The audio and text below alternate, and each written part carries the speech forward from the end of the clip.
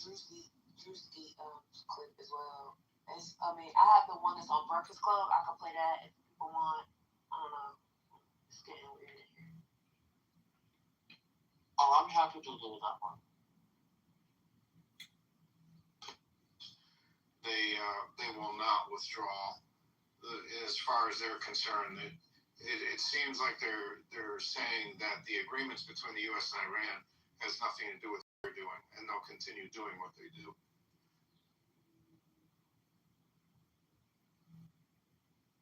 Essentially, yes, that's what it seems like. Yeah. Yeah, it is. And I'm trying to find the article right now to see how much, in terms of money reparations, will be done from the United States and given to Iran for this illegal war, the damage they caused. So I'm trying to find that article right now. Obviously, Trump did what he had to do because he was losing the battle. He was losing the war. And he made a huge mistake even setting this war off to begin with. And this is his way of backpedaling, getting out of there. So it's really a disgrace to this country what he did, and he is a disgrace to humanity.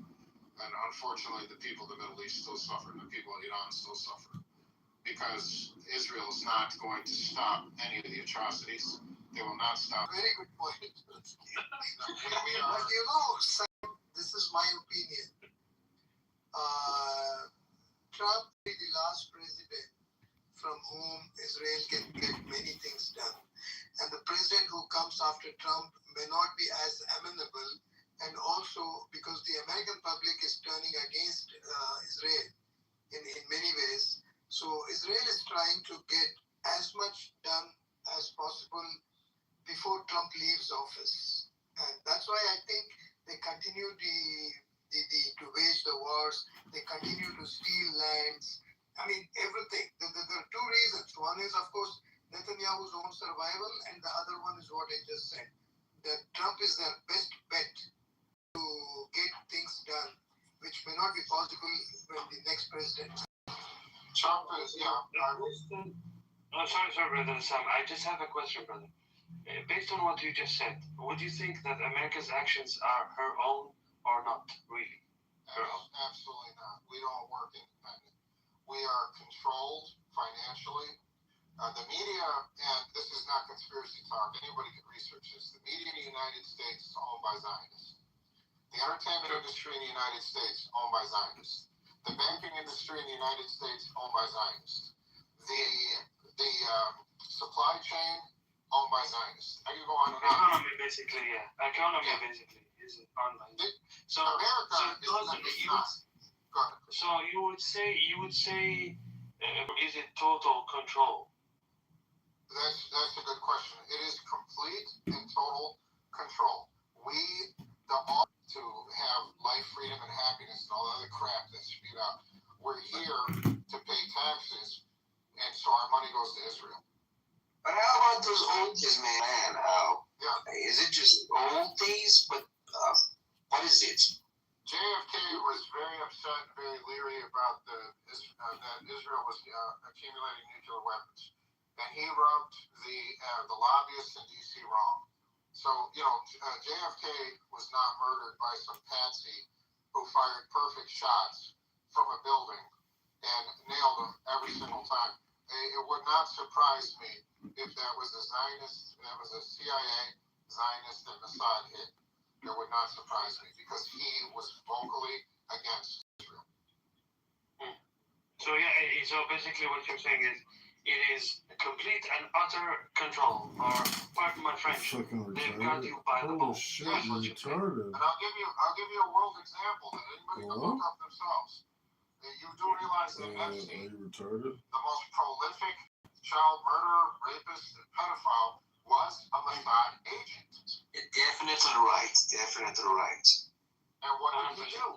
He set up a honeypot, rooms with video, audio. He'd get them drunk, he'd get them drugged up, or they could be sober. It's a party, this and that. The next day he sits them down. He says, "Okay, you're working for us now." And we've got a bit. Are we going to witness that in the future the court will put this off, this file? I mean, the problem that we have is the apex is keeping and pushing down the Epstein files as much as possible, where there's the minority in D.C. who are pushing the Epstein files to the limit. One is the congressman or senator from in those countries. Those people were removed from persecuted. Yeah, they were removed from office and they're facing charges. All right, here in the United States, like that piece of shit Lex Wesner, Zionist bitch. He traveled to Epstein's island numerous times. And there's emails that you can read online. Go to DOJ, look at the Epstein files, where he's saying, oh, hey, what's up, Jeff? I'll be down at the island. And I'm bringing my kids are 10 years old, 8 years old, 9 years old, left all and the DOJ files to read. It's not conspiracy. Wait, he's got his own kids? Yes, you are. Any problems? We were arguing. Yes, we were. We were not fighting, though. That's No. What do you mean? What were we were debating the whole control and influence. Oh, the control and influence. Yeah, that was not a fight. not for Palestinians. That wasn't a fight. Marcus wanted to be a fight. Can you Yeah. But listen, that wasn't even a fight when it comes to white people fighting. Oh, yeah. I'm not very good for you talk about, bro. No, we don't need to talk. He thinks it's control. I think it's influence. I say. Well, guess what, Edward? I got someone on my side now that says it's total control, and he's a total American. Like, it's Sam that thinks that it's control. Yeah, Sam would think it's control. It's completely control. But he's not just saying that it's control. He actually brings up very good points. I'm not gonna lie. Yeah. But brothers, let me just go off topic. Repeat them. Hold on. Marcus, bro. Hold on. Just off topic. Is Sister H still here? Yeah. Don't get me started. Please, Sister, check your Telegram, please. Okay, well, sorry. Wait, how come he has your Telegram? I've not. You know, first of all, Edward, I didn't remember what my Telegram was, okay? I had to reset it. Trust me. I just got right back. So, Not a single message. I don't even have a Telegram. Okay, well, I'll give you my Telegram. Are you in the World of Fears forum? I'll find it. Yes. Yeah, I am. My Telegram fits me pretty well, I think. My I'm Telegram. pretty sure I'll figure it out. Guys, you get a discussion group on Telegram? It's more like we post news, memes sometimes. Is it possible to put it here because I really want to follow that? Yeah, I think. I think it's in the link tree. Yeah. On the top. It's in there. Yeah, at the top. Yeah, it's in the pinned link. Sorry, I didn't find it.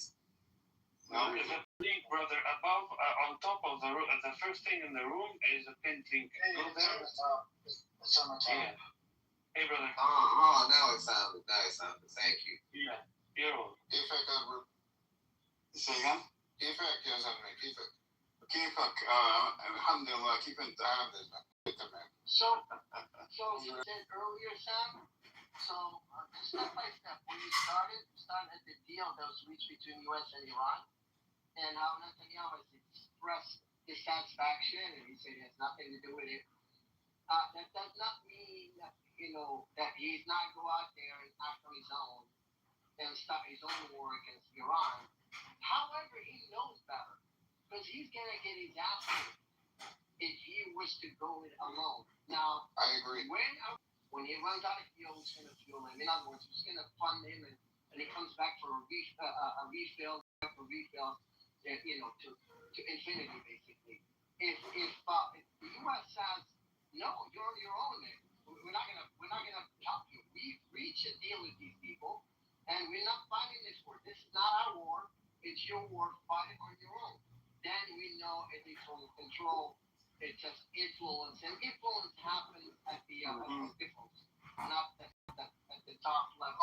Also, number one, bomb Beirut, or if he doesn't bomb Beirut, that's one sign. And real quick, the second sign, if he does bomb, and Iran responds and the U.S. does not get involved, that's also a second. Fact that what do you call it? That Israel is not going to dare to attack Iran. How do I know that? Simply because Iran has the supersonic missile that can reach Tel Aviv from Tehran to Tel Aviv in 6 minutes. Hypersonic. Okay, the hypersonic. It's gotten strong with Iran. Now, what remains to be found out is whether Iran will adopt its own version of the Monroe Doctrine and say, anybody that fucks with Syria or Lebanon fucks with me too. In other words, if you touch these two places, that's a war declaration. Okay, and I'm going to attack. Is that going to be worded into the final agreement in the world that there is a military coalition happening, even though it's the one side that's really strong that can stand on its own and fight the fight. Oh no, I think you'll find Egypt joining Syria. Well, Syria's with Turkey, but I think you'll find Turkey and Iran. Egypt joining Iran. I think you'll find Egypt not fighting, but joining some sort of coalition. You're not gonna put in the and the manpower. Well, no. I mean, if it comes down to it, if Egypt is attacked, then Iran would also join in that attack. Remember, listen, Muhammad, you're forgetting one thing. Remember what Israel said. Turkey is next. So I'm sure Turkey, Iran, Egypt, Syria. I mean, Turkey's building up Syria now. Maybe even Hezbollah, But they're thinking twice about it now after what happened with Iran. I don't think they're thinking twice about it. Okay. I'll tell you what I picked up from having these Zionists. I don't know. Hang on one second. The entire world has acknowledged and recognized that Iran can take the world economy hostage if it so wishes. So the whole country will have to think twice now fucking with Iran. It was heartwarming to actually listen to that, analysts. And look how patient Iran was to get to this point. They knew about this for decades. It's insane. And I'll tell you, and they all agree that the only reason why, Trump, being the maniac that he is, the egomaniac that he is, he only backpedaled and wanted to reach an agreement with Iran because the economy is in the fucking toilet. And gas prices are going up and he's destroyed the Republican Party and he's going to be a lame duck president. And comes November, there's a lot of consideration that he just thought, no, this ain't working out for me. This is like a relation. I'm getting to a relationship with a toxic man, which is Netanyahu, and it's gonna end up with my own demise. Wait, you have a toxic relationship with a man? Yeah, and who pays for dinner? Yeah. If it's toxic relationship, then obviously he's paying for dinner. He's being used. You guys get toxic part? Yeah, that's funny. And in this case, it fits. And this scenario fits perfectly. But we all chipping in on that dinner, Edward. I chip in a little, you do too. How did I I'm get trying involved? to mitigate. You try to mitigate your taxes by giving it charity. We try our best. Buy one of Trump's $500,000 or $100,000 watches that do not exist and have not been manufactured. Holy shit. But yeah, it's crazy, man. Listen, as much as I hate the IRGC, I think Iran has done really well for itself this run. I just hope and pray that these sanctions get lifted even gradually. That way, if the situation for the Iranian citizens doesn't improve, I have more of the reason to hate the IRGC. I land. I agree. I mean, we shouldn't forget the IRGC is terrible. In line, unless you are willing to make the sacrifices and do the hard things. Matthew, shut that I agree with that. Yeah. It just seems like, the concept, we're talking about concept. Thunder. We're in English. And I agree with you. But at what point do you say, you know what, the game is rigged against me? It's no matter what I do, I'm still gonna fucking lose. But the other party, they have a 80-90% chance of winning. So I get what you're saying. I agree. And it's at the point where it's like, yeah, a lot of men are discouraged, a lot of men have been brainwashed, and they, capitulating to women's emotions. That's the way it goes. We just kind of a path of least resistance, which is, I don't want a bunch of people looking at me like I'm an asshole, or an abuser, or a deadbeat, or a piece of shit, or a monster, or... I understand. أخوي محمد هنا في الغرفة في قانون بيحكوا ما حد يسأل التبرعات ولا شيء. مش فاهم. بس مش إنه. And English, unfortunately. نترجم له. And tell them there are Arabic-speaking rooms on here. Brother, it's okay. We get it. I understand. Like, it's a Palestinian brother. Don't sound very unwelcoming. No. It's still an English-speaking room, though. I'm just saying, like, he should know that there are Arabic. I understand, but there are Arabic speakers in this room that could translate. It's okay. Anyway, stop being white, man. Come on. Stop being so I'm saying the rule. Okay, what I'm saying is tell him that in case he doesn't know that there are Arabic-speaking rooms. Yes, he does. I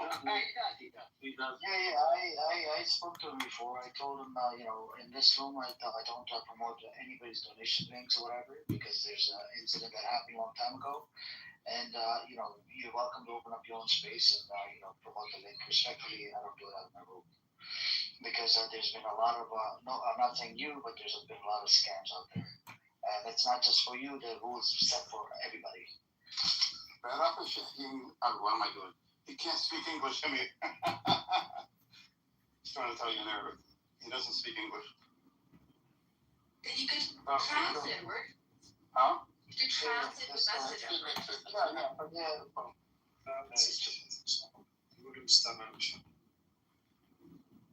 How are you, Amir? I'm doing good. What's up with you, Sam? How you doing? You okay? I'm doing good, man. It's been a busy day. It's good to be in this room. It's nice to see that we don't have anyone up here waving a flag for the genocide. I mean, Zicker was here. We went back and forth, and it was just. I missed him. I must have missed him because it wasn't like when I was here. I've been here for quite a while now. Hey, Sam, I'm gonna ping your friend Sapien. Oh my God! Yeah. Well, you know what? I haven't beat up anybody in a couple of days in real life. So yeah. Guys, no Israelis get a chance to come up because Amir will absolutely kick you out. I wanted to bring up a point, not to change the topic about Trump, and I wanted to just a brief history timeline. In essence, I wanted to talk about the impact of the Epstein files and the things that Trump has done to keep with as many distractions as possible. And as you all know, in this country, prior to the war in Iran, Trump sent ICE agents out to Minneapolis, to Minnesota, which is a very liberal state. It's a Democratic state. And as you know, the ICE agents were out there, and they did beat up a lot of people, and they killed. We know of 2 people. They probably killed more. The atrocities. Trump did this, in my opinion, to spark a civil war, or enough civil unrest to declare martial law. However, his plan backfired, and he had to call back. And then he took the stage with obviously Bibi and the Zionist puppet masters, and they began this war in Iran as not only a distraction, but he wanted to destroy world economies and also make us in this country, we're more concerned about paying for groceries, gas. So what happened was, as you noticed, when the Iran war started, Yes. you'll see that the major news networks Distraction. talking about Yes, Epstein, crunchy. and now the Epstein went to the back burner. And now everything's the Iran war. Everything's the U.S. war. And also, the number of casualties has been falsely reported. That soon will come out in terms of how many thousands of Americans were killed. And also, all the military machines that were destroyed. And, as you are aware, Israel said many times they're not going to put any of their boots on the ground. They want U.S. troops putting boots on the ground only. And the U.S. never did that because they knew they'd get slaughtered. But what I'm saying, let's say this peace deal goes through. Let's say, for instance, Israel sits back and can't do anything because they don't have their big Bubba to protect them, and on and on. I promise you, Trump will find another major distraction to keep the Epstein files off the radar. Thank you very much. Fuck you, man. Oh? Who's this guy? Sam! I'm really curious about your reaction about something. Yeah, go ahead. What is your reaction to those Iranian people saying thank you every day to Trump? If you ever seen that clip saying, let's thank our Uncle BB, Uncle Trump, and just the sound of bomb comes after each scene. What is your reaction to these kinds of stuffs? Well, you're always going to find people that are going to acquiesce for the enemy. And another thing you have to really wonder, are they really Iranian or are they playing the part? Are these people actually staged? But let's say they're the real deal. Let's say they're Iranian and they're waving the flag for Israel and they're waving the flag for Trump. These are obviously sellouts. And these are people that want a puppet regime put in Iran, thinking that that's going to give them a lot of freedom and bring back whatever democracy they think is missing. I'm not in Iran, so I can't speak for what's happening there. I can't speak about their government. I've never been there. However, I feel those people are sellouts, complete sellouts. And a lot of them may also be what I call paid advertising. Maybe, yeah, but they're not pretending. They're actually Iranians, but for a lot of reasons migrated to a country like US. But I don't know why. They know this bastard is making a genocide and is protecting someone like Netanyahu knows better they know better than us that they are doing a goddamn thing. But because they want a regime change, they say it's worth it. It's worth it. And no excuse is accepted by them because they say whatever the mean is should be good because we can make a regime change. But now they just don't know what to do after 40 days of war that Islamic Republic didn't go. Well, yeah, this is unfortunate. You're going to see sellouts. I mean, here's another example. Have you seen the Lebanese president? He sat there and he gave these long-ass interviews from his pretty little house after he stuffed his face with 40 pounds of falafel, and he's wiping the crumbs off his face, and he's sitting there and he's condemning Hezbollah, and he's condemning Hamas. And the whole time, did he show any remorse for the people that were murdered? No.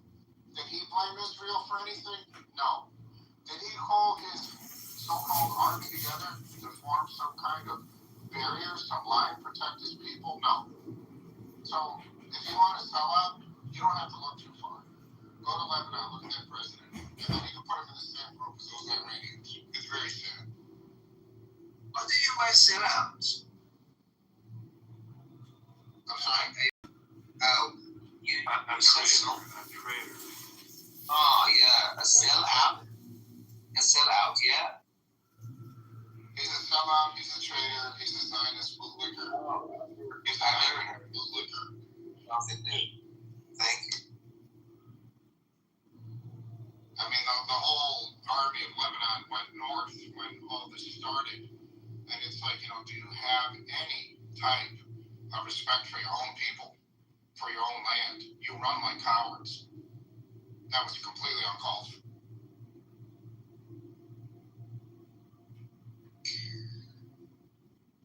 Yeah, because of the economic situation, people say everything they want, but they don't think about the risks. And the risk now is, for example, one of my friends that was severely in the protests. I mean, so-called massacres. People called massacre on I don't know which month in your country it is. It was day in Iran. Yeah, he was. The same month in Iran, Milad will be the same month in Israel. Oh, I don't know the month. I don't remember months. I just know it was day, not the word day in your English language. It is a month, day. I don't remember. Some people were just calling for war as a support for them, and we were just reminding them of the last kingdom before Islamic Republic, what happened for them, and how much dependent they went and where they were, but they didn't listen to us and said that could be really worse than that. It could be a regime change and something like Venezuela comes about. But nothing like that happened. And my friend, someday during the war, called me and said my aunt's house, half of it was ruined, was just ruined in the morning. Some of them got to know the war was not the case, and some of them are just insisting and calling Islamic Republic to surrender. That is, I don't know from where these goddamn thoughts come, but it's just economic issue. The economic issue here, for example, dollar was 186. One to one was 160 dollars, and now it's just came down to 165, and because of that expense. Wait. Am I right? Expense. What? Where are you from, Milad? Where are you from? No, I think he said it's the opposite. $186. So no. I was I said wrong. Yeah, exactly the opposite. I was wrong. $1 is $164 now. I was wrong. Yeah. Yeah, because of the economic situation, people say these goddamn words and they don't think about the risks. Something like Bashar Assad case in Syria. His father came with coup. People were really not satisfied with the situation. They made everything they could, and a lot of terrorist groups came to that country and did everything they want, and the country went out of control. And something like that is planned for Iran, and people don't know that. They just think if they protest and they go for a regime change, Reza Pahlavi comes and the son of Shah gets the control. But courts here, absolutely the courts at the western, am I right? As northwestern region of Iran, they don't let this guy come and get the control. Some Arab people at the south of Iran, or some some terrorist groups like Mujahideen Khalid, they don't let this guy. So I think people won't see the regime change and the next regime.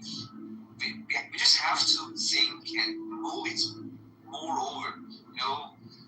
People are not that aware. They are following some news that are really biased. Something like the channel International, Iran International, made by Saudi Arabia and funded by Israel is just exaggerating Israel bombardment and saying International is made by Saudi Arabia and funded by Israel.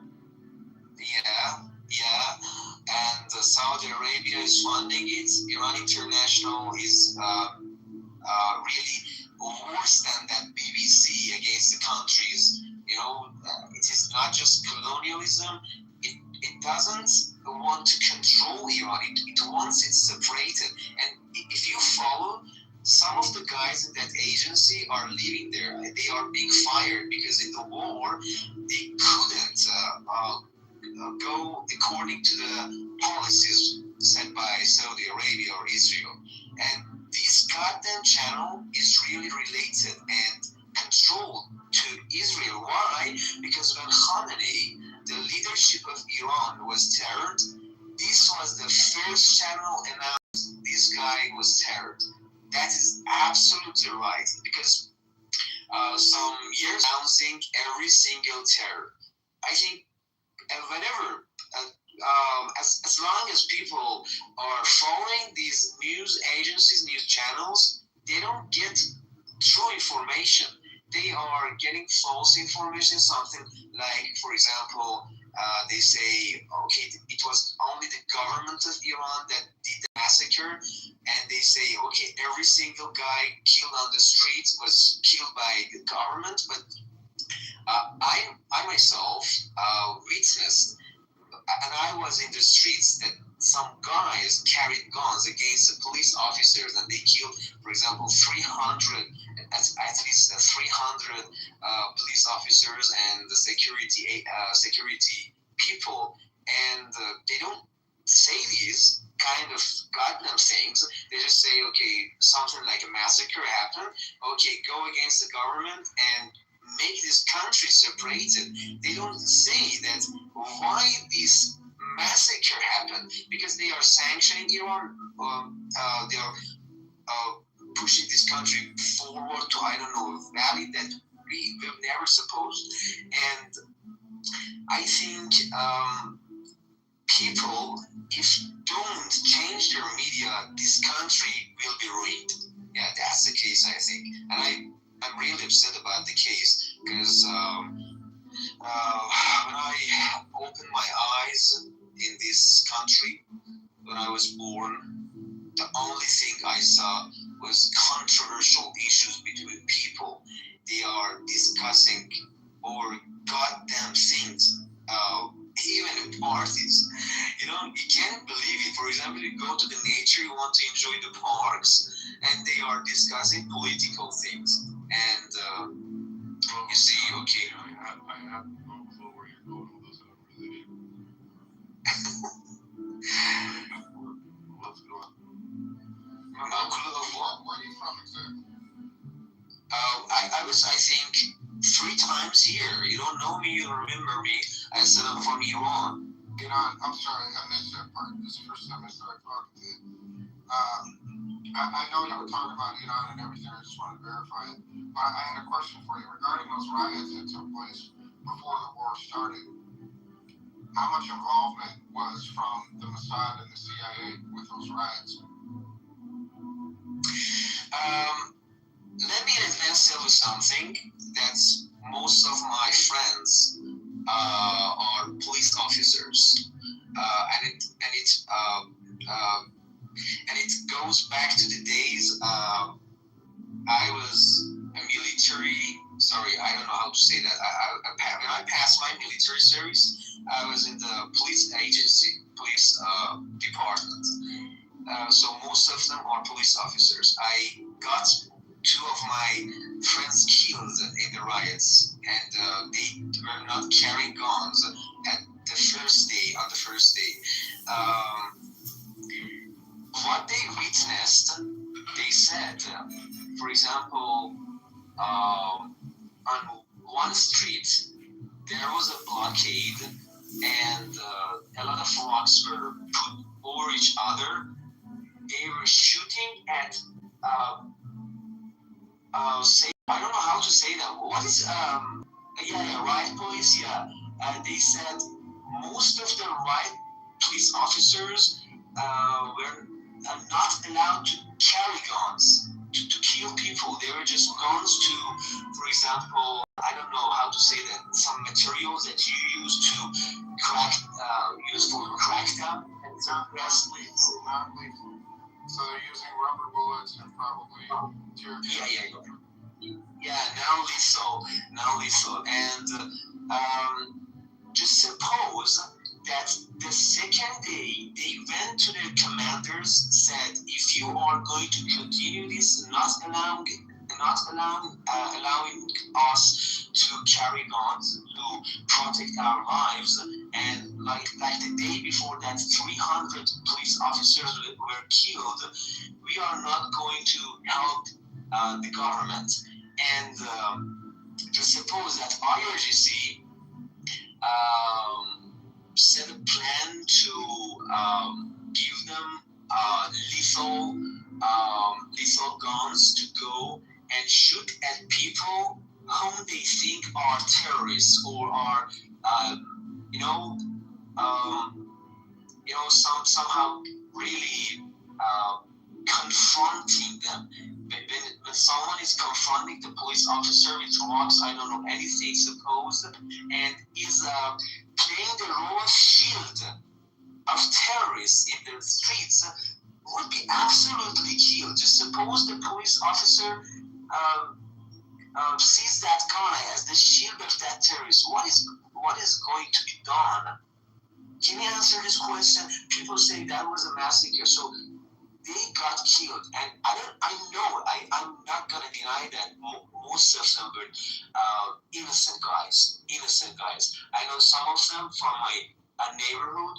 They were innocent people get killed, but maybe by those police officers, but not intentionally. And we have a speech from the leadership of Iran that says we divide people get killed to three parts. Some of them were really innocent. Some of them were cheated and used by, rioters. And some of them are really the enemy. And they were Mossad. Mossad claimed, Mossad said and celebrated and said Happy New Year to his agents. And something like Kazakh, the terrorist group on the north eastern part of Iran, said we had some of our officers in Iran got killed, and Mujahideen Shah said at least 100 of our guys got killed in that so-called protest. I don't know why. I don't know why I'm living in this goddamn country, but whenever there will be a protest, make sure that Mossad and all of these terrorist groups are going to utilize the situation. For what? Because they lost their power, 47 years ago. And now they are not cared. The government,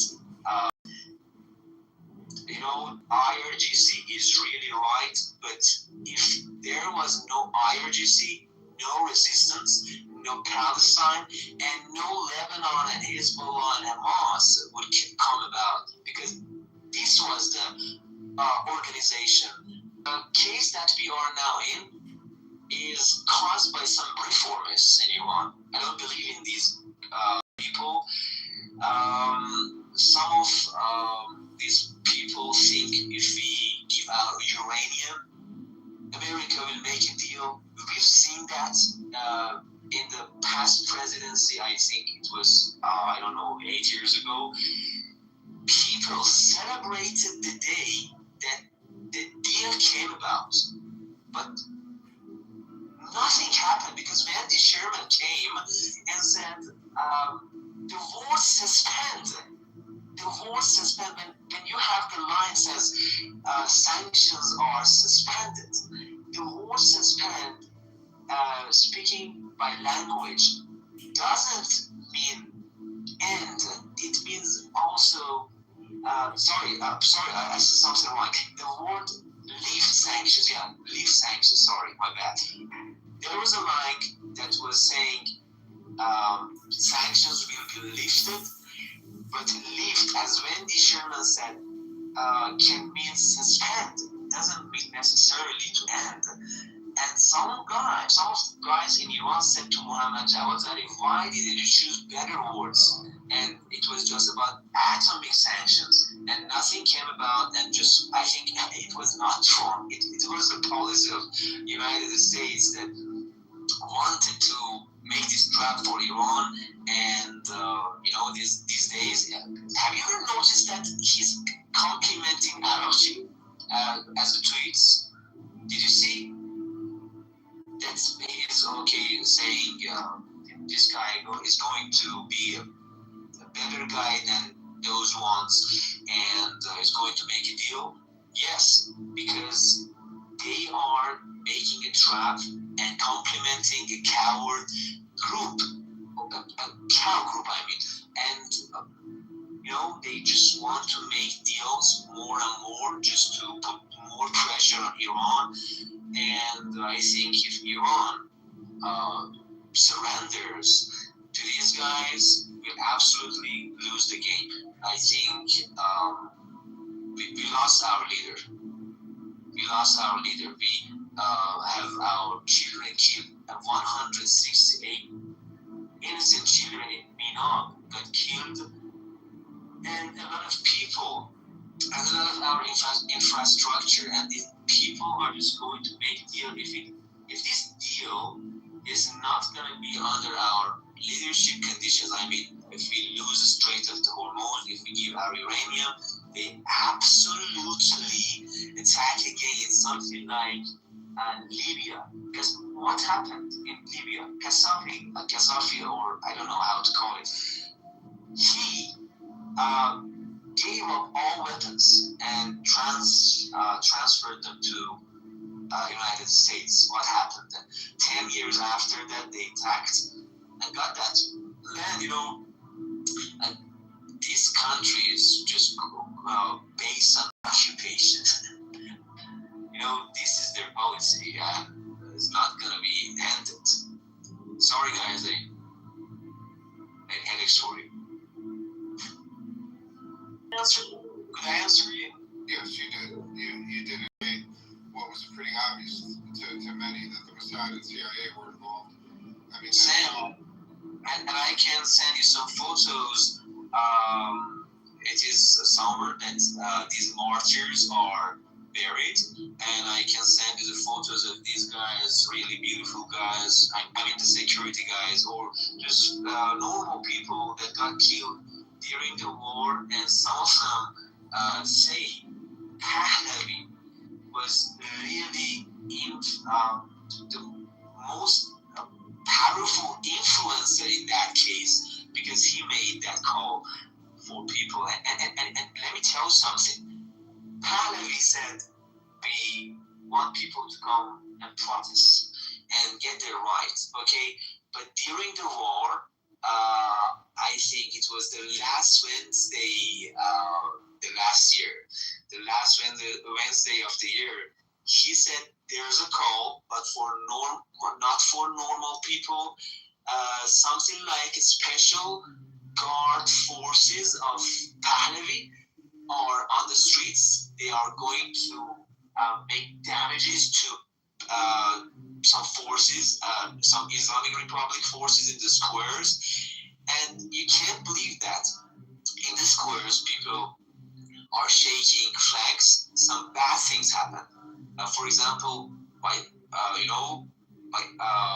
just out of the blue, someone came and shot at people, and, for example, killed 2 guys, or I don't know, they hurled some bombs, I don't know, cocktails, and things like that. And this is the evidence that they carried weapons with themselves to kill people, to say that was the government killed people. But yeah, you got me, I think.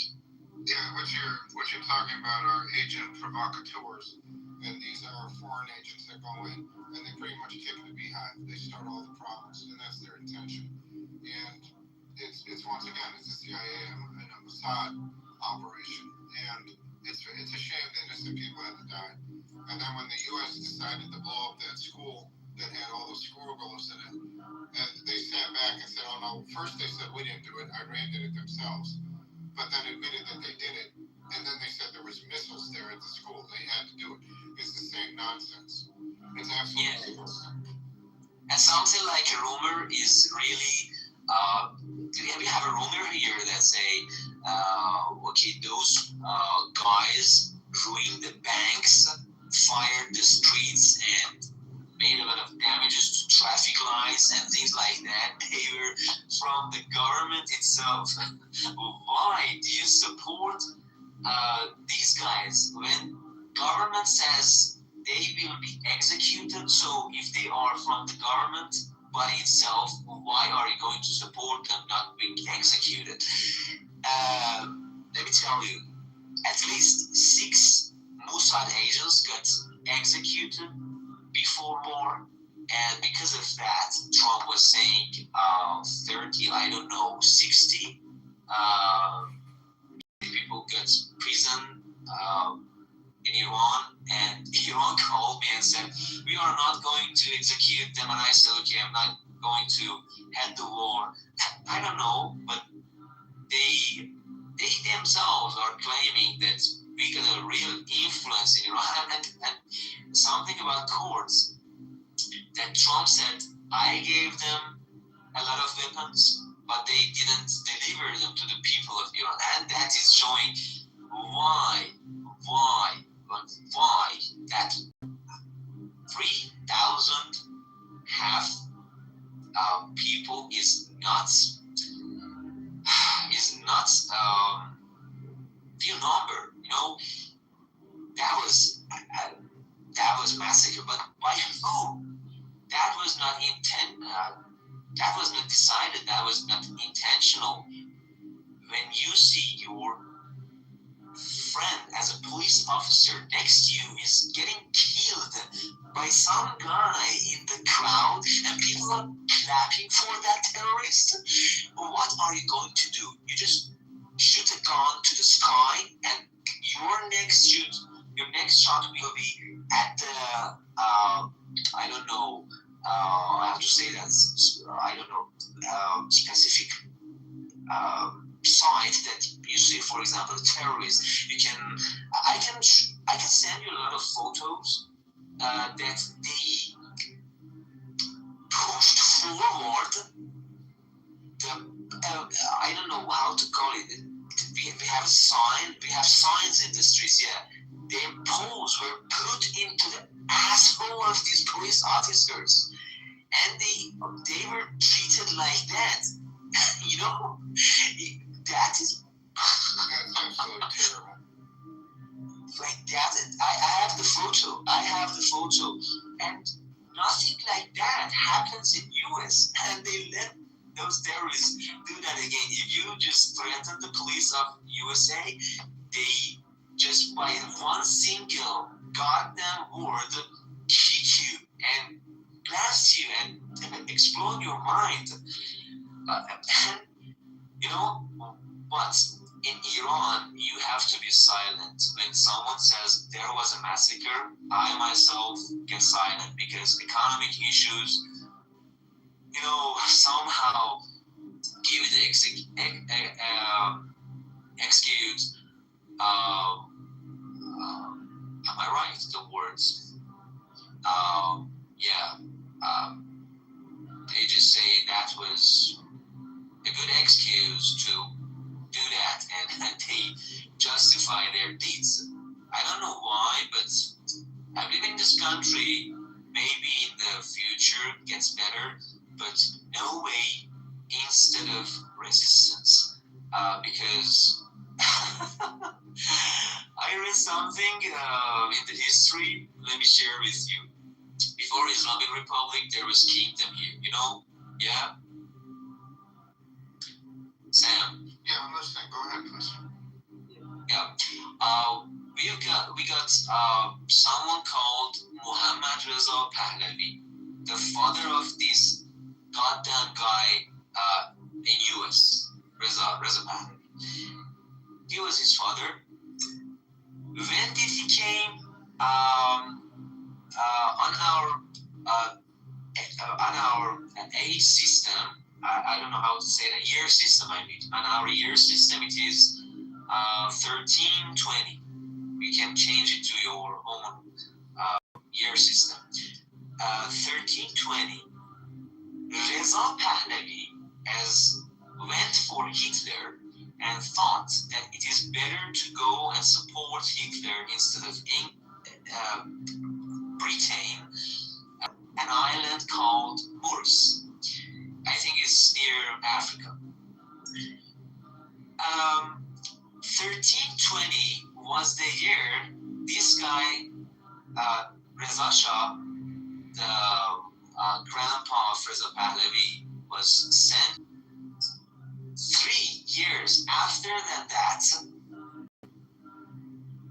that king sent to the island was dead. He died, and in these 3 years, he couldn't take back his father.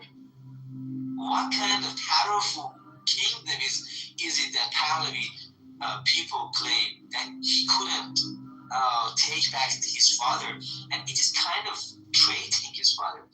And let me tell you this, that 1320, he was sent to that island. 3 years after that, 1323, he died, and 1329, after these many years,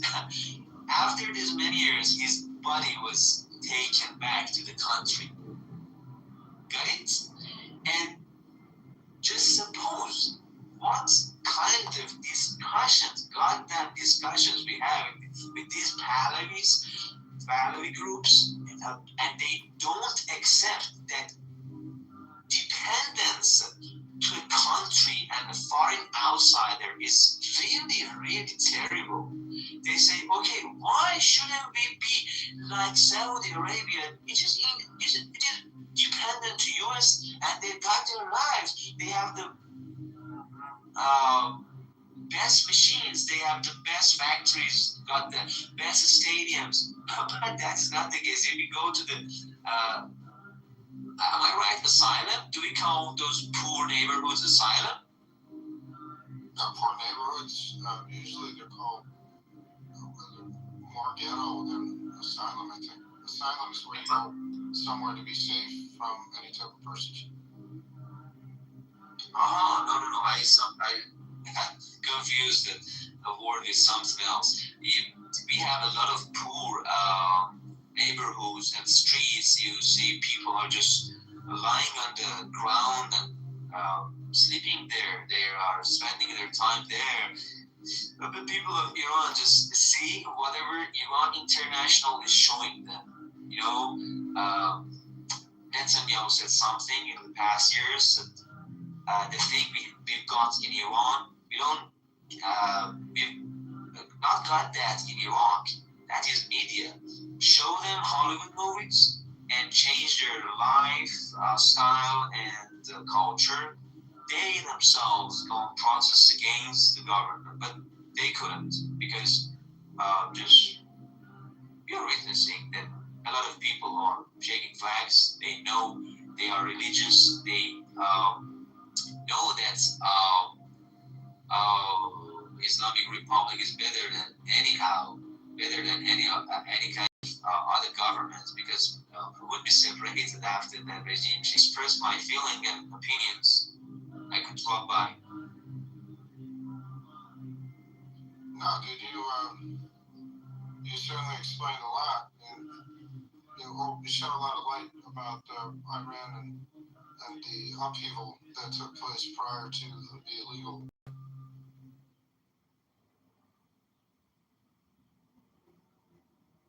I don't know. This illegal war is, I think, going to be the last one.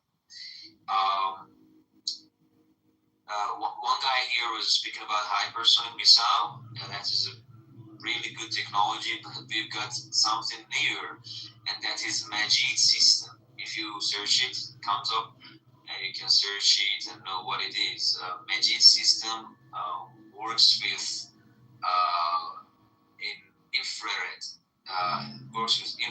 and that is a modern system. And I think that was the system could take down F-18, I think it was, or F-16. Yeah, it was F-16, I think, and could hit F-35. And the only thing they didn't present and they didn't use during the war was Raptor 22. Maybe if there's a ground war, they use it. And in ground war, resistance groups are really better than these modern militaries, because that is proved, and Hezbollah proved this, Hamas proved this, and we know better that there's a lot of traps here. They don't know that much, this land. And we confronted 32 countries during the war with Saddam Hussein, that basic Iraqi guy. I'm not speaking about the Iraq itself now. I'm speaking about that old Iraq. Yeah, they don't know what kind of hell they're going through. If they come here, we will absolutely show them what war is exactly. And we are really ready. If you believe it or not, we have youngs here, we have teenagers here, are really ready to sacrifice their soul, sacrifice their body to save the country. And also the Islamic Republic, because they think that is a holy government, not government, holy movement. The whole movement that is going to save Quds, and Muslims can find their dignity again. Yeah. Could I answer a question? I think I really spoke a lot. No, you did, man. You gave a lot of details. Thank you. Thank you very much. And I just try to improve my speaking skill, because I'm an English teacher here, and really I'm interested in politics. Every night I can come here and participate in discussions, sometimes watch TV. But someone like Fayaz here or you are really good at politics. You know, a lot of details. You can discuss them and drop your ideas so people can agree and disagree, and you can convince them. But my English is not that good. Maybe because I don't have that much idea. If you don't have the idea, not that information about Palestine.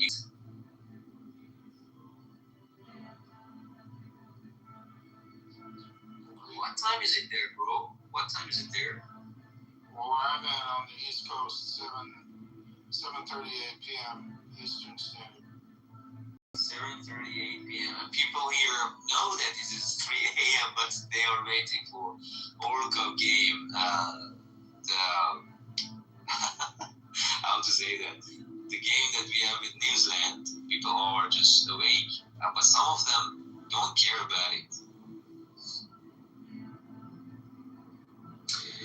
Well, I hope something good happens. But what do you think, Sam? Do we have a war again? Because you know much more than me. Is there any other war after this ceasefire? Because I think they are not in the same boat. They're not in the same ground, I mean. And U.S. Says some things, and Iran says other things, and they don't match each other. What do you think? Well, the United States and Israel can never be trusted. And will there be peace for Iran? hard for me to say that. It would not surprise me. The point that was made earlier is after all these so-called peace deals are executed and signed, that Israel would strike into Lebanon, and then would that cause Iran to strike Israel, and then would the U.S. step up and say, "Oh, you can't strike Israel"? So no, I don't have any faith in it. I don't believe in it. There will never be peace for Iran, unfortunately, or for any of the Arabs in the Middle East, as long as the United States bankrolls and supports the terrorist regime of Israel. Yeah, and as an American, if you could do something about making policy change, what would be that? I mean, is there I mean, is that control really not that you cannot do any single change in the policy of being controlled by Israel? I mean, because Iran and Hezbollah are separated from each other. They are allied, but United States and Israel are really going matched to each other. As an American, can you do any single thing? Because I'm not sure. The only thing that would fix this country would be to clean out the Congress and the Senate and get out all of the Israeli influence and take away all of the political influence from them. That would be the only way that we could recover this country back to its citizens. I mean, that's a huge undertaking, and it's not going to happen. I mean, this control is just too fierce. The control is too embedded. It's too strong. My question is always what happened after, for example, after Abraham Lincoln or John F. Kennedy. These guys were somehow not dependent to Israel. They were controlling their policies. What happened after that? That nobody could come and say something against Israel policies. They just clapped and supported. What happened after these guys? Did Israel do a special thing about that control? I mean, do you have any clue about it? Well, I think that there's been the major control with Israel started at the inception and the creation of their country, and that was also a lot of lobbyists and the political action committees. The question that you pose is not easy to answer. If for decades this entire society in the United States is governed and controlled by a foreign body, and to break away from that, I don't see how that's going to happen. To me, it doesn't seem logical. It doesn't seem like it's going to happen. They're too strong. There's too many of them. They're too strong. Do you really think, guys, do you really think that it's control or influence?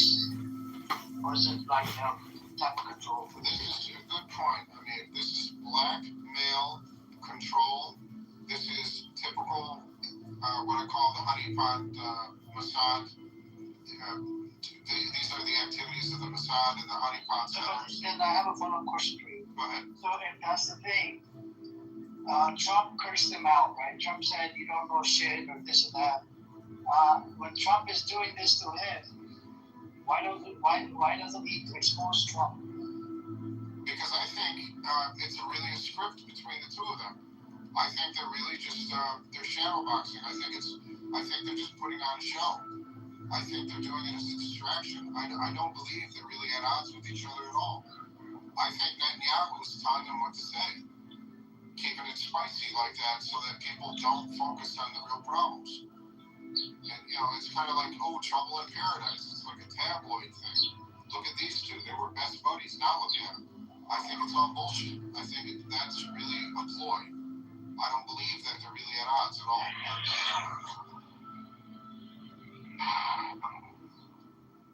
I'm just thinking about, I actually thought about this, right? So let's say tomorrow, if Trump parts ways, right, with Israel, but then don't you think that look, even though I dislike this the gun leader, Orange Man, right, this guy that's leader, you don't think that there's a chance, God forbid, chances of him getting assassinated by this entity called Israel? That is valid. I mean, a lot of people have talked about that. As far as all the crackpots that tried to do it, those were certainly not well-trained assassins by any nature. Those were just weirdos that came out of the woodwork. But yeah, I mean, if he finally sends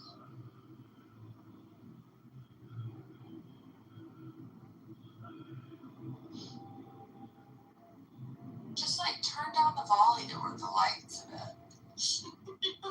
Right.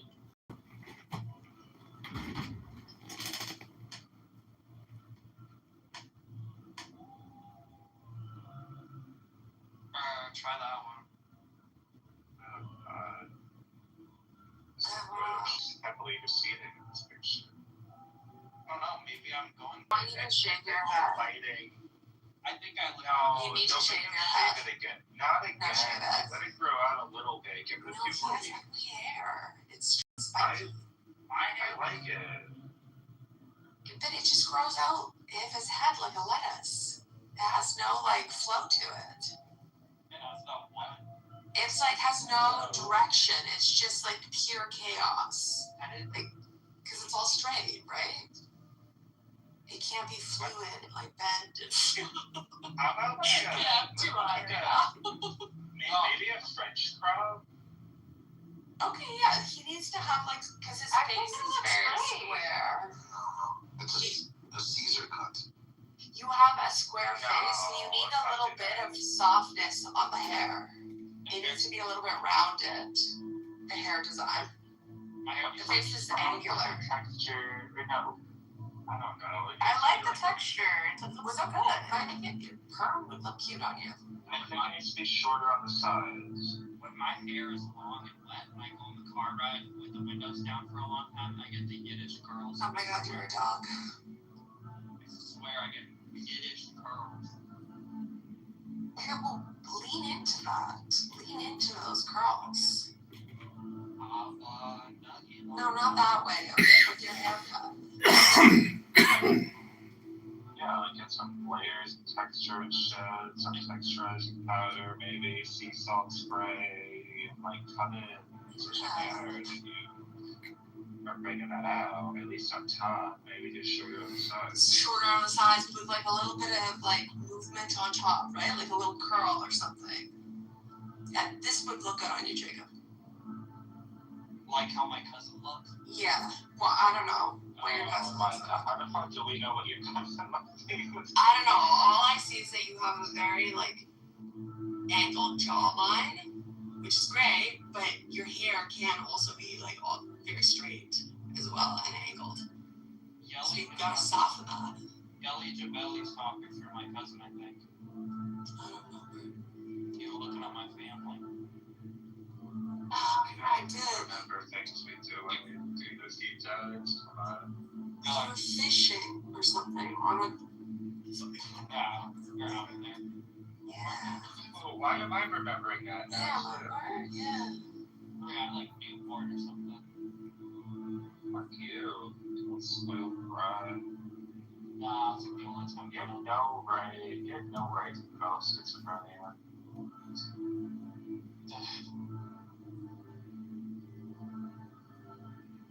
Does your mom look? Is that a fractal on the bottom? It is. Yes, I hope not. Well, fractal if it is, I hope the IDF bombs the shit out of comp where you went to school.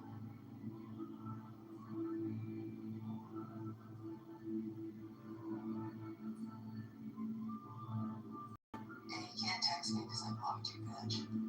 Okay.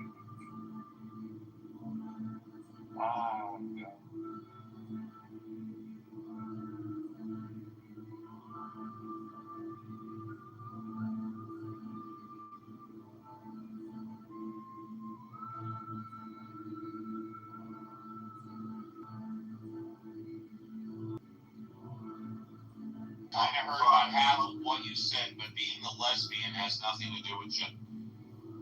No, because that couple. No, a man identifying.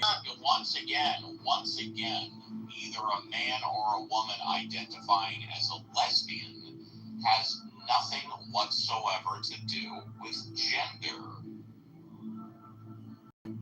I thought that gender was like what you think about, like what you think you are, you know? Yes, but being a lesbian means you like to have sex with other women. It says nothing about yourself. Gender has to do with yourself, not with other people you want to have sex with. Hello, guys. Hello! Yeah, City, why you have everyday same topic at his? Oh, does he talk about this all the time in all the rooms? No, I mean, why every day you have the same topic, us and atheists? I'll tell you why. Because he brought you. Because I'm a Muslim. I'm a Muslim. I pray to Allah. I read Quran. So I don't think this is hurting sentiment of other religion people. Then why are you here? Then why don't you leave quietly? But a lot of people come here, listen to you. So are you from Pakistan or India? No, India. Okay, so why are you here? I think, see, I have a sentiment with Allah, Quran, Muhammad. So why are you here? I've asked 3 times now. You haven't answered the question. Because he's ready to give up Allah. Because every day when you, it sounds to me like you're thinking maybe you might want to become an atheist. No. It's okay. What? You can join. No, it's okay. You can join. You hit that club. No shame. It's okay. Brother, listen. I am listening. I don't want to get Hang on. You asked me, why do I hold this room every day? The answer is because you're here. Bro, I think you have no job. Now you're retired. And you know what? You're right. I have no job. I'm homeless. I live on the street. I live in a tent. You're right. No, you have good money. Now you just want to manipulate people here. Yes, you're right. I want to manipulate people, especially you. But you're right. I'm not going to get manipulated from you. You are right. I want to manipulate you. You are right. Well, I don't. See. My heart is filled with love of Allah. Never gonna get inspired. You have a question? Or are you just complaining about the Yeah, I have one. Okay, what's your question? For you, who created you? That would be the word fucking. Well, let's stop there. When you say, who created us? You mean like the parents that engaged in sex and the mom got pregnant and gave birth? That would be my parents. But do you refer to like the you as in humanity? And it's not a who created us, it is a what and a how. Okay, and it's not really creation. I believe that when 2 people have sex, then the children get born. This is how you are created. But okay, great. How does it start? Okay, so you want to ask how do you make a baby? Everything starts. It starts with like stimulation of the pineal gland, ejaculation, and then like sperm migrate up the fallopian tubes and to race for first penetration of the egg. All right, wait. I'm talking over each other one at a time. So impact. He's on JCC. So JCC, I want to know who created Adam. Who created Adam? Yeah, the first person. Which Adam? He's talking about the first person. So Adam and Eve, Adam? So, hang on. Who is not what I hold to Adam existing, right? If Adam is a fictional story in the Bible. However, if you're referring to the first Homo sapien, there wasn't just a first. There was a plethora of them that developed through the process of evolution.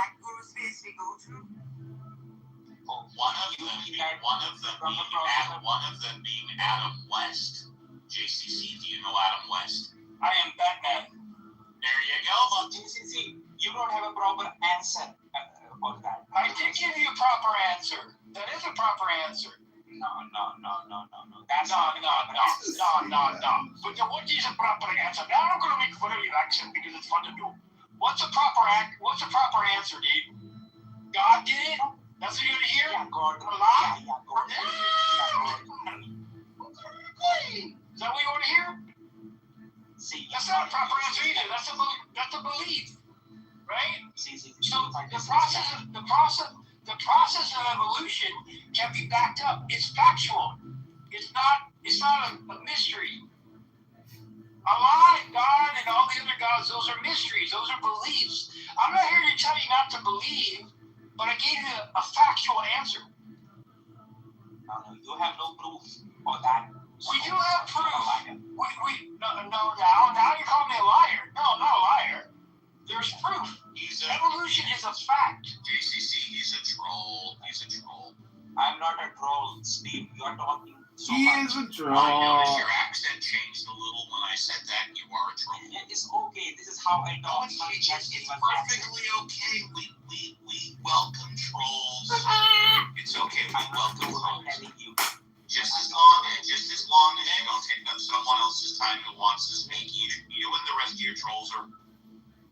Nick's still be telling us how he works for the FCC. So we got a couple of new folks up here. DJAA, what's up? You got something to ask? I actually do. The first thing is I find it funny that there's like Indian Muslim. He's probably to the northwest or something. Yeah, but Pakistan. But anyway, that's pretty funny. But the difference, just on y'all's opinion of atheist or atheism and Gnosticism, isn't that great? Is it such a great difference? Are you asking agnostic or Gnostic? Because Gnostic is saying they know. Agnostic is not knowing. Okay. Don't know. Okay. So Gnosticism is like, and this is just my limited understanding of the whole concept, right? A search for knowledge. So I understand there's agnostic who believe they don't know anything. Is that what y'all are saying? Well, they don't know anything. It could be any topic, right? What do you know about this? They can say, I'm agnostic on electricity, right? Right. So, but in regards to religious. Let me also chime in. Agnostic or Gnosticism could also be that I've been doing the research for years. I am very knowledgeable on both sides, and I have my doubts. Right. I don't know, but I'm very knowledgeable. We're gonna call that agnosticism. No, but yeah, you guys keep saying agnosticism, and she's saying Gnosticism. Right, no, I'm actually just trying to real quick before we proceed into my actual question, just to clarify if I'm using the right terminology, because I Well, are you? How can anyone on this stage tell? Because there is right. What I'm saying is the search for knowledge. Wouldn't that be Gnosticism? No, Gnosticism. Hey, Impact, I got a question for you. Are you an atheist? I do not identify as an atheist. Okay, what do you identify as? From time to time, I identify as a human. All right, what do you identify as right now? We'll try that. A human. Okay, very good. So you do not identify as an atheist, is that correct? I fucking. And wow, you're not identifying as an atheist right now, is that correct? I haven't identified as an atheist since I was a teenager. All right, very good. Do me a huge favor, just for a few minutes. Don't want to see it. Go on mute, because I think she wanted to ask the atheist, but if she wants to ask a human, she's more than welcome to do that. So just hang on for. Well, I guess the human is free to speak then. The human. We're all human. Now, do I believe in a God? No, but I don't think that makes me an atheist either. Yes, it does. That's exactly what atheism is. Not believing in a God. No. Atheism is. Yes. No. Yes. Let's hear his definition since he disagrees with ours.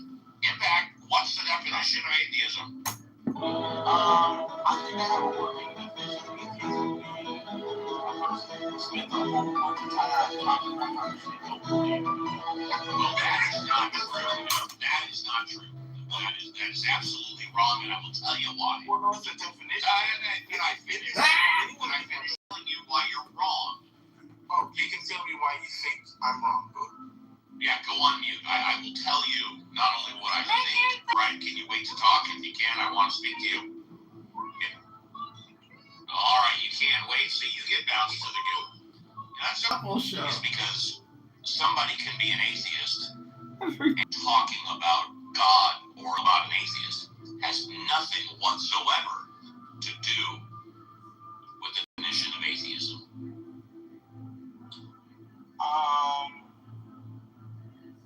What if someone knows in a God? Could they still be an atheist?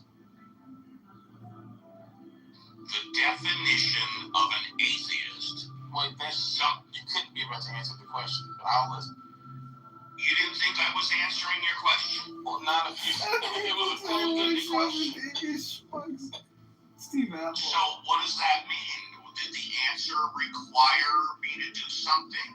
Just tell me, what does the answer require then? A closing-ended question is typically warrant a yes or a no. Oh, so you want a yes or a no? Well, all you had to do was say that, buddy. Go ahead and ask the question. I'll give you a yes, no, or I don't know. Go ahead. Well, I heard JCC say... Okay, you want to talk to JCC? I'll shut up. Would you want to talk to JCC? No, I'm recording. Okay, then don't mention JCC. Just ask me the question again. I'll give you a yes, no, or I don't know. Canada, John Kitover, go to That's John what you want. Kitover, Chicago.com. Chicago Mayor How do you define atheism? This is the Steve Apple Show. Prove to me God exists. It's somebody who doesn't believe in a God. Fair enough. Now, what if someone does not believe in a God, but they know in a God? I have no idea. Can they be an atheist?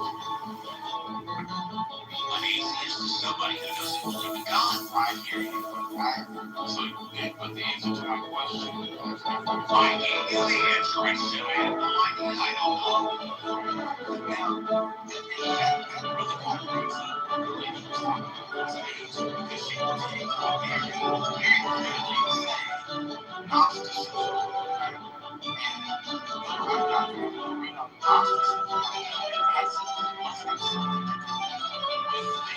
the, I think it's the island gnosis, right? I've never heard the word before. Island gnosis. I've never heard that word. Yeah, Gnosticism has to do with knowledge, like knowing it. Yeah, island gnosis. Never heard that. Never heard that either. I'm not talking about the island. I'm talking about what Gnostic means. Yeah, JC, I was talking. Yeah, you're talking in there. So am I. Yeah, I've never heard that either. I'm a man. Yeah, exactly. Agnostic, agnostic, and Gnosticism are all knowledge claims. Has to do with knowing. Well, it's the same thing, I don't know what it is. I'm gonna jump out there and say I probably know words better than anyone on the Clubhouse. And you can work one together. Yeah. So I'm saying that it comes from the name of Moses. I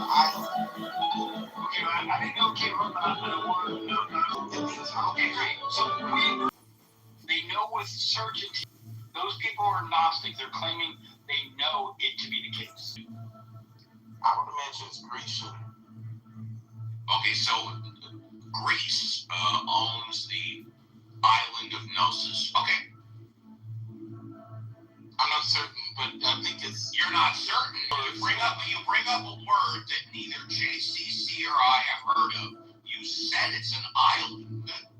So logic would dictate you would probably, since you're the smartest person on Clubhouse in this category, know where it's located and what country it belongs to. No?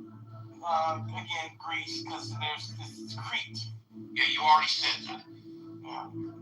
Well, I'm familiar with Crete. I'm familiar. Okay, so you I'm do not know. familiar with the island of Gnosis. I've never heard that before. Okay. Well, is Crete a part of Greece? I think so, isn't it? Yes. Yeah. Why are we talking about geography now? Because he brought up the island of Gnosis. I know. We just don't even know those. No, JCC, you continue. No, it's okay. We're derailing. It's so funny how that happened. Anyway. But yeah, so Gnosis, so what is a Gnostic again, JCC? Someone who knows, right? They're not holding a belief. Wait a minute, he's an expert in words and he's asking you, JCC, what a word means. Well, I mean, that makes no sense to me at all. Sir, why would you ask JCC the definition of a word when you're self-proclaimed the smartest person on Clubhouse when it comes to words? Why would you do that? One needs to establish a proto-demeanor. One needs to establish a what? Okay, well, I mean... No, what did you say? One needs to establish a what? A proto-demeanor.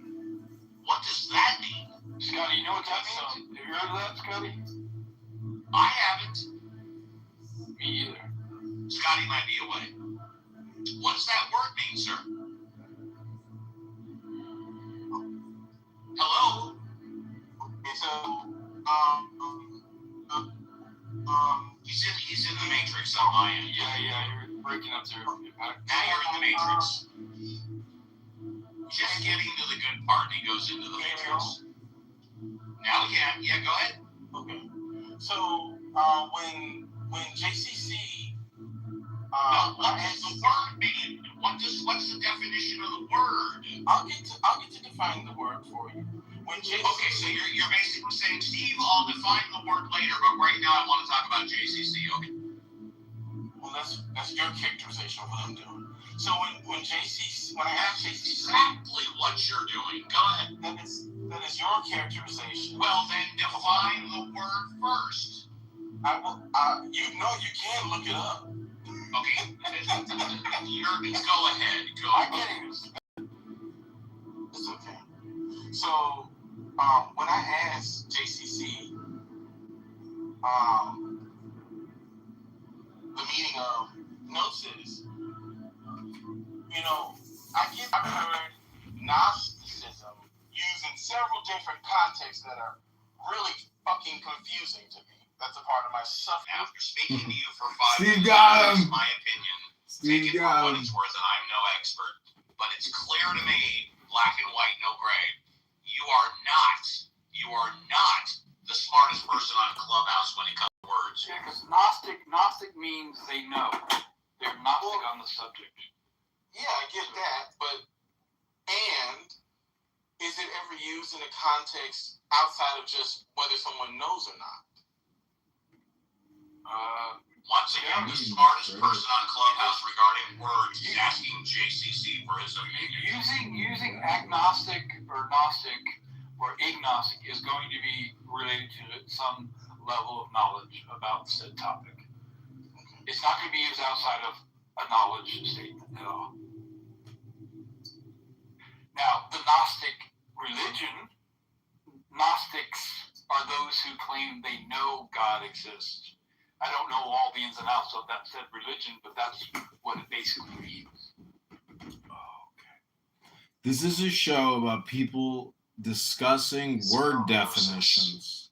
Welcome back to another episode of Dinner for I'm more Schmucks. concerned about the other word he said.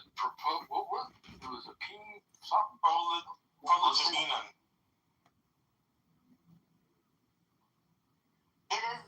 It is the center and the circle also at the same time. It is all there is and all that there is not. Neti. Okay, I leave you to it. I hope you enjoy, because I know you're not here looking at this thing, right? Like, why would you be here looking at this fucking shiny pearl? He was telling his story, right? You need just a little friction to create a pearl. He actually got completely disassociated with his family, friends, everyone else.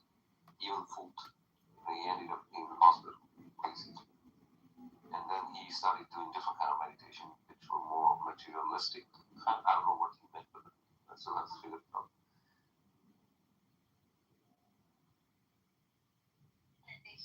When I think of colonization, I'm just thinking to myself in terms of like the indigenous native land, how we originally began. I feel like our world has gotten so violent that now people will do anything in the name of violence, in the name of profit. And it's just become so confusing that it's really hard to see who in fact is doing good versus who's in fact trying to survive versus who is in fact trying to stay alive. So I come here from Nicaragua. I committed a crime. I hurt a bunch of people. That is decolonization. No, sir. I'm saying when this land over here, because I'm in America, right? Canada, America, Mexico, all of us here, right? All of us here. In terms of the native and the indigenous people. All right, so she asked me. Okay, cool. See you later. Have fun, y'all. Just so you know, you look West African as well. No, I actually don't.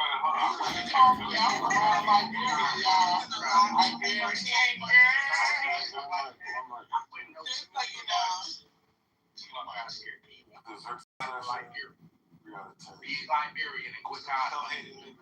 Alright, bet. MJ Day. I don't know if you want to give him normal chance to speak. Sounds weird, but Hopefully not. yeah. So, alright, bet. So Day, MJ, okay, anything towards the title? Not ammo room. Apparently, is your name MJ? I think you know the answer to that.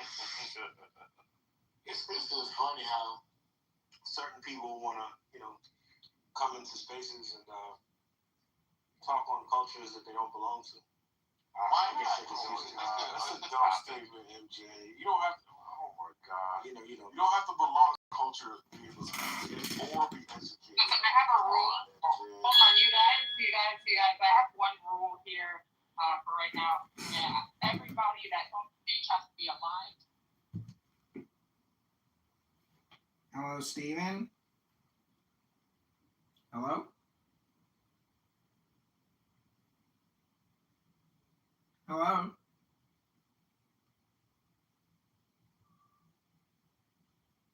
Hello? Hello?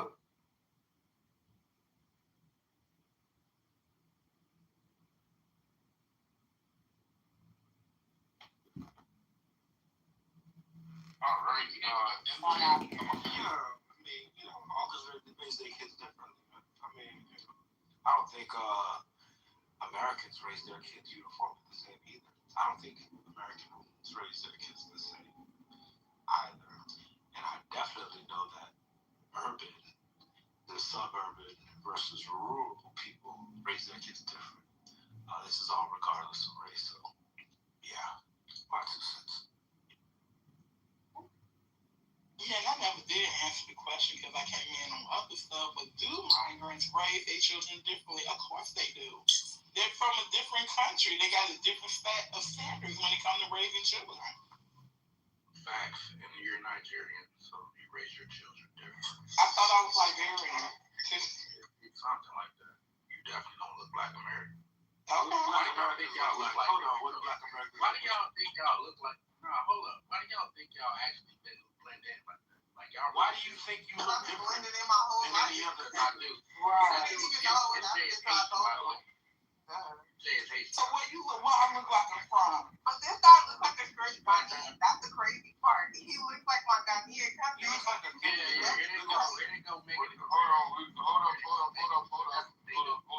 Hold up. What are some of the differences between how immigrants versus non-immigrants raise their kids in America? Get back to that. I got an example. It's an African family that's there across the hallway. If I'm of that same mind, I don't know. Of course you're not. That's why it's a silly, stupid conversation. Okay, that's an interesting characterization. So we move past of what you mean by knowing in a God, right? So you accepted my explanation of someone saying hey, do you believe in a God? Then I ask them, define it. Then they define it. Now I understand what they mean by believing in a God. I don't believe in it. So now what? You understand that? That's what atheism is. And so back to my original question then, can one know in a God? Okay, we're Well, stopping. by your standards, then what I'm hearing is you didn't clarify what you mean by know in a God. Okay. I said what I said to help understand what atheism is of this, what I like to say, a fictional character, right? Mm-hmm. So that doesn't mean I know in a God. I know of the concept of what they're believing in. That doesn't mean I know it exists. He's not going to define it, JCC. I don't know that I have a good I find that not only very silly, but I also find it disingenuous. But that's okay. You are true to character. No, I mean, okay. So why do you say no? Why don't you just say yes, Uncle Steve? You're right. I use words that I don't know the meaning of. Yes. So what is? He's everybody's uncle. To believe in something. In the lifestyle. Accept the proposition of X. You're accepting the proposition of X. Accept the proposition of X. All right. You can convince the proposition X enough to believe in it. And then you may further investigate it to gain more knowledge, more information of it, and then possibly gain knowledge. And now you can say you know it. Wow. Well, at one point, accepting the proposition X. Now you got into some formal logic, it seems, right there. Oh shit! Would you mind sharing with me what a proposition is? A statement. A proposition. The most knowledgeable person on Clubhouse wants JCC to define what a proposition is. Well, I mean, pro is before and position is something's place, but you said you were the smartest person on Clubhouse when it came to words, and you're not only asking for the definition of the word proposition, but you just admitted you use words when you don't know the definition. It could be a statement or question of said topic. So, I mean, but that's neither here nor there, right? So we're understanding of what an atheist is. Yeah. It's someone who doesn't believe in a God. And the concept of God needs to be understood. Because there are some people who are agnostic atheists, meaning they don't even understand what the term God means because there's no reference point for it. They have no concept of it. They don't accept these concepts of it. As Buddhist, Taoist, Christian, atheist, secular, they're subconsciously using Confucian ideals within education, self-discipline, their family, their character development. And Confucianism is a philosophical bedrock that later mixed with Taoism, Buddhism, Zen, samurai tradition, and eventually, I think, gives rise to the hero archetypes that we see in storytelling today. You know, you can see traces of these ideas from Sun Wukong evolving into the samurai code, you know, Star Wars, and even like anime characters like Goku, Naruto, Luffy. These heroes go through this intense self-cultivation until their actions become effortless and their character becomes powerful. So, but obviously I'm wrapping up now, but there are issues here, like, you know, what happens when when authority is wrong, or what happens when your family is corrupt. What happens when this self-cultivation creates a thousand counterfeit people who lie to people, you know, responding in a disingenuous way, maybe. But this debate between Confucius and Lao Tzu, Taoism teaches effortless spontaneity, and Confucianism teaches this trying not to try cultivation. You know, one says let's go. One says let go, and the other says, you know, practice it. And there seems to be two instincts within human nature where, you know, you have Confucius and Lao Tzu. They're not just arguing, but they're two forces pulling on every individual in every civilization. And we see this kind of manifesting in politics, like right versus left ideologies. It's this desire to shape ourselves and this desire to trust ourselves, which is ironic because they found themselves in this yin-yang duality of where, this all derived from. But the truth or the hero is on the line of the yin and yang to achieve that ultimate balance. And that's all I got. Thank you.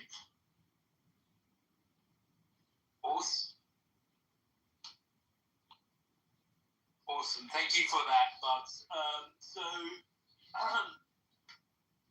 You gave the initial example of the vinegar taster. You talked about Lao Tzu, Confucius, and Buddhism, and we went through these different positions earlier on as well in terms of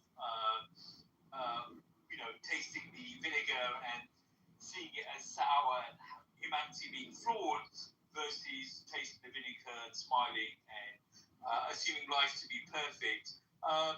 So you talk about this concept of Yu-Wei, the flow state where actions become effortless. And so what you're saying is that the rituals and rules and conformity that Confucian philosophy adopts is really to enact that there is this concept of Da, which is a halo effect through virtue, charisma, presence, and power. So to get to that stage requires an intense self-cultivation. And so you suggest that in the warring states of China, the generals and the leaders often tried to pursue or advocated this Da state in terms of success in life. And so the relationship between Wu-Wei and Da is that Wu-Wei, if you follow it, leads to the Da state, and life becomes effortless. So the idea of Confucianism, where you are memorizing text, you're bowing, you're arranging everything perfectly, it's about discipline. It's about becoming. It's not supposed to be difficult, but the idea is that the ritual leads to an effortless state eventually, and it leads to pure authenticity. And so I'm going to hold it there. Appreciate you, Bugs, and we'll jump onto our final speaker. Our final speaker is going to be Prakash Benglat. So Prakash is a plant biologist with deep interest in the biology of plant architecture and adaptation, interested in the role of animal and human interactions with plants, a learner and seeker of psychological space, a follower of the forest tradition meditation practice. So with that short introduction, Prakash, give us your opening statement in relation to what is the philosophy of Confucius and who practices it. Yes, greetings, everyone. Am I clear? Am I audible? Loud and clear. Oh, perfect. Yeah, greetings, everyone. I thoroughly enjoyed everyone's share because I'm not well versed with the concept of Confucius because we've discussed this once before earlier in the same room. But as I was trying to look up and see how, because I followed the literature of Theravada Buddhism and practices, and a lot of these philosophies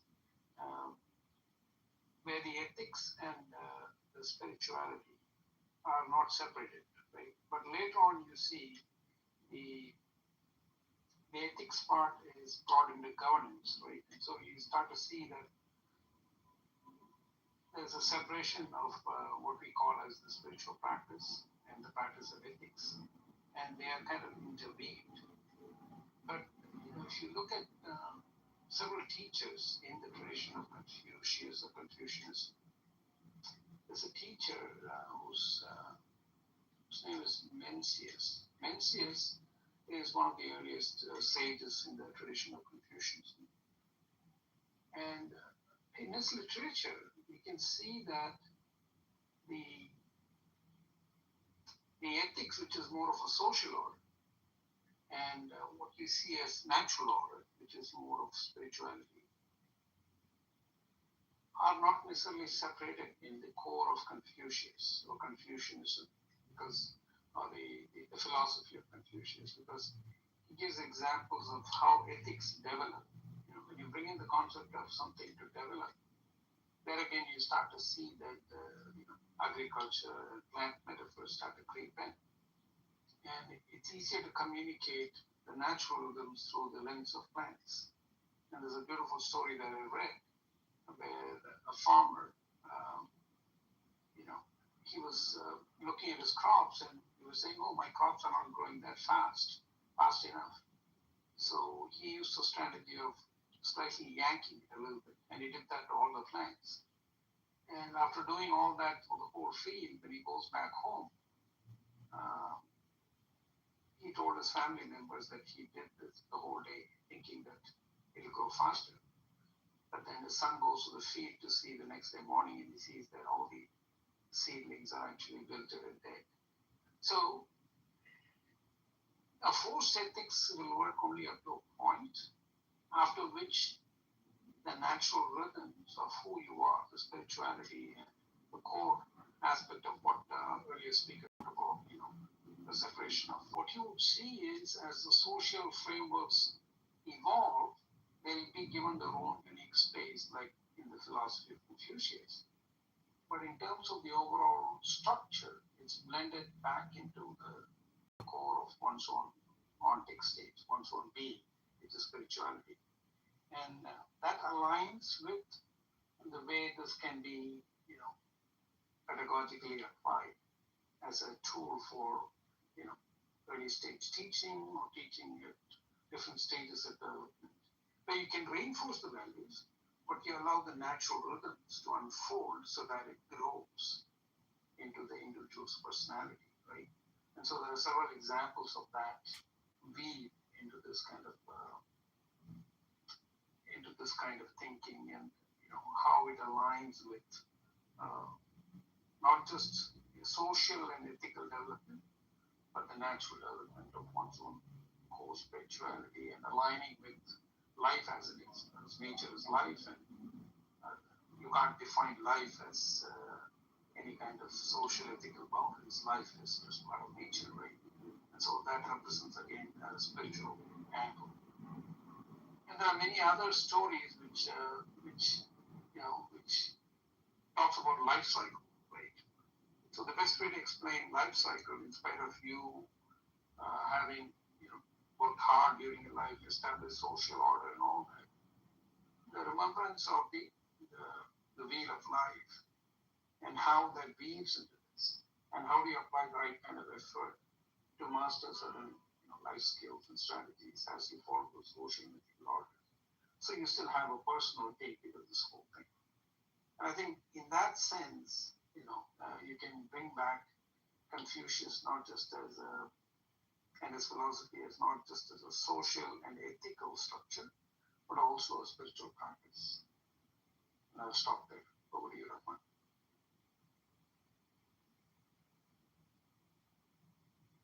Thank you for that, Prakash. What you really tried to help us explore was the engagement interaction between the ethical structure and the social structure within Confucianism. And so you argue there is a spiritual component and an ethical component within Confucianism that isn't separated. The ethics focuses on governance, but you put forward this teacher, an early stage of Confucianism called Mencius, and you talked about the ethics, the social order not being separated versus the natural order. The example you give is of agriculture and then also of plant metaphors, that both these things can come together. You talked about the story of the farmer who was looking to grow his crops, and because he felt they were not growing fast enough, for the whole day he went across his field stretching the crops, and explaining back to the family, and then the next day, all the crops were wilted and then dead. So there is, there is ethics, but there is also a natural flow, and so there isn't this separation. So you argue that forced ethics only work to a point, and then the spirit must flow, and so the overall structure must be blended back to one's own being. So we must, reinforce values through the natural rhythm that flow into one's individuality. The social and ethical development, you argue, must be aligned with the natural life cycle. So thank you for that, Prakash. So that concludes our round one. And so let's reset the room, and then we'll jump back into round two. Yeah, this is The Secret Mind, and tonight we're exploring what is the philosophy of Confucius and who practices it. Wow, we've heard perspectives from philosophy, Taoism, spirituality, culture, and personal cultivation. A theme that seems to resonate with me is that Confucius seems less interested in what we do, and more interested in how we live, how we think. So I look forward to seeing where this goes in round two. This room is on replay, by the way, so if you're hearing something you like, please revisit it and share it. If something resonates from one of our speakers, please follow them. And we're here every Monday night. And again, we're talking about what is the philosophy of Confucius. Thanks again for all of our platform speakers. Awesome, thank you for that. So, let's jump into the conversation in a little bit more depth. It was definitely interesting to see what seemed to be what Confucianism is all about, or what Confucius was about. There seems to be this component of responsibility, of ritual, of ethics, and then there is this aspect of Yue and Da and flow, and so there is the form, and then there is the flow that it seems to be in terms of Confucianism. And it was interesting also to kind of see the different schools of thought on the human being between Taoism and Confucianism, in terms of the human innately being good, or the human innately being evil. However, this component of education seems to be very strong in the Confucianist tradition. The role of education seems to be very strong. And the notion of efficiency also seems to be very strong in the culture.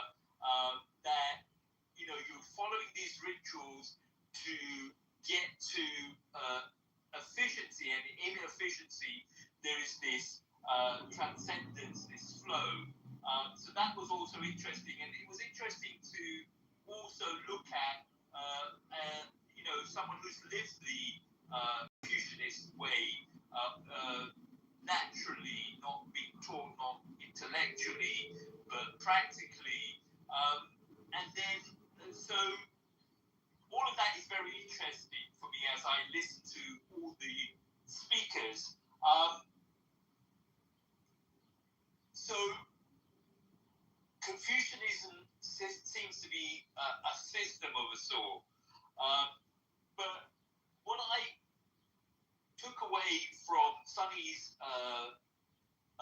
position was that she did leave China and then she did go to a Western educational system where she was able to kind of pursue her interests.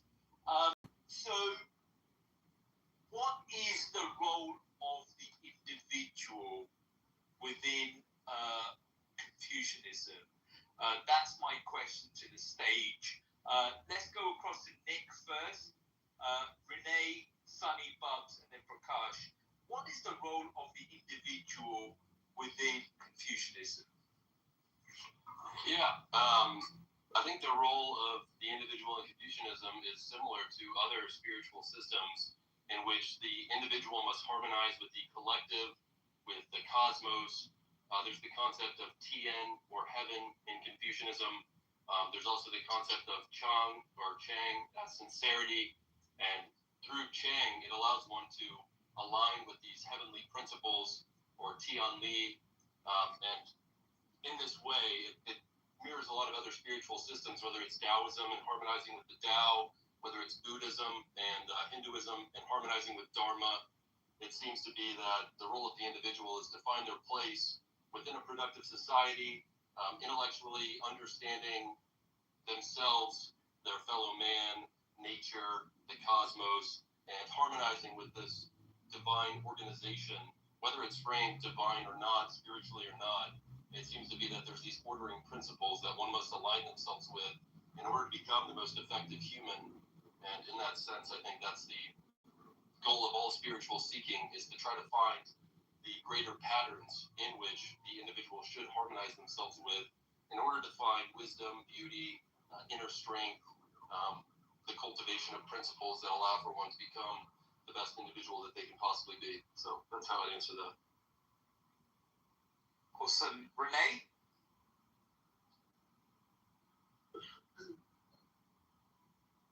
When you look at Confucianism as an educational system, it has two fulcrums, you could say. On one hand, indeed, what Nick also says is dedication to the community through its virtual application of social rules, the way how you respect your fellow beings, and your hierarchical relationship to them in that sense. The other side is that in the educational program there is this maintenance of historical continuity on the one hand. On the other hand, Confucianism prizes individual qualities very highly. So in some ways, you can say that Confucianism praises individualism higher than the West does. We are individual in the sense that we want to be different from others, but Confucians are more individualistic in the sense that they want to cultivate themselves to the most personal that they can be in their relationship to society. That's also why at a certain point during the Song Dynasty, you had a development of Neo-Confucianism, where they tried to integrate Buddhism and Taoist teachings inside more spiritual inclined Confucianism.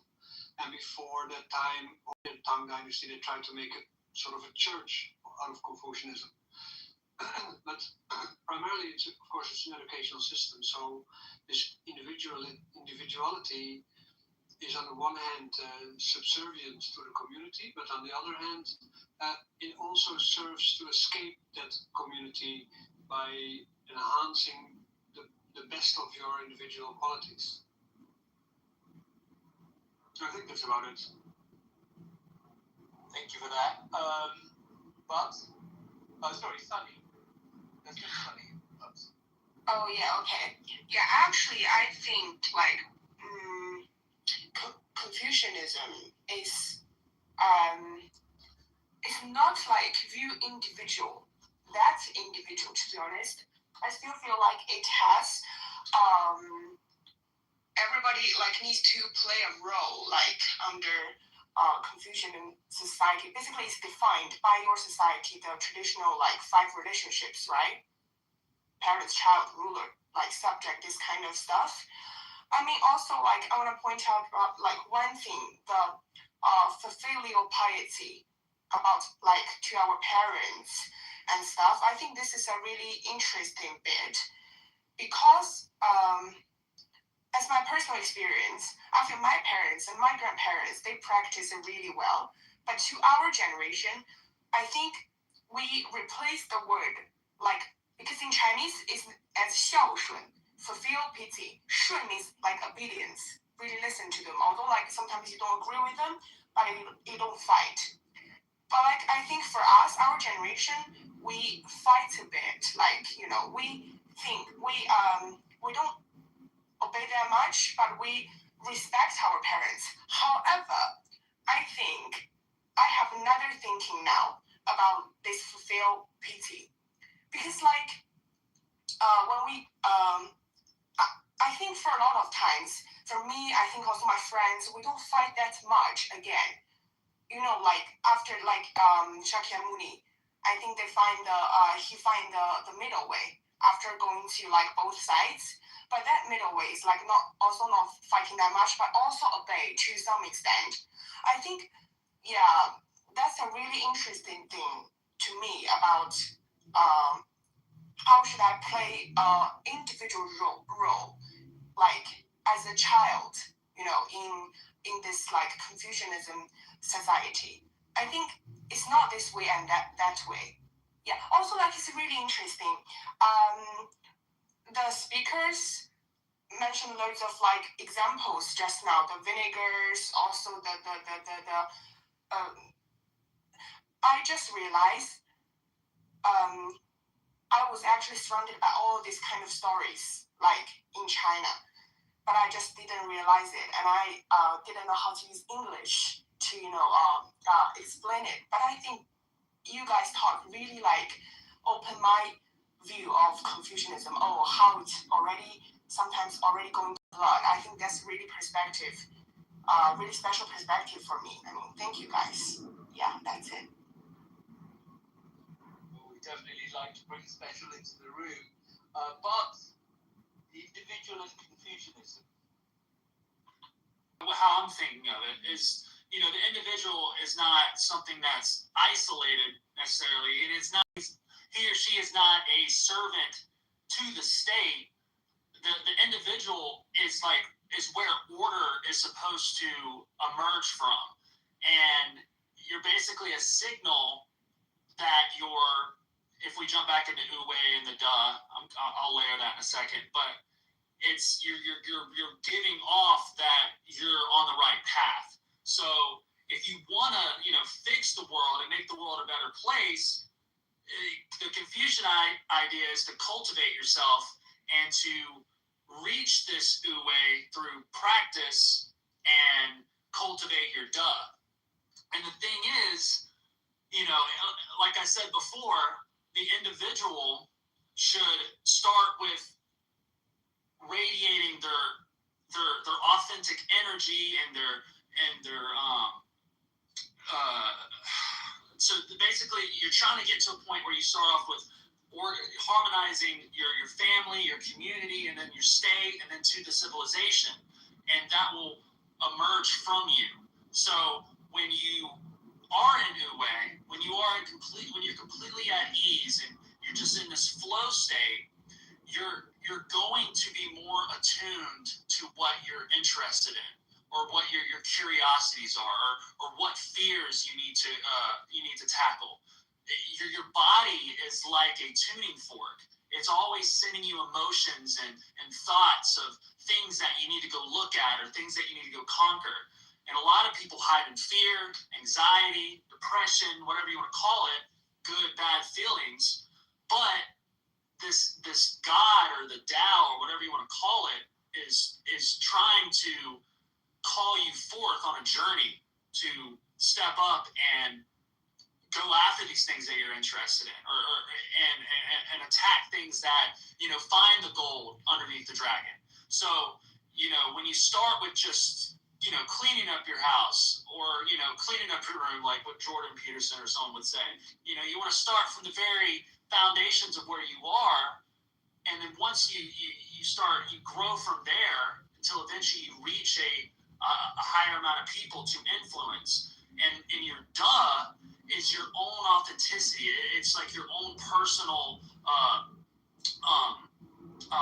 aura that's connected to you personally. And this is when you'll start seeing your humor, your special talents, or these different things that make you you. And people are very good. We subconsciously are able to detect when somebody is, bullshitting you or not being their complete self. And you can tell when someone's being genuine. And that's what is like a radiating force that pulls people in. And this is how, the idea is to cultivate these his idea was to get these rulers and these people who could lead the society into the next era. And I think over time, like any religion or philosophy, it gets bogged down by a lot of rituals, and you can see this in Christianity, Islam, where things just get oversaturated. But the overall arching idea here is to create people who can lead us to the next evolution, basically.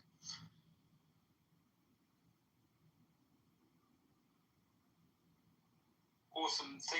Thank you for that. Prakash, what are your thoughts on the individual and Confucianism?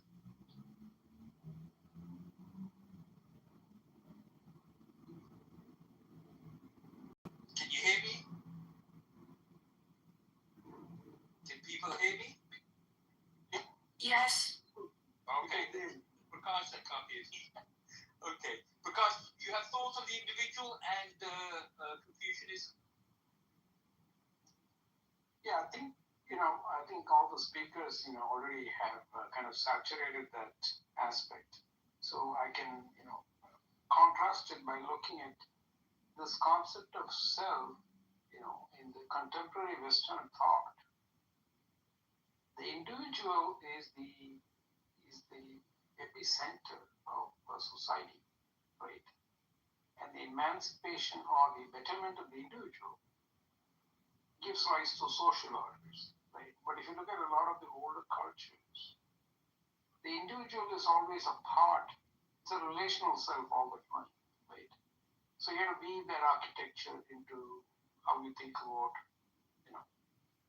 societies of those times. And those older societies still retain that aspect, even though the Western thought has influenced, along with the economics and other ways of how the world operates, this Western individual and the collective, the individual having a strong representation, a strong voice. And you can see, if you go back in time, there were kings and queens. So the individual and the democratic way of how the society works now is not pitted against those kind of philosophies. So in a way, when we discuss about Confucius, for Sunny it is our own heritage. For us, it is just a philosophy that we hear through the lens of scholars and practitioners. But what it does give us a frame of reference to shift from this kind of very monopolized or individual, very focused way of Western thinking, and be able to infuse some of the other philosophies into how we look at ourselves. And as the world is becoming more and more Western, exploring these amongst the young minds might give us an opportunity to shift. And so we have to thank scholars like Rene and Babs and Nick with his Sikh and Sunny exploring in their own ways as thought leaders, because they can contribute this aspect of the relational self which now embodies a very different philosophy and building communities around that. Right. So this is a way of counterbalancing what is the driving force of the society now, which is mainly a Western individual based, with because the governance has shifted in that direction. But in terms of interpersonal relationship and the journey towards the individual, which is where the spirituality comes. And there are many other traditions which, when you go into the core spiritual aspect of who you are in many cultures and traditions, the individual is seen as only as a part of the collective, right? And it becomes a very communal worship, right? When I say communal, what I mean is it's a collective activity. And in a lot of societies, that is how you gain your identity to begin with. And then through that, you find your own individual aspect. So weaving that framework back into what we were talking about in terms of the philosophy of Confucius, where the individual is of prime importance. And now the individual has the clarity with reference to how they act within the community. Right. Interesting point and perspective. We could be talking about the individual not showing through in a Confucianistic philosophy, but obviously that isn't the case from what has been said in the room. But also it could be that the philosophy of the individual hasn't got scope for the collective, the responsibilities to the collective, to the community. It doesn't go far enough when it comes to the individual. Very interesting. Thank you for that. So I wanted to kind of go into Confucius' philosophy on the individual being evil. I'd like to unpack that a little bit more. Where does that predisposition of the individual being evil emerge from, Renee?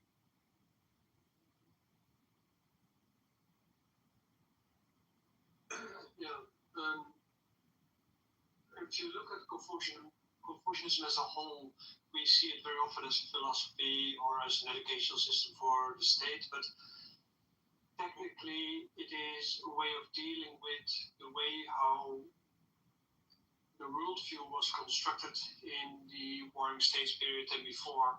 And people tend to forget that Chinese culture has always been an animist society, so Confucianism should also be seen in that context.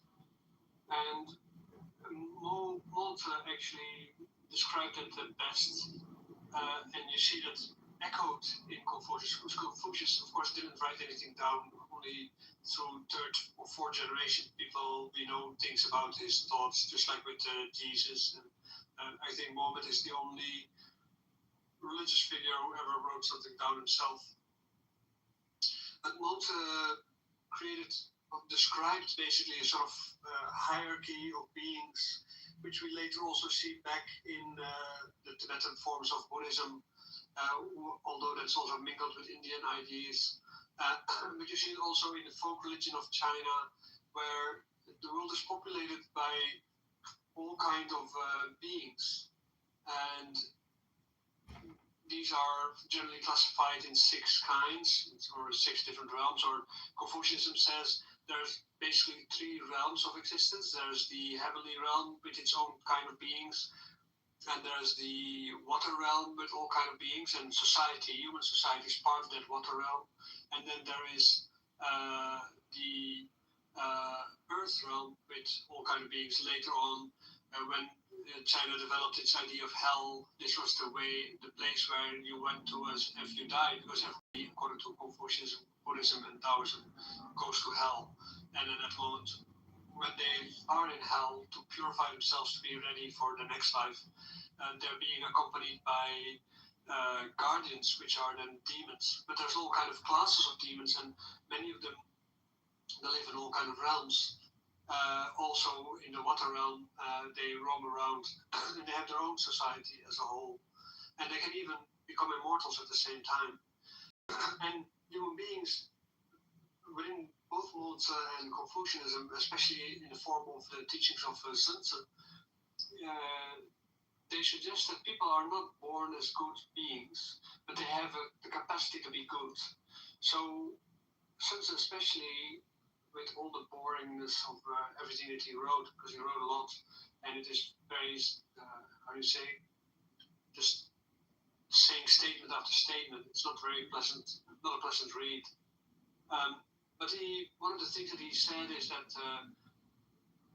when we are born, we are not naturally born good. There might be good people, but most people, when they are born evil. And you can see on the greed in the child to feed itself and to be a sort of a social parasite. They eat their mother in the womb. When they come out of the womb, they are continuously demanding attention. They need a long time to become independent. And if you leave them by themselves, they become basically feral beings.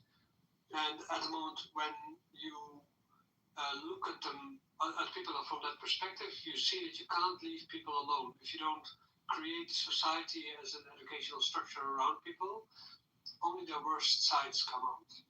And as a result of that, they also say that because of the training, you basically make a transition from being demonic in nature towards humane in nature. That's the run part, actually, where you become socially cultivated person, and where you can also pursue your individual qualities, both for the community and for yourself at the same time.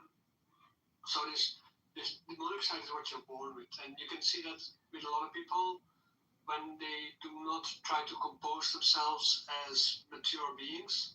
They are mostly opportunistic, right? And when I was living in a monastery in China, my teacher to the point said, like, Wu Wei is a form of opportunism, in the sense that you want to live without any effort, but you want to also see your opportunities. And the principles of Tai Chi as a lifestyle, as a philosophy, is based on that idea where you can say you seek goodness, right? But you also have to take your opportunity to get there. So by nature is entropic, so it doesn't really bring you to goodness. You really have to seek that at the same time. And to understand your own demonic side is therefore very important, because you have to see that when there is opportunity to grow or to achieve something, if that is going to bring you to your demonic side or to your divine side, and your human side is somewhere in between. I think, yeah, that's more or less what I think Confucianism contributes there. Yeah, I mean, it was interesting to have that analogy of the tasting of the vinegar, where, you know, one philosophy is talking about, you know, a sour taste, and then the other philosophy is talking about, you know, smiling. And so philosophy is looking at the individual as being inherently evil or selfish, and so frames not all Confucianism would think to stay good and to become better, and the other Sun Tzu says people are born evil. They're not actually demonic, not necessarily evil, but they're born demonic. They can turn into evil, but if you give them good education, they become humane. So, what are the principles of education, Nick, in Confucianism? Like, what is education to Confucius?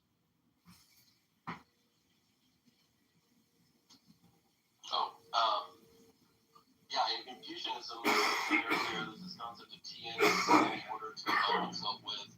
One can achieve the state of the Xunzi, or ideal being, through a ritual, which is Li, music, there's archery, charioteering, things like that, calligraphy, mathematics even.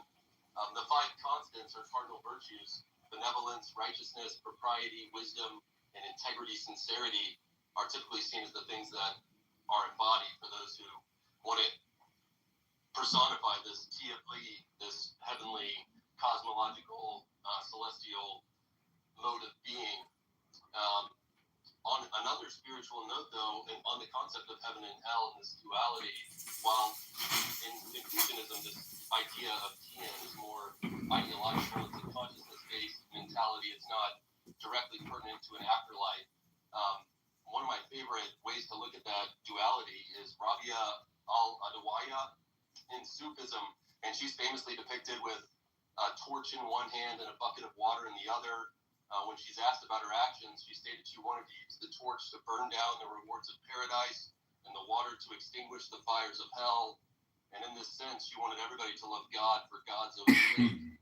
And so for me, I feel like that kind of embodies this duality of realizing that we shouldn't do things out of fear of punishment or expectation of reward, but instead just to be the best individual that we can be for ourselves, our communities, our societies, nature, understanding the cosmos through education, ritual, initiation. So I guess that's how I would answer that. Thank you for that. Bobs or Sunny, you guys have any thoughts on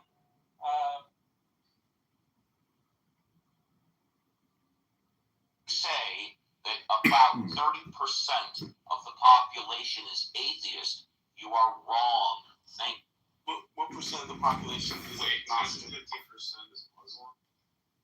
Yeah, I don't that's believe correct. that. No, it is, and that's because we've been seeing more Middle Easterns come here for under persecution. But that besides the point. Even accounting for like, I don't think 65 immigrants. Yeah, and I'm going to introduce this real quick because I just found this, and I'm going to give a little compare and contrast here. So, Gushmeyer Institute, this is a Gushmeyer Institute stat. This was from 2014. I'm going to give y'all like a before and after scenario here.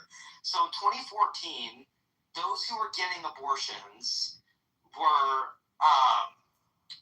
38% no religious affiliation, 24% Catholic, 17% Protestant, 13% were evangelical Protestants, and then 8% were other religions. So if we group that, then 62% who were religiously affiliated and 38 who were non-religious, including atheists. Now, if we look at a 2024 stat, I think it's also from Gushmeyer, the amount of believers or religiously affiliated went up by about 10%.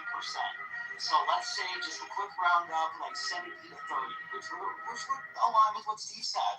So if we go based off of that, who were getting abortions, then we can confidently say based on the population of America and the amount of believers that there are more than the amount of believers that are non-religious, and with the Gushmeyer stat I just gave, more religious people are getting abortions than non-religious individuals. But if you break it down into the percentage of each category, it's probably about the same. That's what I'm trying to tell you. Yeah, So the point is that we made there are more God believers getting abortions. And that is a statistical fact. Yeah. Well, I also essentially so I just To be what you call a certain religion, that doesn't mean they will just follow it completely. You know what I mean? It doesn't matter. I know that go to church on Sunday, but they're getting railed the entire week. It's about having a belief in the God. That's all we're demonstrating. Because you made a claim that more atheists are getting abortions, and we just debunked that. Thank you. And you can, and by the way, hello, you can give your opinion anytime you want. We just gave you the statistical fact. Yeah, like and also Abdullah, like even if you don't contend with the United States, as it pointed out, we're more religious than European countries, and European countries have lower rates of abortion. Buddy, I didn't ask you, I asked Steve. Okay, buddy, stay, like how Steve says, stay muted and let them speak, please. You're not. No. Beautiful. You're not the mod in the room. Nicely done. So please respect the rules that the mods present. Yeah, we just said to stay muted We'll when the wait till mods James talk. can't get into a hard Democrat and vote for by the way for day number Okay, one. what's that question? we were just talking about it, and then Norco just interrupted, and I forgot to bring in my time. You forgot to Thank you, man. We answered you. Thank you very much. We answered you then. We answered you. It was in response to you Yeah, making the but claim. then It people was in keep response. He only killed a few million people. But when you start the mass arrest for fraud, laws, and punishment, then go get Borla. And you're over statistics can be skewed. You are incorrect. These are, even if they're skewed, right? 70 to 74%. That's a bigger population, percentage-wise, getting abortions versus 38% unaffiliated, 40.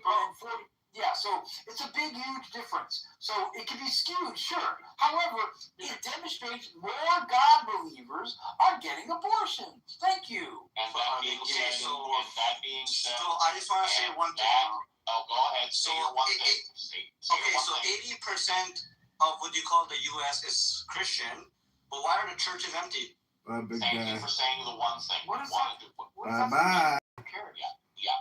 I want to welcome. I mean, you don't follow. What do you mean? He's going to welcome Pink Ticket. Pink Ticket, love to hear what you have to say, but just for N-word. But other than that, saying and I totally respect that, buddy. Thank you for reading the room. You got it, buddy. And with that, I'm also gonna introduce one more rule here because clearly nobody can follow this. If you overtalk a mod several times, meaning while they are speaking or while trying to get a word off, either or, I really could not care less, then a warning will be given, and then you'll be dropped to the goo for a set amount of time, however long that's decided by the mods. And that's just the way that's going to have to be, because the amount of times that I heard JCC get interrupted while he was trying to say my 2 or 3 seconds was not that much. He was being overtalked the entire time. And I don't have very good hearing. I'm kind of like regressing here. So y'all gotta let me be able to hear one person at a time. Thank you. That's all I ask. And thank you. A 16-year-old I can say this. How's that? Aren't just talking against each other. Great. JC, you talked over me. Actually, I was started before you. But anyway, whatever. It's not. I'm not gonna go tit for tat. So we got something else to talk about? We solved the abortion issue, so atheism is not necessarily a pathway to be degenerate. So if that's your metric, abortion equals degeneracy, I don't think so. Well, if I could bring up, I mean, it's like, to me, it's like the fact that, like, religion is associated with, better outcomes overall. I mean, it's just not true. Religious people are more likely to be in prison. I mean, atheists make up less than 1% of the entire prison population. And you drop that stat actually after I want. Sure, I'll do that, and especially really skewed for Islam as well. I mean, everyone in the FC files is an atheist. All right. That's warning one. That's hold on, that girl. That's warning one. Hold on. Don't overtalk a mod. Go on mute. We'll get to you. Go on mute. I promise. And I don't take that long. That's warning one. So after this, Abdullah, if you overtalk a mod again or another person, then you will be dropped to the goo.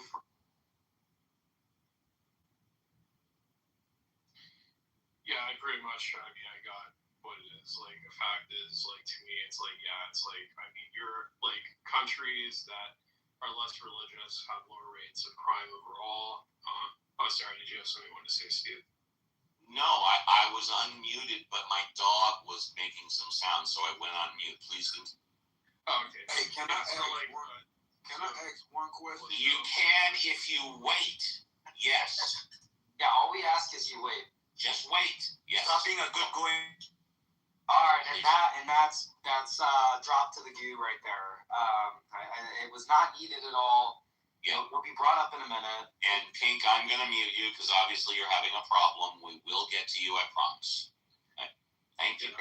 So, like, specifically, like, the traditional joke I always say is, like, maybe, America, like, with all of our higher crime rates, higher abortion rates, higher religiosity, it means that we need God because we're such sinner. All right, the Pink Ticket wants to speak. Go ahead, Pink Ticket. Now, I don't got too much to say. I just wanted to ask a question, so I like to listen. I'm sorry, I thought you wanted to ask a question. Please go back on mute if you don't. Obviously there's somebody else. Steve, he's saying that he wants to ask a question, but he's just listening. Yeah, I do. I'm saying y'all. Oh shit! I brought him up on the stage.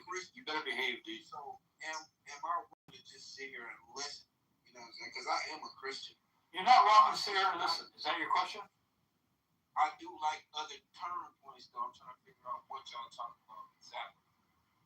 All right, go on mute and listen, and when you're ready to talk, we'll just let us know you want to talk. Go on mute. I'll give him a quick synopsis of what we were currently discussing. Yeah, so what we're currently discussing was Abdul made a claim that atheism is a pathway to degeneracy, and he gave an example.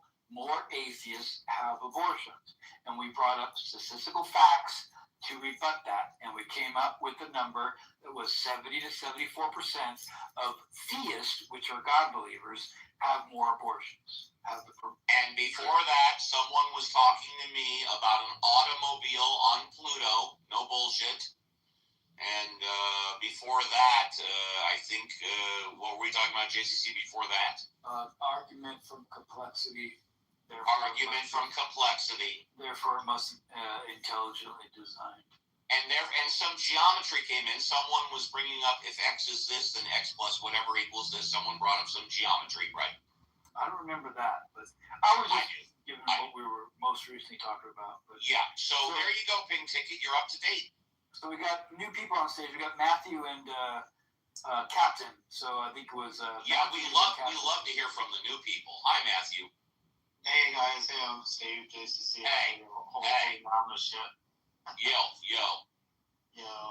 I hope you're well.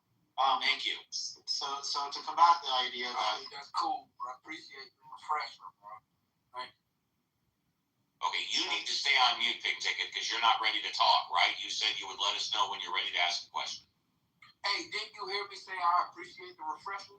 He was just giving us. I was speaking to you, bro. It's okay. He was just being nice, saying thanks. Yo, the game ticket. You know what? I'm a control freak. And I'm going to move your ass to the audience if you don't keep quiet until you're ready to ask a question. All right, there you go. You move this guy, audience. I love that. I am a control freak. That's my guy. That's my guy, Steve. I enjoyed that. Let's go. He just had to be cool. But anyway, back to Matthew. Matthew, what are you talking about? Well, I'd like to. There's a lot of folks who come from the Abrahamic religions, whether they be Jewish, Christian, or Islamic, Muslim. They believe that the reason that people behave themselves is because they believe in God, and that without the guidance of the good Lord above, people wouldn't really act or have harmonious relations with each other. But if you just take a look at an example of Japan, and I lived there for a decade, and by no means is it at all perfect. It's hardly perfect whatsoever. However, Japan is a very, very, very orderly society, very low crime as well, and they are not religious whatsoever. In fact, Abdullah, there's a very famous, let me give you an example of this. So I used to work at, I won't go down there. Anyway, so in Japan, people basically aren't religious, but they have very strong social order. So I left a wallet one day. I was going off to work, and my wallet had fallen on the Yamanote line platform at Shinjuku Station, which is literally the world's most busy train platform. 3 million people line up on this platform every day. And I came and I, it's one of those things where you kind of do something and then you get on the train, and then I patted my pockets, and oh crap, I know exactly where I dropped it, because I kind of heard it, but I didn't think about it. And I wasn't worried about it, because I knew that when I came back at the end of the day, it was going to be exactly where I left it, on the train platform, or some Japanese person would pick it up and they'd bring it to the small police box. Dubai is the safest country in the world. So my point is that without the Japanese being religious, or having an answer to any kind of God, what they do is they watch each other's backs very well. So I came back at like 8 o'clock. It was around 8 o'clock. Did you know that history? Or DuPage County. Did you know I'm Japan? Deep clean. Where did I just fucking kill We those? analyze photos with your couch. Yeah, That was We will thank send you. quick quote and availability. So they had, I mean, it's not wrong. Every nation has problems and dark history. But I came back and my, not only was my wallet there in the exact same place, all the money was inside of it, everything was in there, my ID.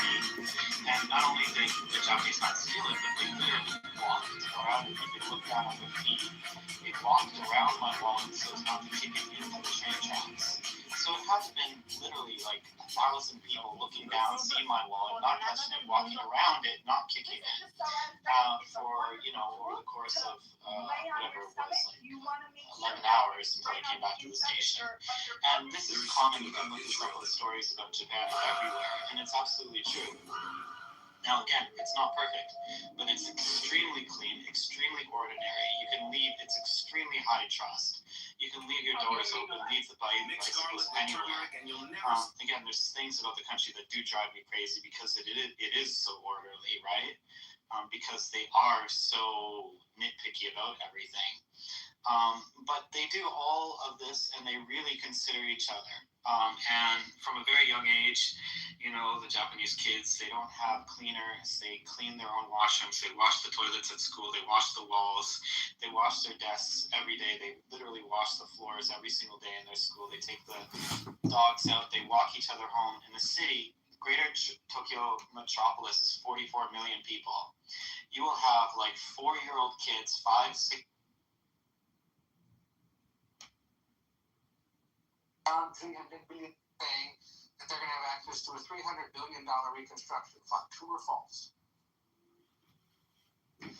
Well, and that's the sort of thing they would have access to, funded by the Gulf Coast Coalition, so long as they honor their end of the obligation. I think that one of the things you're going to see, Ed, and people have to be skeptical of this, is that the hardliners in the Iranian system will overemphasize the benefits that Iran gets while underemphasizing all the things that they have to concede and all the things they have to provide in order to get these benefits. So we absolutely are open to the Gulf Coast countries investing in the reconstruction of Iran, but only if Iran ends their nuclear program, ends their enriched stockpile of material, and is really open to an inspections and enforcement regime that gives the American confidence they're never going to have a nuclear weapon. So I think the dance you're going to see, Ed, which is going to be interesting, is the Iranian media, especially the hardline media, they're going to talk a lot about what. First confirmed that Iran will receive $300 billion in damages, but he also confirmed another claim widely made by the Iran. Say they're going to get $24 billion in frozen funds.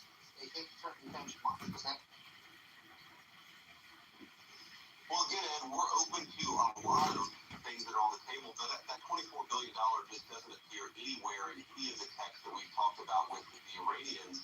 What we have said is that we're willing to talk about freezing assets, but a much, much bigger goal is unsanctioning their economy so long as they make the long-term commitments on the nuclear program. So, you know, again, one of the things these hardliner elements in their country are going to do is misrepresent the deal that they can sell it to certain elements of their domestic audience. But I think the text is very clear. There's nothing about $24 billion. What there is clarity about, though, Ed, is that Iran gives up their nuclear program for the long haul. They allow a real inspections regime. And then, of course, we want them to have a lot of benefits. The president has said we want them to be a successful country. Right? We want to turn over a new leaf with Iran. That requires them to meet us in the middle. Just confirm the body language and tone of how vast and his. Okay, yeah, I agree with this gentleman here. So they're going to get $20 billion in cash, $24 billion in cash, and $300 billion in reparations. So, plus they get to charge a small service fee to all the tankers that are sitting out there currently waiting, and the hundreds that go through a day. And there is nothing, for what I've heard, until we actually see the deal, whether we'll see it or not. Now I'm starting to doubt we'll ever see it, point by point. They didn't say anything about their nuclear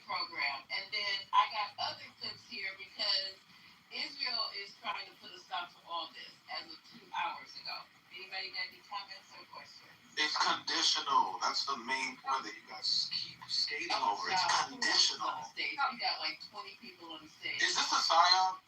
I have a question. Yeah. He did say something about the deal. He said as long as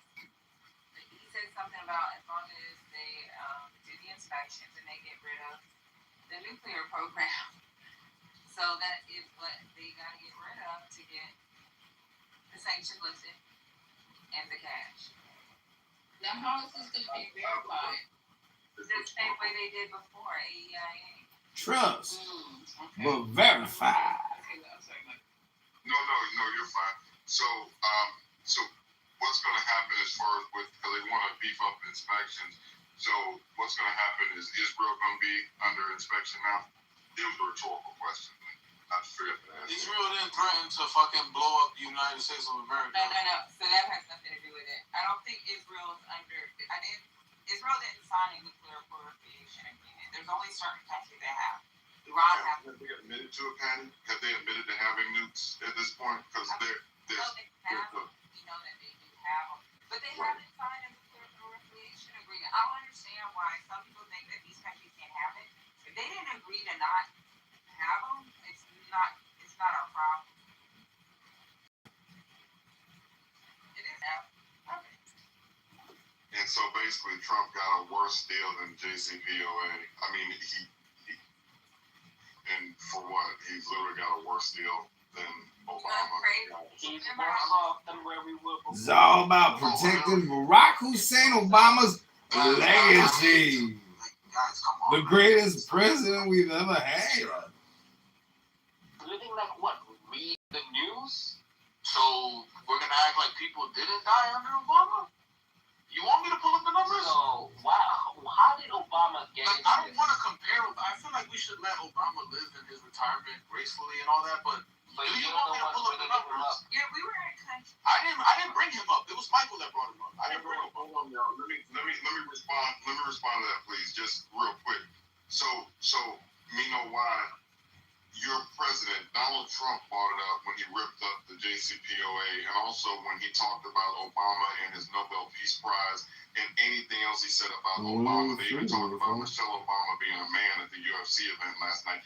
They can't keep Obama nor. That has nothing to do with Trump. That's a stupid MMA fight. Hold on, me know why. I'm just saying that to say that we wouldn't be here with Iran if he just would have. Donald Trump ripped up a deal that was done. So I'm saying he bought it in. He bought Obama up. Like, I'm just talking about what's going on right now. Your president bought him up. But guess what? Your president also, because you live in the United States, right? Your president also made a deal that is working and it's conditional. They don't just get the money. Why do you guys ignore things that are told to you? Like, it's like you guys, your brain just selects things and just deletes it. Like, it's conditional. Like, come on. Like, what the hell? What does that mean? The fuck does conditional mean? I'm sorry, bro. I don't mean to, like, Trump, so please explain. That's what I'm saying. Like, that's where you're being dishonest. Even Patty heard things like. J.D. Vance in this clip did not name one condition. He said they're going to get benefits by giving up things, and didn't name not one thing. He literally said it's conditional. Okay, but conditional on what, sir? Let's play it one more time in case you didn't hear it. Patty, can you please explain it? So I don't want them to think that. Oh, Patty explained. Okay. Because literally, she said, literally, look, Patty was saying the nuclear program, the text that we nuclear program.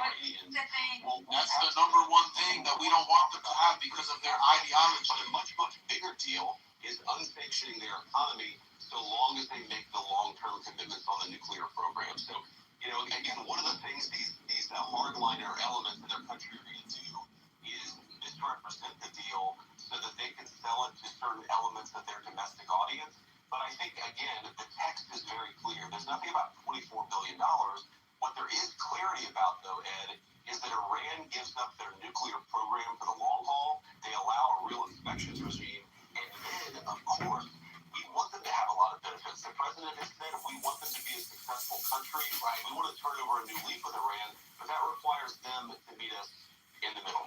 And we have confirmed the body language and tone of how fast and his delusional food was spoke before and immediately after they launched an illegal war on Iran. This is what Iran has earned because it seems Trump has no option but to even throw that baby killer in chief under the bus now. So, but let me ask you this before you go. Is Israel on board with this? It doesn't appear so at this time. What are you hearing? What are you thinking?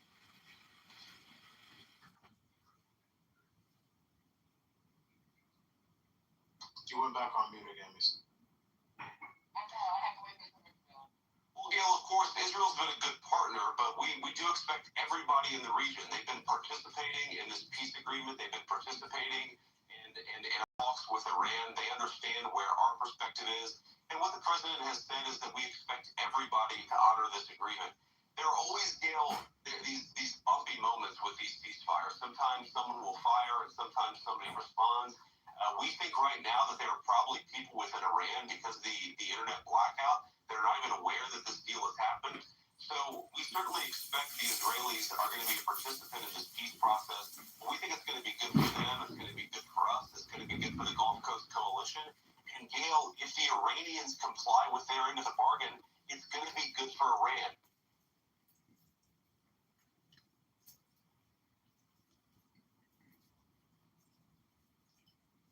Can I just point out once again how ridiculous we are where... Oh, sure.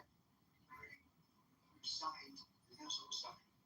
And the string is already partially open, as you know, they're hunting for a couple of rights and they will. Dang it.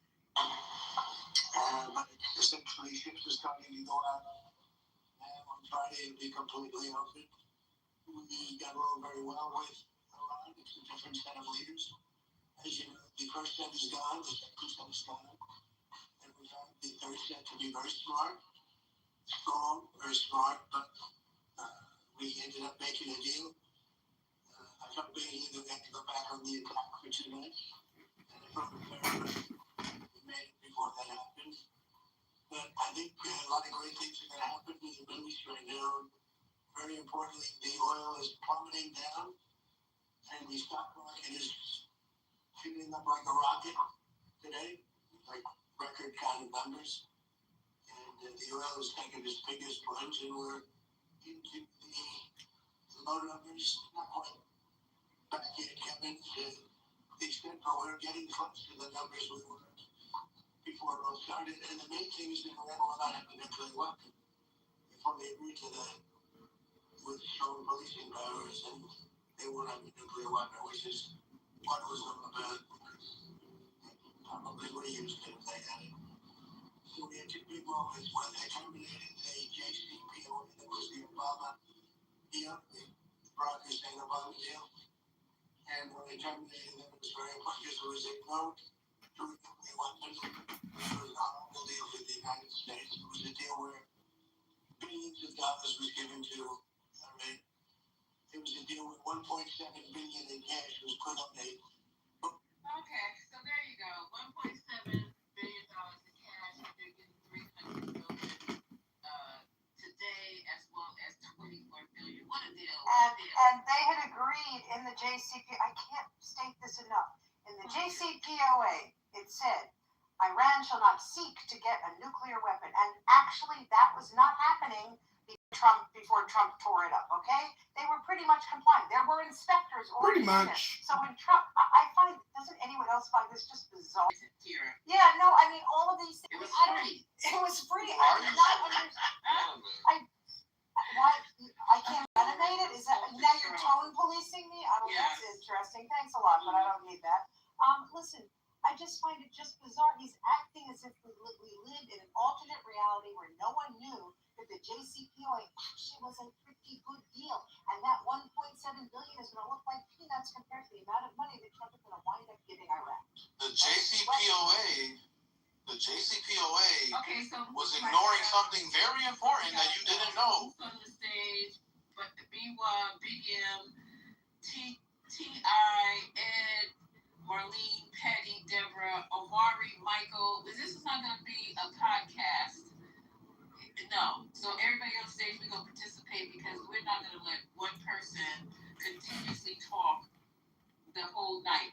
Trump is gonna go. Well, Trump, I will say he's not talking. He's not talking like he won anything. In fact, he sounds like he's on his way out. He sounds worse than y'all said Biden did in the debate. He's losing. Very low bravado today. Because he stood up watching a fucking UFC fight and then he had to fly over. Could you please stop talking? Like, come on, man. He's 8 Stop years talking. Stop letting other people talk. I want to just give a shot. I'd like to give a shot. I'm the only person refuting you guys. Like, there's nobody else. Speaking of somebody else. I literally do not believe anything until things are actually signed and Israel actually agrees not to, considering I don't see how this goes forward, considering the state of Israel is saying that they're not going to stop bombing in Lebanon. They're not going to give up the territory that they stole, and they're all in the guise of going against Hezbollah in their own country.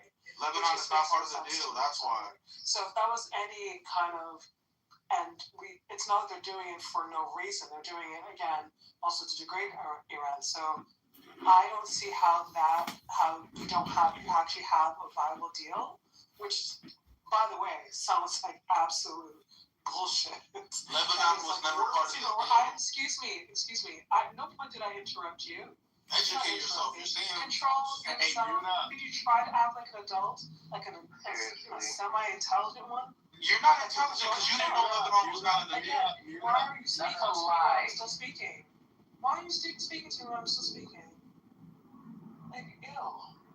You ill. You gotta educate yourself. Again, you literally have not said anything that's been at all interesting. Okay? Or accurate. Or intelligent, or even accurate. Just shut up. At this point, maybe you'll understand that if I speak to you very childish and disrespectful. Maybe you'll understand that. Shut up. Let other people speak. Okay, we heard you many, many times while you repeated yourself. Great. Okay? Anywho, as I was saying, I don't believe any of this. Until, again, there are agreements on all sides, and again, this deal sucks. It's definitely not anywhere near as good as the JCPOA. All this money being spent and also being given. Hey, this is such a lose. I can't even believe that it's actually a real thing. That's because it's such a losing position that I don't actually even believe that it's actually. It's like, do they want an extreme position? Allow me to make 2 quick points. I just wanted to. It's so crazy. I've heard liberals today say that Trump failed to follow the advice of his military general. In the conversation. Also, too, when I said that Trump is not my president, Mina Y was right that I am an American, but everybody knows because Tucker Carlson brought it back up again the other day. But you know that Trump did not put his hand on the Bible and do the whole "I do solemnly swear and defend the Constitution."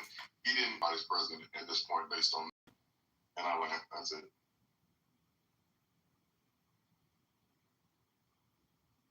While there's a bit of a pause, I'd like to acknowledge the birthday of my friend, First Lady Michelle Obama.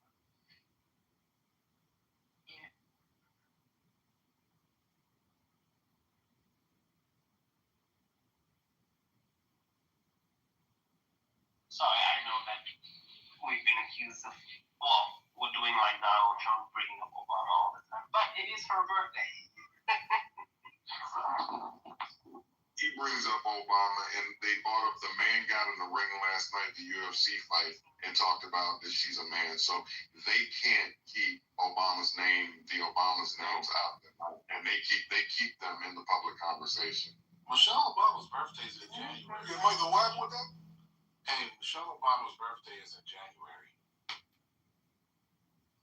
Really? She's been all over my social media celebrating her birthday. Yeah, that's because the comment, like Michael brought up, that's why she's all over your social media right now, because they have her name in their fucking mouth. Yeah, you're right. She was born in January 17th.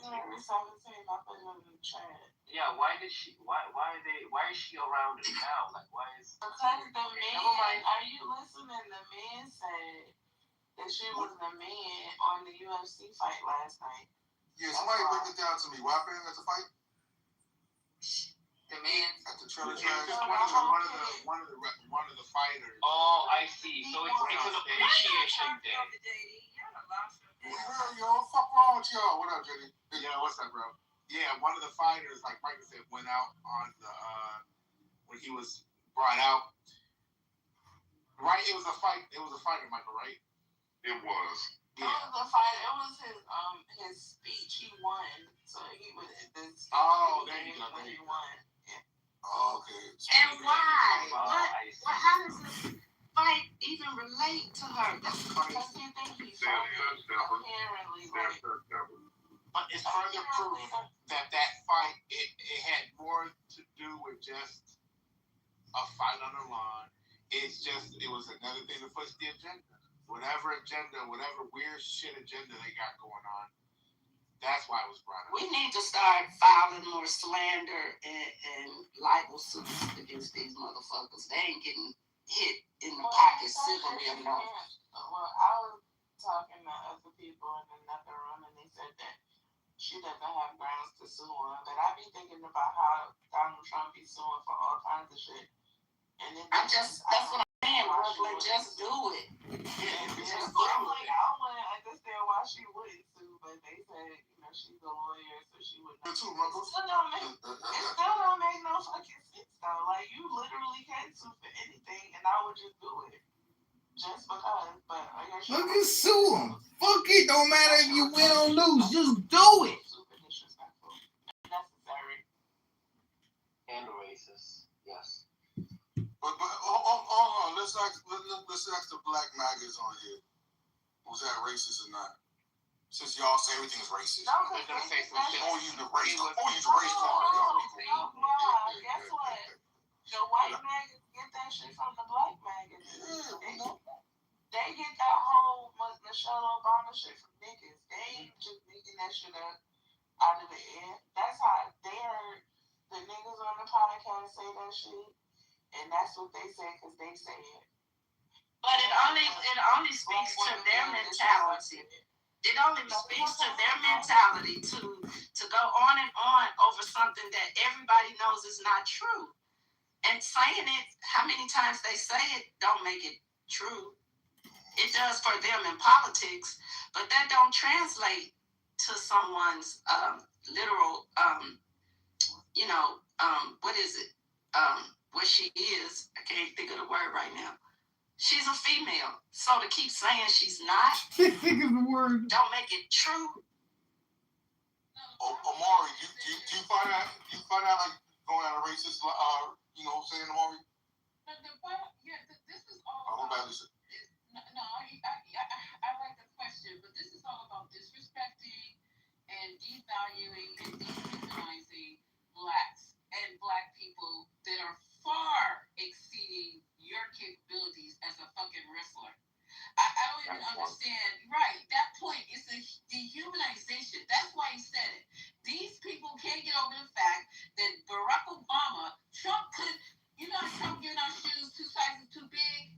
He can't even get his big, fat, funky, callous feet in Obama's shoes if they were 7 times too big, okay, with his big, fat, clanky ankles.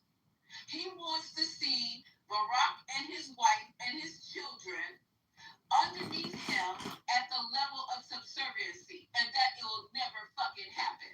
Until you graduate from an Ivy League college, not cheat on your wife, have your children by one woman, even though it's not wrong, but you went out of your marriage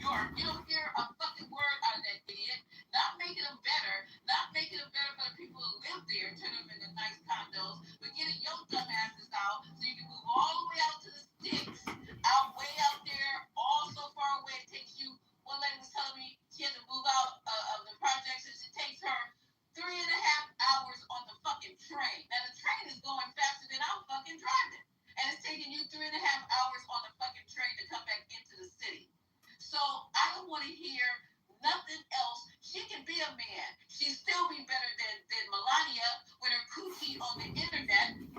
So I don't give a fuck. Y'all can sit up here and try to disrespect this woman and this family all you want to. Even y'all on this app ain't never gonna achieve what they've achieved. Not one of you motherfuckers. Not one.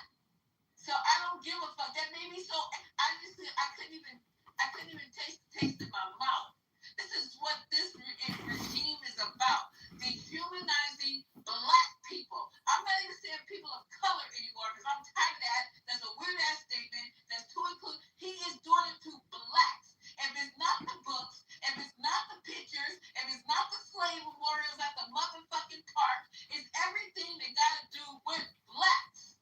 And if you don't see that, I don't want to hear none of your other man sitting in the White House thinking it up. I don't want to hear about that shit. Nothing about your president when all he's trying to do is eliminate your dumb ass on a regular, on a daily. I want to hear no more of that shit. If I hear no more stage again, I'm going to start fucking boot. And I don't boot. Well, you may I'm fucking sick and tired of it. as well boot me now, then, Lisa, because I'm going to keep it 100. I got to give my boot. Oh, my God. Oh, Lord. Listen, let me tell you something. Go ahead with your 100 because it's going to be fucking fake money. So go right I was going to say, that's the type of shit homo thugs be saying about that lady. Just crazy shit. I'm sick and tired of the man had a fucking degree, 2 degrees from a fucking Ivy League, was a lawyer, ain't did that person wanted to be gay. They had him in everything sucking dick. That anything they could fucking possibly do to this family. And we as black people, while we're slowly being eliminated, demoralized, devalued, humiliated, we sit up there helping them. Sit up there helping them without fucking words instead of joining hands and circling the motherfucking wagons and being the excellence that we are, the superior people that we are. The superior people that we are. It's time to leave. Y'all motherfuckers will be left behind, and I don't give a shit. I'll leave you a fucking basket and a bottle of water. Oh, I forgot y'all out. Well, so Lisa, let me just say this before you boot me out of here, right? I only can say I don't have nothing to say about this Barack Obama and his family, but I have something to say about Barack Obama. He is a charlatan. He done nothing for us. This man.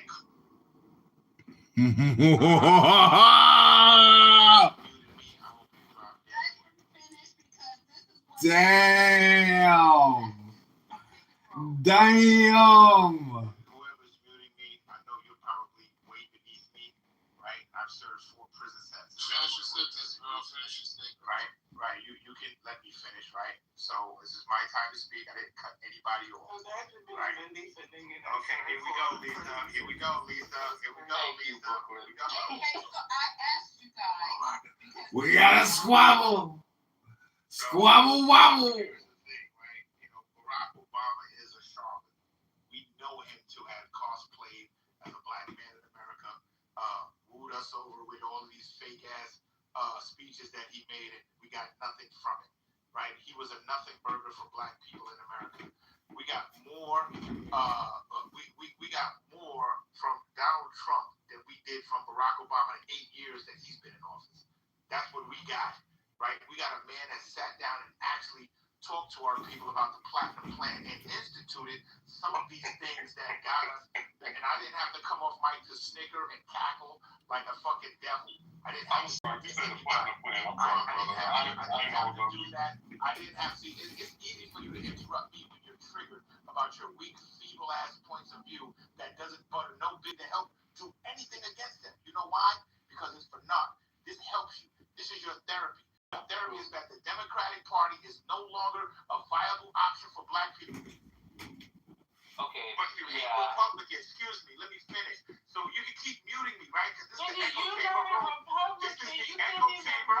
This is the echo chamber room that the app talks about. This is the echo chamber. You can shut your orphan. You are an orphan. It's an echo chamber, Lisa, because every time that I talk, I get cut off. You can say that all you want to. But I get cut off every time when I speak stuff. Okay, but let me say, you guys, I'm going to ask you, it's not that I'm trying to prove anything, because I know what the 420 stands on, because I know what I stand on, and you guys know what I complaining about it. So this is not a motherfucking echo chamber. Let him land. And this is not your podcast, because you're talking about somebody that I could care about, so I'm biting my motherfucking tongue right now. So land your fucking plane, say what you gotta say, because I've heard this already. It's just a repeat. Land so your go right fucking ahead and plane. keep devaluating and minimizing and dehumanizing. Keep going, and then you will be done. Lisa, you know I respect your space. I just hate the mods that you mod in this room that are triggered, that love echo chamber of fucking rooms. That's what I hate. I hate that. Get to the point, Ho. You can be quiet, you orphan ass bitch. You ain't got no mother or father. Woo! Here we go.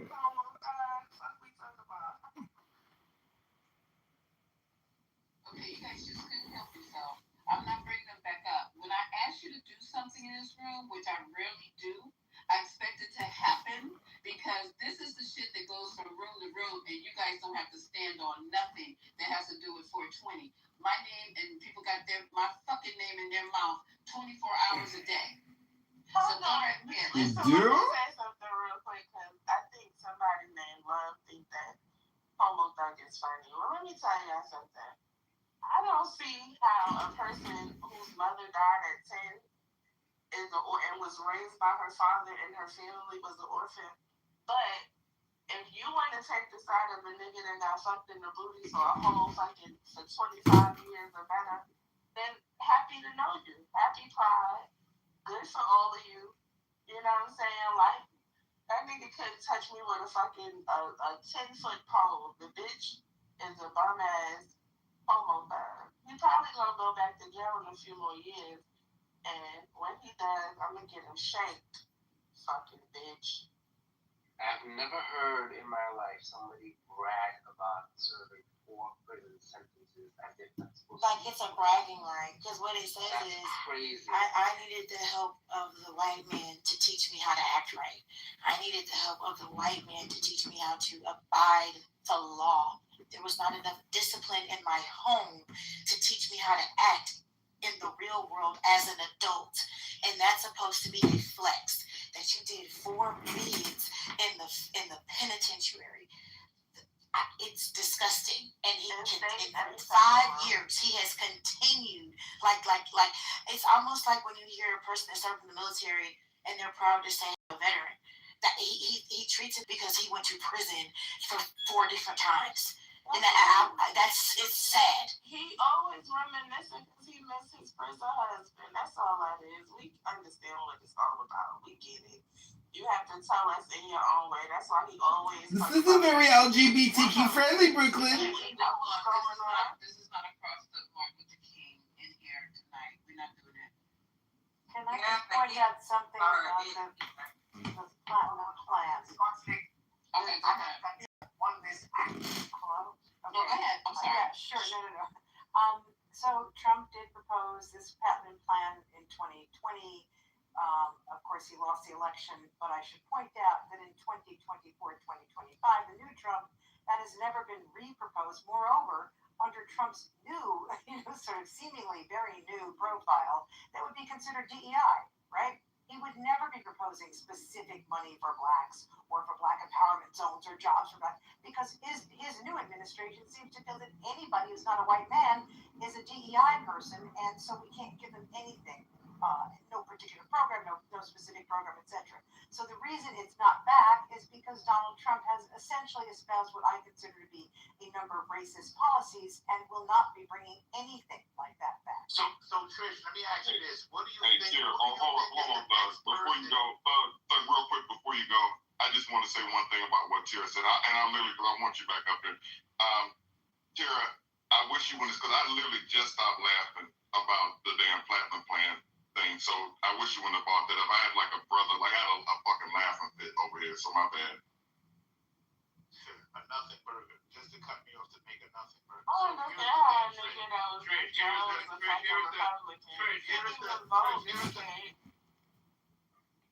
Trish, here's the question that I have for you. Since Donald Trump is such a bad... But Tara was speaking, wasn't she? No. I'm done. Oh. It's fine if he wants to respond. It's It's okay. No, don't worry about it. It's fine. Don't worry.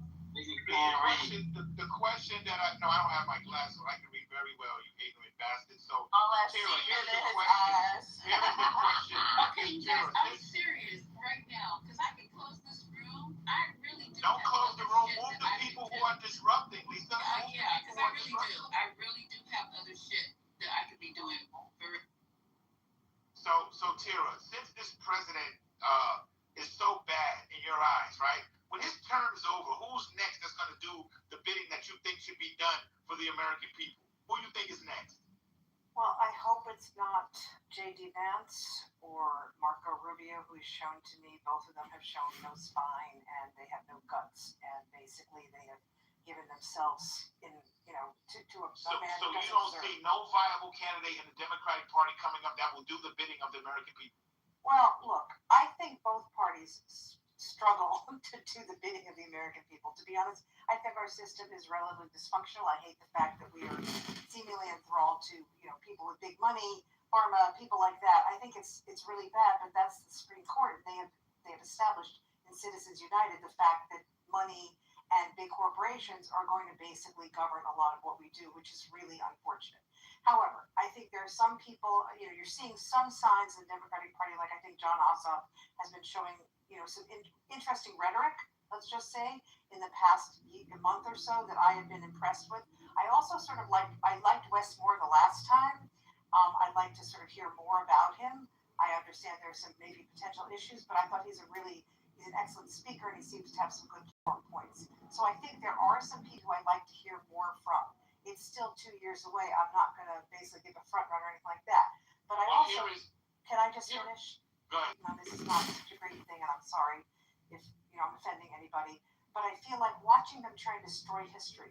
They tried to take away the slavery from Harper's, from the John Brown Harper's Ferry exhibit. I mean, this is craziness. Okay, their stance against DEI to me is revolting because what it's saying is mediocre white men, and there are a hell of a lot of them, are the only people who we should trust, right? Everybody else, whenever it comes up, oh, that's DEI, they're DEI. Any black, any ethnicity, okay? Any veteran. It's all DEI except for white men. And if you look at Trump's cabinet, you will see a hell of a lot of mediocre white men.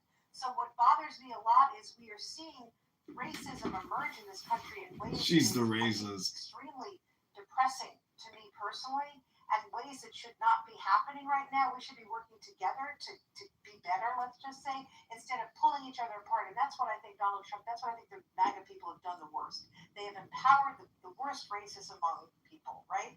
And to me, that's a terrible thing, okay? I think so Elizabeth Warren is throwing her name back into the hat for the 2028 election. Okay. Bad idea. You think Elizabeth Warren is a bad idea? The woman that goes after corporations. I think Elizabeth Warren is a bad idea. Elizabeth Warren is a bad idea? Yep, I do. You are out of your mind. That is the only Democratic woman that I would ever vote for. That's the only Democratic woman that I would ever vote for. You can't. Your mother can't vote because she's dead. No, You don't know her. she's That's dead. your mother can't vote. You don't have her mail from the ghost. Stop. And your parents will be dead. Tell her to stop it, guys. They gave with her motherless. You're dead to your parents. Okay, so one more insult, one more personal insult. I'm gonna drop. Okay, we have to stop. We gotta stop that. Let's move on. May I respond to some of that? And I think it's disgusting to reference these parents. This is where I get confused. You say Obama didn't do anything for black people. Okay, cool. Motherfucker, he did something for you.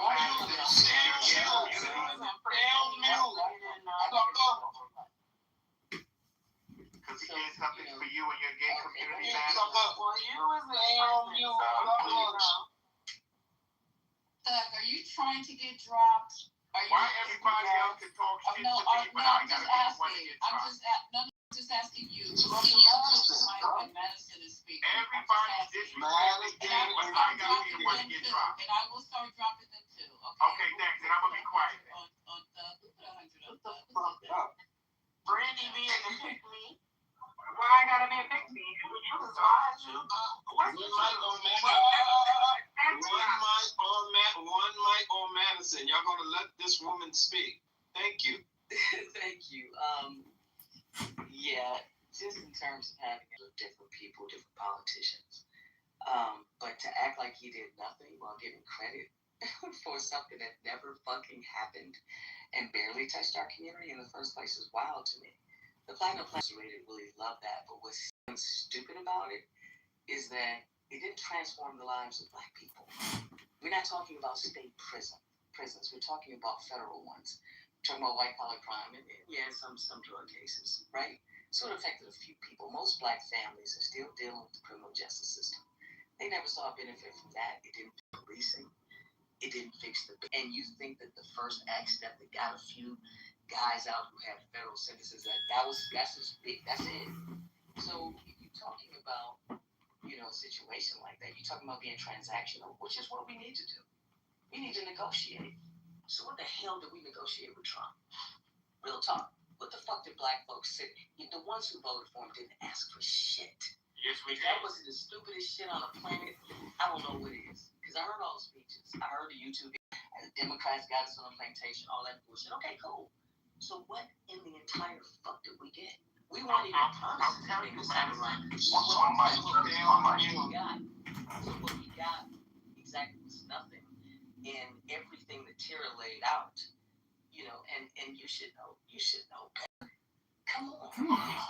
Nothing is coming, and this is, a couple of years in, and that's it. So, because you can't pay rent with campaign promises. I want to show. You can't build no wealth off of it either. I want to show. So if you want to hold Obama accountable, you can talk about the ACA for sure. You can talk about HBCs receiving actual support and not a few $1 million. You can talk about Pell Grants being expanded. You can talk about the crack versus powder cocaine sentencing. Crisis mode right now. Obama, which was decades in the making. You can talk about Brothers Keeper that was launched, not including the fact that he inherited a shitty-ass economy from yet another Republican and had to fix that shit, and left office with unemployment dramatically lower than where it started. And look at where we are now. So it's like you can get all emotional about shit, but at least speak facts and be real. What has Trump done for the Black people? First step back, economic gains, opportunities. That's the first step back. And that is federal prisoners only. Or guess what? Mostly. What else you got? Nothing. Was that Google or Chat? You couldn't have given y'all nothing, you ungrateful motherfucker. Was that Google or Chat? What's what you need? This is what that I have here in New York City. My 1120 gets filed. I see more less. You're lying. Bro, I feel because y'all are miserable. That's crazy. How do you tell us you've been to prison 4 times? You served 4 prison sentences. You don't like mediocre white I want to know how you got to vote. Other race men in the White House? But I guarantee you're broke. You're broke. Yeah, bro, these people are broke, bro. They come on about the stupidest shit. They're all in the people. I just wanted to finish my statement real quick. Okay, so finish your statement. We're not banging on the stage. This is not. Yeah, because you tell them to stop disrespecting me. Okay, so you guys Brooklyn on the stage. She's not adding Stop anything to the complaining. Stop complaining. Just make it. Her black ridiculous. Lisa, Matt is you're not a moderator. You don't tell people who to keep on stage and who not to. No, it's just like it's these like innuendos and these. All right, that's the way of trying to run shit. I have things I can do. Wait, Lisa, hold on. Yeah, I'm not. You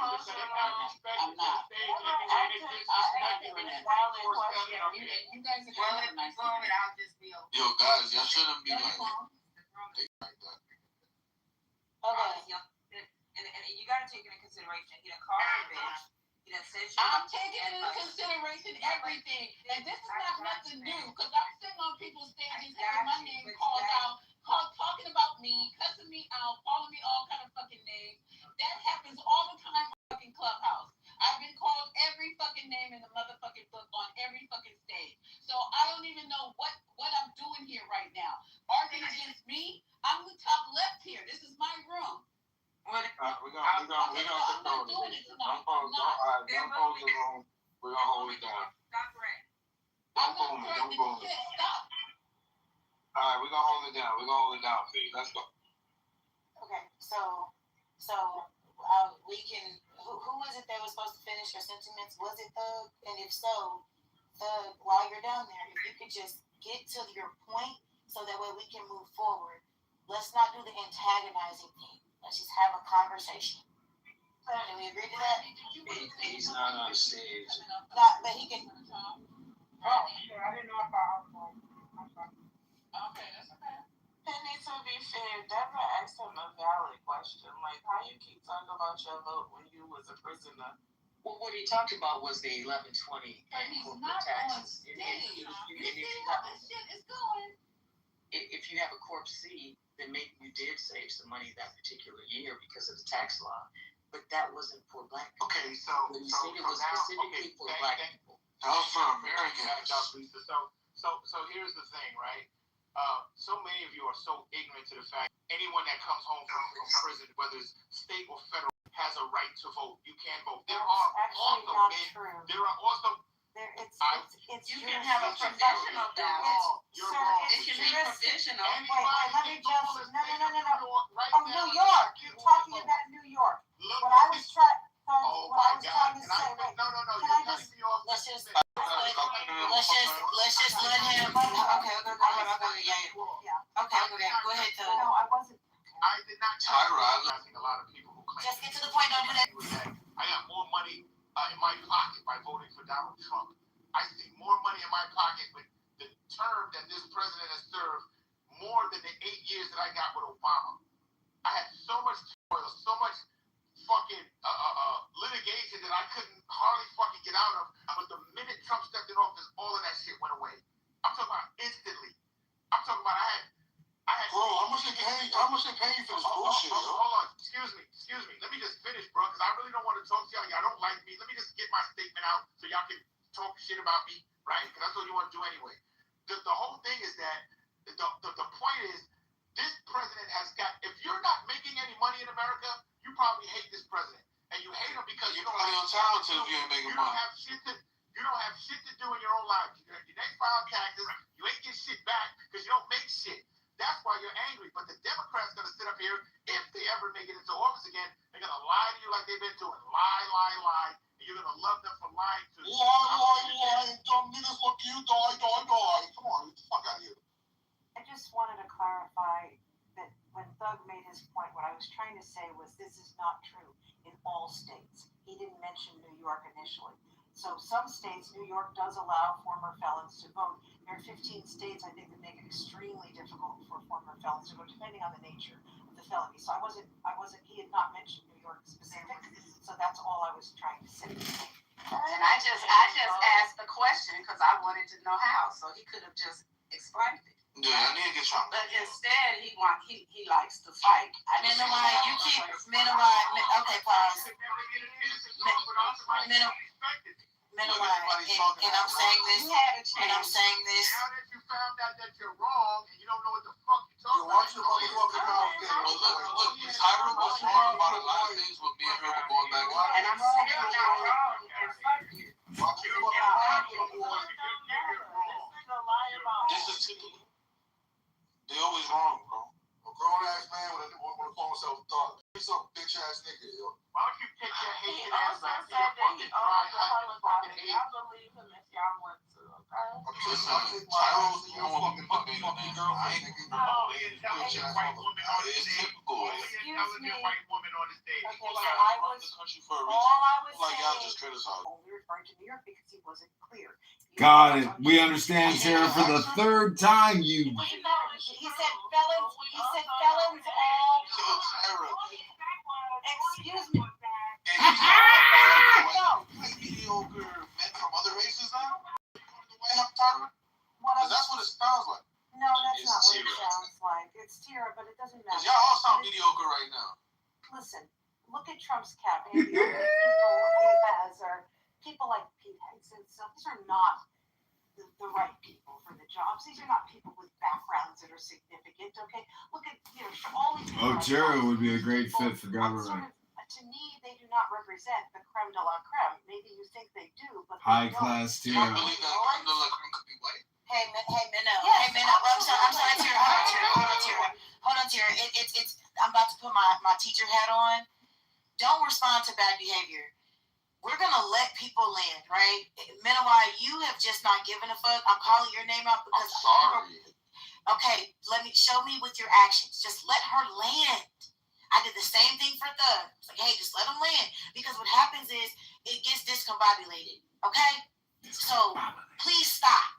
And that's not just for Menawai. Audience, the ad libs, it fucks it up.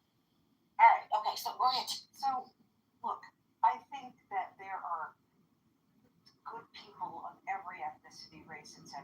Okay, I think there are plenty of intelligent, good white people who can be put in positions, of course. But I also feel that this administration, by saying that anybody who's not a white man, in essence, must be suspect, is a real problem. Okay, because that's what they are saying. When Ketanji Brown Jackson is nominated and becomes a Supreme Court judge, how many times have you heard them say she's unqualified? This woman was probably the most qualified person on the Supreme Court. You can dislike her opinions. You can say she should be safe. Ketanji Jackson is the most qualified Supreme Court justice this country has ever had. And if you don't agree with that, you're a racist. Bias that people who are DEI are all disfavored. Okay, that's craziness. And that's what I've seen this administration do. And this bothers me. There are people all over who are good. There are people all over who are not so talented, etc. But the fact that it seems like anybody who's other than a white man is looked upon with suspicion is one of the things that I hate the most about this administration. It's terrible. I don't even think it's legal. And every time if you anything other than a white man, we are suspicious of you. All this stuff, this has all not even been challenged in court. You should understand that. Okay? Should understand. Because, diversity just to me means why does she giggle like that? Diversity. Okay, I'm gonna exit the stage. Go enjoy my evening. We're gonna let this echo chamber run. I hope it goes. I'm sure it'll go all night. Country with men sort of being the dominant factor in the world, it's the United States. So I think that's a real problem. I'm surprised you don't think that, to be honest. I think everyone should think that. Everyone should think like a racist. That's actually what she just said. That's the only reason I came off the mic, right? And I still got no answers. What I got was a personal tax. All right, this is Chicago News Incorporated. Go to ChicagoNewsInc.com. I made money too. If you make money, you should be able to make money on your interest. But if the best example that you come up with please don't say nothing negative about Obama ever. He's our king. Especially without a real situation, just to keep. Thing is, you want something specific. What was y'all talking about? She said that. She said she wanted something for black people. But black people. We're moving on. Moving on. Go ahead. Civil War is to make you American. Okay. Anyway, yeah, I think that it was disheartening that they let that man say whatever he said, but the man from the UFC spoke down about it. I haven't heard President Trump say anything in reference to it. And I think Joe Rogan spoke against it as well, but that doesn't really mean anything. It's the fact that they had the audacity. He felt comfortable enough to say that shit is what matters. And it's crazy because you got a lot of people, I'm not going to call no names, but you got a lot of people that shuck and jive for that party and the people that represent that party, but then they don't see the fact that those people don't like y'all. It's so weird that y'all really be standing in the gap for these motherfuckers to stomp all over you. Meanwhile, they don't give a fuck about you. It's real weird. And I see that y'all be trying to troll us, and y'all think that it's funny. In real life, it just speaks to how much of losers are in real life. Because nothing that you say is believable. When you come and you troll people for no apparent reason at all, we know that all of the things that you say about all of the money that you supposedly have is a lie. It's obvious. You know, This is how broke people talk. Broke people talk just like these niggas do. sorry about that.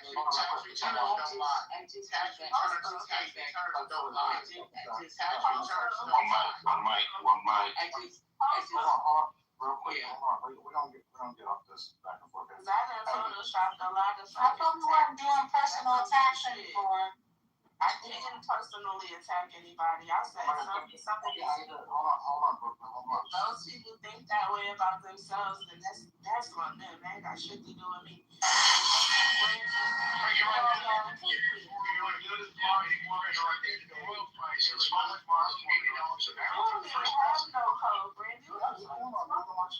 What code are we supposed to have? What code? What's the back to the Just red light. Ain't the fucking streets. I have a code to my kids and my family, dog. I know.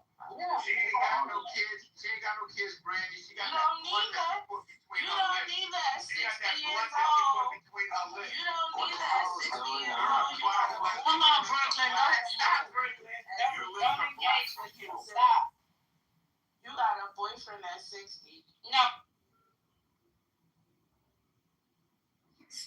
Stop, please. What's wrong with being gay? Hey, Divine, how about those Knicks, huh? Can we go back to that? Absolutely. I think that's the only thing me and Don Willie might agree upon. Divine been trying to figure out whether we can get to the brain without getting crushed, okay? That's what we're trying to Deal being signed this. Larry Kudlow joins us in moments with his thoughts, but first, Fox Business correspondent Jerry Willis tracking the markets for us. Jerry, it's a good day. It's a good day for your 401k, that is for sure. We see traders buying with both hands, and let's talk about oil. We're at the lowest level since early March, down 5%. Holds for the close. This will be a big break. Somebody muted Yeah, because why is Omari playing that shit? Where did that come from? That's what I was Wow. So you got censoring that. Wow. This is a sign. Nobody knows what you're playing. We don't even know what you're playing. What are you doing? I think Amari is playing a clip. Yeah, but we don't tell, but don't talk at all. Yo, brother, but why you panicking though, bro? I'm just telling you. About the Trump administration considering invoking the Insurrection Act, something that we were all kind of guessing about. Is this the inside story of exactly how they considered it? The president's strongly advocating it, so that would be the device they would use to get. Wait, hold on for a second. Did somebody just throw my daughter off the stage? Nah, she's still Look at the daggone history. There's a whole history. She's still on stage. What's going on? Be that I found out other shit. It's not good. Hi, Nisa's daughter. I never met you, but whoever you are, hi. Let me get back to this real quick. Oh, I forgot what we were doing here.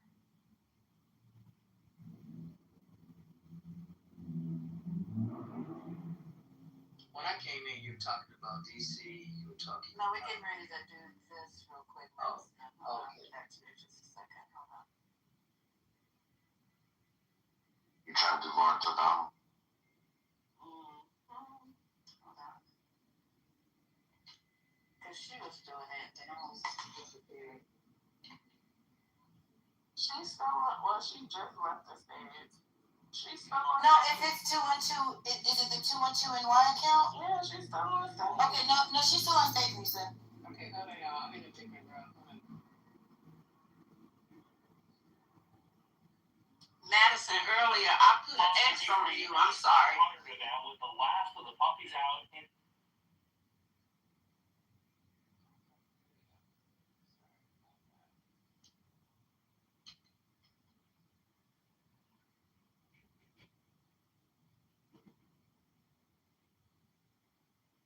Got moving questions? Who does a whole house? I got packing. Where do plants go so far?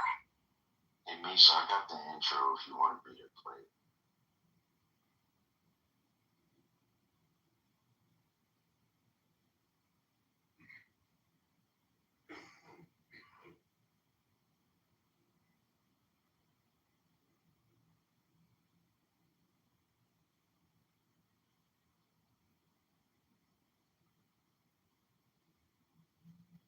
was y'all supposed to be playing?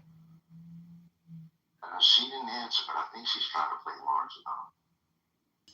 Anyways, sometimes we get lucky, and this is one of those nights. I was watching your coverage with Mark Elias about this worst that what's the worst that could happen? I mean, literally, what's the worst that could happen on election day? Senator Raphael Warnock is part of that group, as you identified.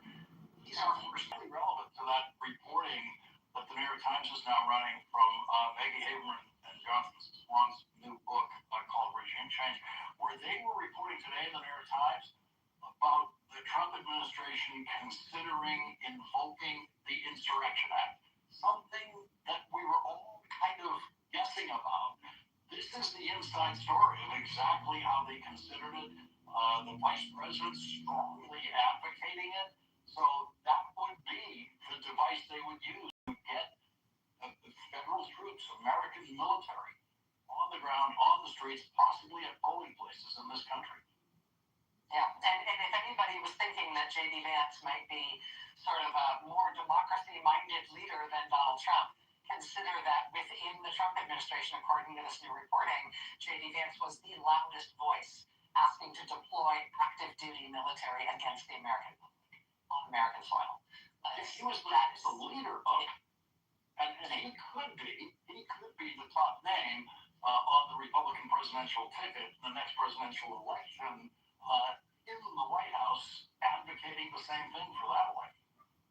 That's exactly right. So it's very eye-opening reporting, and I'm really interested to hear what Senator Warnock has to say about it. I exist purely to provide an excellent, smooth, escape on-ramp to the Lawrence O'Donnell hour, and I am ready for it tonight.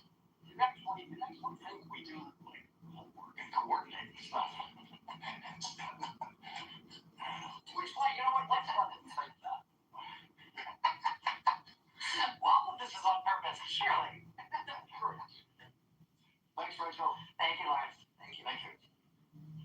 Well, on a day when Donald Trump claims to have reached a deal to end his war in Iran that is a complete failure of his original objective of Iran's, quote, unconditional surrender, the Trump White House has been rocked by stunning new reporting in the New York Times that some in the White House seem to consider so accurate that they are accusing New York Times reporters of having obtained audio recordings of White House Situation Room meetings. Think about that. The White House is not condemning this new devastating reporting from inside the Trump White House as a pack of lies. Instead, they are, in effect, declaring it to be so shockingly 100% accurate that the reporters must have audio recordings of what was said in the White House. Axios is reporting top White House officials believe New York Times reporters Maggie Haberman and Jonathan Swan obtained audio recordings of Situation Room meetings for their forthcoming book, Regime Change. No White House has ever made that accusation about a book sourced from inside that White House. And every president, and there are always some people who try to cast doubt on some of the accuracy in those books, but the truth of it is that most of those books, especially the Woodward books, have been highly accurate, with White House meetings recreated through interviews of participants in those meetings.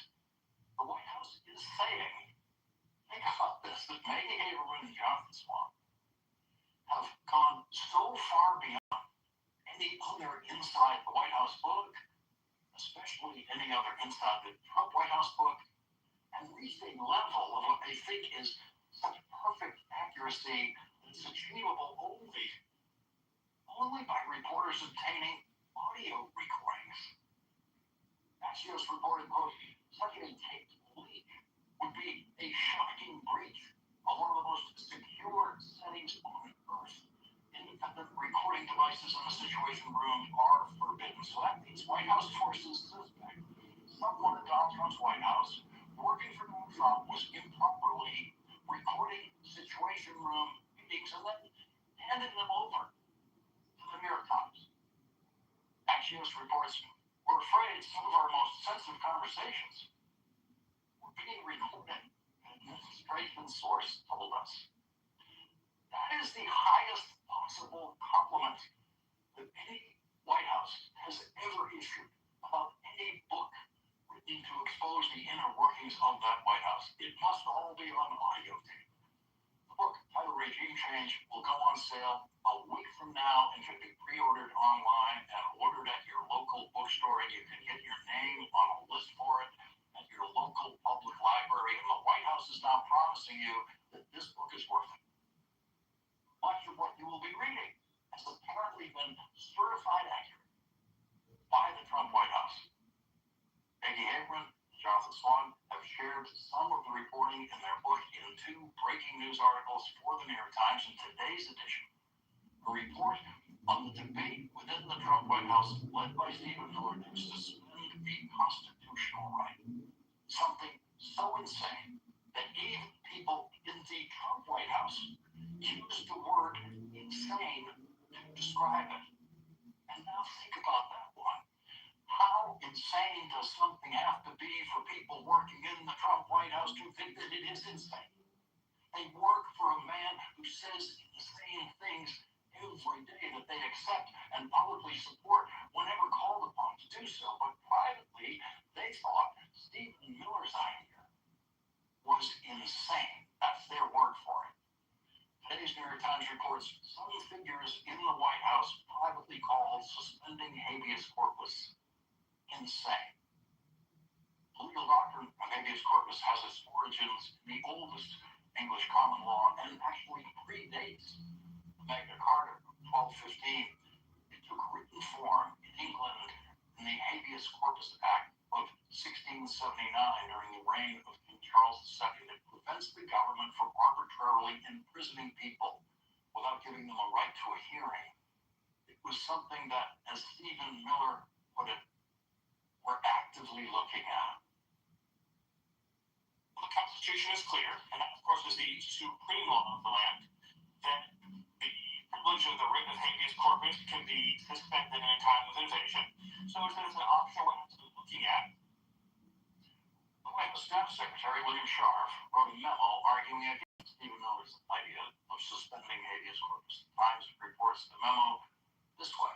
The history of habeas corpus dates back to the very dawn of English common law. He recorded in his memo to Susie Wiles, denial of habeas corpus rights was a key grievance underlying the American Revolution, and the right to apply to the federal courts for habeas corpus review dates to the beginning of the Republic. Stephen Miller wanted to suspend habeas corpus for immigrants in order to speed up what Donald Trump had promised would be the mass deportation of immigrants. Stephen Miller argued the presence of undocumented immigrants in the country, even those who had been here for decades working harder at their jobs than Stephen Miller ever has, constituted an invasion, and therefore habeas corpus could be suspended. Times reports habeas corpus had been formally suspended only 4 times, most recently after Pearl Harbor. In every case, the country was at war or facing armed rebellion. Only Lincoln, at the start of the Civil War, had ever claimed power without congressional authorization and only during a long congressional recess.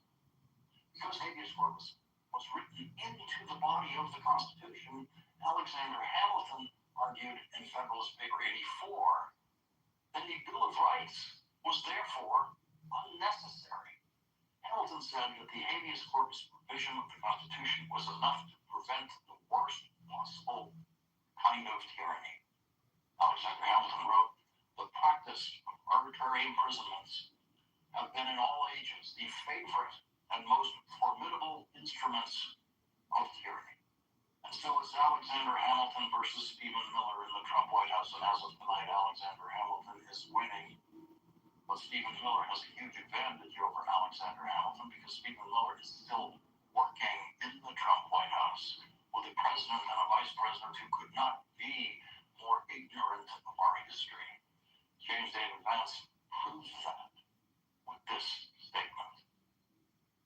If you go back to World War II, if you go back to World War I, if you go back to every major conflict in human history, they all end with with some kind of negotiation? No, they didn't. World War II ended with zero negotiations. World War II ended the way Donald Trump claimed his war in Iran was going to end: unconditional surrender. Japan and Germany each signed unconditional surrender documents. Adolf Hitler killed himself rather than submit Germany to the unconditional surrender that he knew was coming. Every vice president, prior to J.D. Vance, has known that President Franklin Delano Roosevelt demanded the unconditional surrender of Germany and Japan during World War II. And when FDR died in the final months of the war, his vice president, then elevated to the presidency, Harry Truman, accepted those unconditional surrenders without a word of negotiation with anyone about those surrenders. A kind of statement by J.D. Vance demonstrating a complete ignorance of how World War II ended is the kind of thing that used to be drummed out of American politics before Donald Trump's dumbing down with the Republican Party, and it tells you something about the quality of thinking that the Vice President of the United States brings to his job. In the report by Maggie Haberman and Jonathan Swan in today's New York Times, J.D. Vance began a White House meeting last year by arguing it was time to invoke the Insurrection Act, which allows the president to deploy the American military to put down insurrections and rebellions inside the United States. He did this. Renee Good and Alex Brady were shot and killed by Donald Trump's federal agents in Minnesota when video recordings of the incidents showed that they did not pose any threats at all to the agents who shot and killed them. The Times reports Mr. Vance got to the point they needed to invoke the Insurrection Act swiftly to crush the unrest in Minnesota. It would be painful in the short term, he said, but the message it would send that paid agitators could not get away with disrupting ICE operations would make sure no one tried it again. There was no evidence that either Mr. Brady or Ms. Good had been paid activists. Once again, it fell to William Scharf to make the point that the Insurrection Act, as the Times reports, simply did not fit the circumstances on the ground. And so, yes, it is easy to imagine what goes on in the Trump White House, as easy as we always thought it was. Discussions of trampling the Constitution, violating the law, and crushing our rights. Maggie Haberman and Jonathan Swan report that the discussion that day of invoking the Insurrection Act to send American troops into the streets of Minneapolis and who knows where else in this country was inconclusive. The meeting broke up without a decision, a vague consensus to keep thinking about it, but it had been clarifying in its own way even after the administration's posture had helped escalate tensions in Minnesota.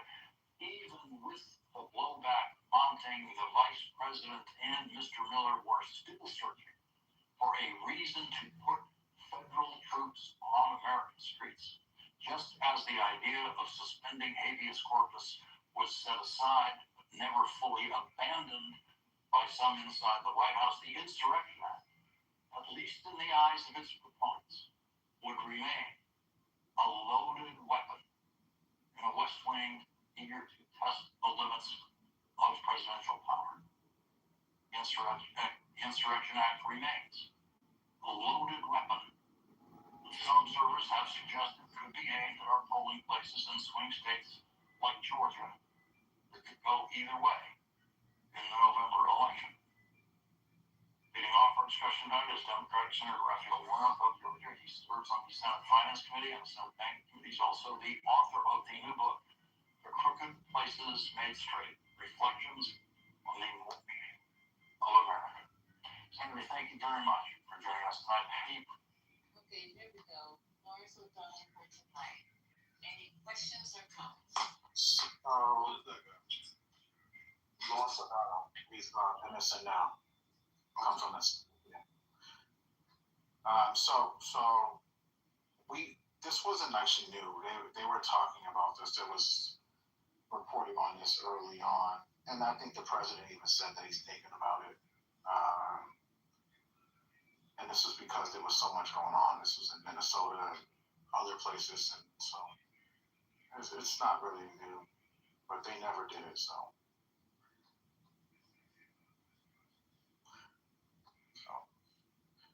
Minnesota was wild. They were wild in Minnesota. I'm sorry. Yeah, that's the thing. Like, people don't really want to hold them accountable. But, like, we're the idiots. Like, come on, bro. That's clear.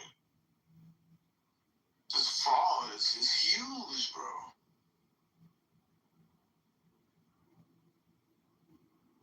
Like, nobody cares about that? No?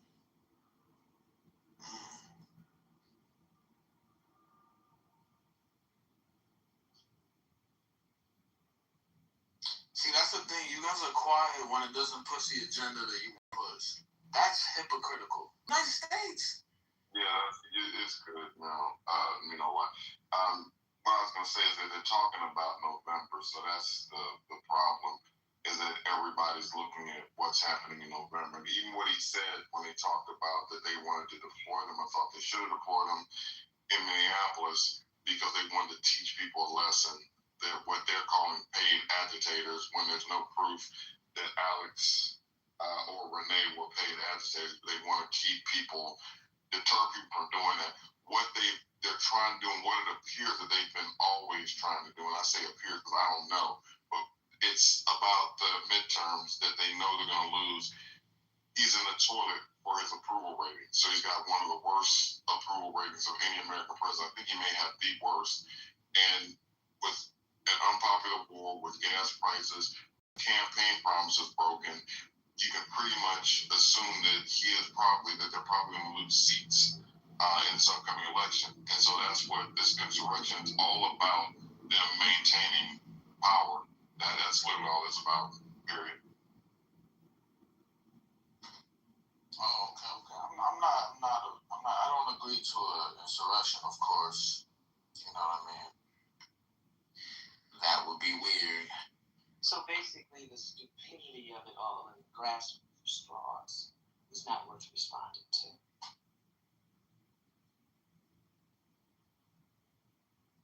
Suspending habeas corpus has only been done at times of war. For Trump to sort of suggest, or Stephen Miller to suggest we are at war because illegal migrants have come into the country, has always been, in my view, one of the least supported of his many views that I dislike. Okay, there is no war. It is not being directed by a foreign power. Trendagua, in fact, if anything, is acting on their own. I think most people recognize that this is not an invasion in the sense that the courts ever meant habeas corpus to, or quite frankly, the Insurrection Act to be invoked for. But that's what Trump is trying to say, that we are being invaded, and so for that reason, we should do all these things. Now, if you can come up with anything credible that suggests there's an actual targeted invasion by a foreign government, I'd be interested to hear it, because I have never heard it. And I think that's one of the reasons why they didn't go down these routes, because the courts have been extremely distrustful, let's just say, even though they give the president great deference in the area of foreign policy and in the area of national security. This is a bridge too far.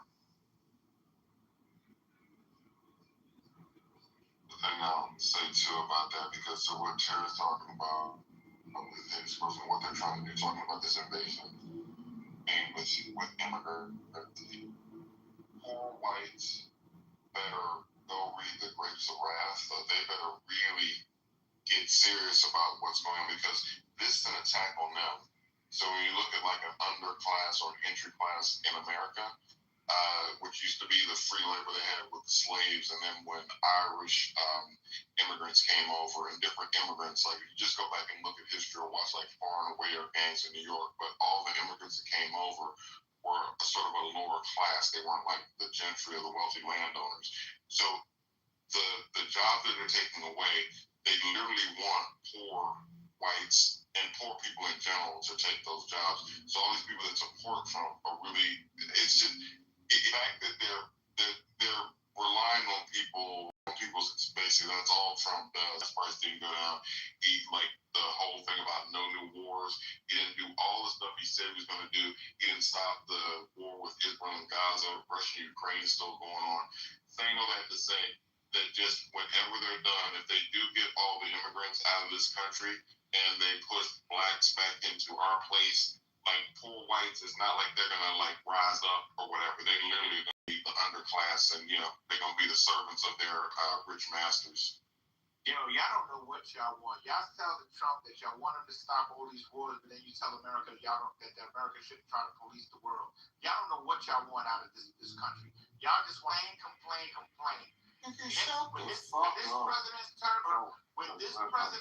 When this president's term is over, I can't wait to see what you step-it, fetch-it blacks. I'm not trying to stage. I'm talking about all the step-it, fetch-it blacks who want to complain about this president. I can't wait to hear who you niggers are going to try to vote for in this next election. I can't fucking wait. How does Trump help anybody? I guess what I'm trying to figure out, because you said the platinum plan earlier. Like, I don't understand how Trump is helping black or white people. So maybe if I can understand that from your perspective, maybe that would help. You don't want to understand it because you're going to let somebody cut me off, disrespect me, and then you're going to sit there and say, help you understand it. No, if you want to be a baby, I'm saying I thought you were a thug. It's like thugs don't. That's not a thug. That's not a thug. You ain't sound like a thug. Yeah, you could be a baby. Be a little bitch. You ain't sound like a thug just then, or whatever you're talking about. You like a little body bitch. Tough with a green beam in another state. I know. But you put forward. Don't push forward, but I'm saying just, I know it's easy for you to say push through it because you got the beam. I know. Y'all so fucking tough. Beam doesn't matter. It's a free out. Y'all are so tough and smart in this room. Y'all are so tough and smart.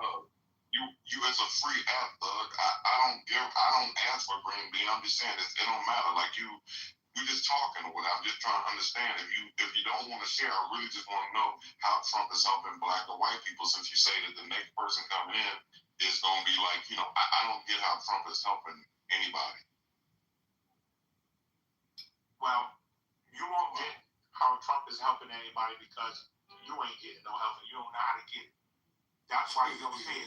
What you're looking for, hold on, you just asked me something, now you want to cut me off.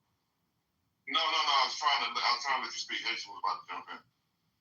So, you're saying how is he helping black or white people? Number one, every opportunity that is afforded to white people is afforded to blacks. I don't see anyone who hates this president so much doing anything that this country has to offer us, taking advantage of it. I don't hear any of you doing that. And if you're so smart and this president is so stupid, it should be very easy for you to galvanize whatever you can get from it. It should be easy. But guess what? It's not easy for you. You know why? Because you're so much in the low echelons of understanding how to work this country that you want to complain about it. That's how you hide your ignorance. You hide your ignorance by complaining about something that you can't fucking change. You're not going to move him out of office. Your next president that's going to come into the office, I can't wait to hear you Negroes on this app. I swear to God, I can't wait to hear your. Are you gonna answer the damn question? Hold on, please. Let me talk to him, and I literally would get off of this. But Doug, that still didn't answer the question about how's he helping anybody, because I can tell you how he's hurting people with like SNAP benefits. People that were getting money for food are getting less for food under him. Gas prices, I get, the vitriol, but I'm saying I'm asking you literally how the man's helping everybody. You just giving me stuff that's not really saying how he's helping me. He's helping me. That's cool. He's not asking people, he's helping you. That's what's up. That's what I got. My vote and my interests have been met. All right. That's great. He's not helping people. He's helping you. We're good. Tell me what Obama did to help people. All right. Yeah. Okay. Can we move the mic around? Let me go. Madison already told you. You don't have to repeat it, Mike. Let me step in the time machine. Hold on. Let me see if I can get back to 2012. I'm going to see if I can make it back there. Well, I mean, I'm actually one of those people that made money since Trump has been in office. And the first time around, too, that wasn't even a conversation because the argument was now as black people didn't benefit because we're not smart enough. That's an interesting defense. When you said that Trump was helping black America, it turns out he was helping people who already have profitable corporations and assets. That's not a black agenda. That's an I got mine agenda. And I'm not about that life because I'm about my people and my community. You got gay laws presented for you, and that's what you got. It has nothing. We talked about this nigga with the gay shit again, yo. That's why you ain't got nothing to say. You mad because you in the closet? You gonna come in the closet? You got your right to marry your woman and bump pussies together all you want. That's what you got. And we know you dick in the closet, nigga. Guys, increase the peace. Fuck the Middle East. A lot of people on stage. Come up with your own arguments. See how that goes, though. Why y'all keep engaging talking him? about money. Increase the peace, but fuck the Middle East. Stop engaging with him. Let's move the mic around. We got impulse control issues. So it's. I feel like y'all. I just want y'all to be happy as Americans. Like, how are you doing good, but y'all supposedly doing so bad? I don't believe y'all doing so bad. Are you not? I don't believe. Are you Black American? You're American. I don't care what color you is. Listen, be no black. First of all, you're brown. You're brown. First of all, if you want to be technical with it. May I speak? Thank you. Appreciate you. I did not hear not one person on this stage complain. I did not hear anyone. We're stating the facts as they are. It's like anytime we explain what's happening in this country, it turns into y'all are broke, y'all are dumb, y'all are. Don't you live in a nice house, Devon? Don't worry about where I live. Don't worry about me. All right? Worry about you. Don't say my name. All right. Shut up. Yo, that's not the argument. The argument is all the atrocities that are taking place under this administration. Not I'm getting mine. I'm a profitable businessman. Y'all are dumb. Y'all are stupid. Y'all are complaining. Like that's not even an argument. You're not even defending your own argument. So the audience is not slow. The audience is not dumb. You gotta come better than that, bro. What's going on? Come better than Trump in 2028. Then I'll believe anything you say. Other than that, y'all a bunch of ignorant complainers. What kind of response is that? You sound illiterate. Honestly, you really don't sound. For someone who's saying running several corporations, your responses to intelligent questions are very unintelligent. You really are not making a good argument, brother. And we need to move the mic around. I've asked several. There's plenty of y'all on stage. Let's move the mic around. Stop engaging with idiocracy. I'm going on mute.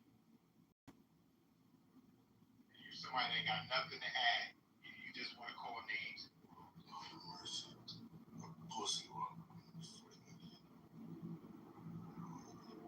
That's what y'all want, man. One mic on you, Doug Buddy. One mic on you for 45 minutes. Go. One mic on you. Now the stage is silent. It's DEI. Go ahead, put on the fucking idiot. It's on you, fucked up, Willie. You gonna call me an idiot, right? What about your Haitian mama? You a fucking retard, bro. My mother's Jamaican. Alright, come on. My mother's Jamaican, you stupid motherfucker. What about your mama? You Jamaican? I just said she's Jamaican. My mother's Jamaican, you stupid. Now what? I knocked him down. I'll bring him back up. Please leave his ass down there. I'll bring him up. You know, it was interesting. When I mentioned Democratic candidates, I don't know if anybody else has anyone in mind, but one of the people that was mentioned, I think, by Thug was Elizabeth Warren. And I said no. I said no for two reasons. A, because I think, her ideas are just not going to fly, and I think there's too much stuff that's been said about her, and it's really hard to get past the Pocahontas crap and things like that. But mainly I said no because she's going to be 79 years old when the next presidential election happens. And I think we really need people who are younger at this point. I don't want to see another 80-year-old president. Does anybody? Back the line have one, and I think I'm pretty sure I don't want to mess his ticket up, but I think Matt Belial had thrown out Mark Kelly and Richard Whitmer as president of the VP. I thought that was an interesting ticket. A guy, people are like, no, he's Jewish. I don't care if he's Jewish. Is it the governor of Pennsylvania? What's his name? Josh Shapiro. Is the governor of Pennsylvania, who's been really, I think, very good on the issues. But have you listened to Ossoff's recent speeches? They are sort of very well done, let's just say. But I don't know. And he's from the South, which might not be a bad idea. But, yeah, go on. No. I was just going to say, look, it's funny. A year or two ago, I was in despair that there were no Democrats. It was really depressing to me. But I now feel there are people emerging, and there might be some strong. I hope there are some strong, good voices, and it doesn't look as bad to me. And when I look at the Republican side, I see it's going to be Vance, Rubio, or God forbid, Donald Trump Jr. Oh my lord. Well, that'd be interesting.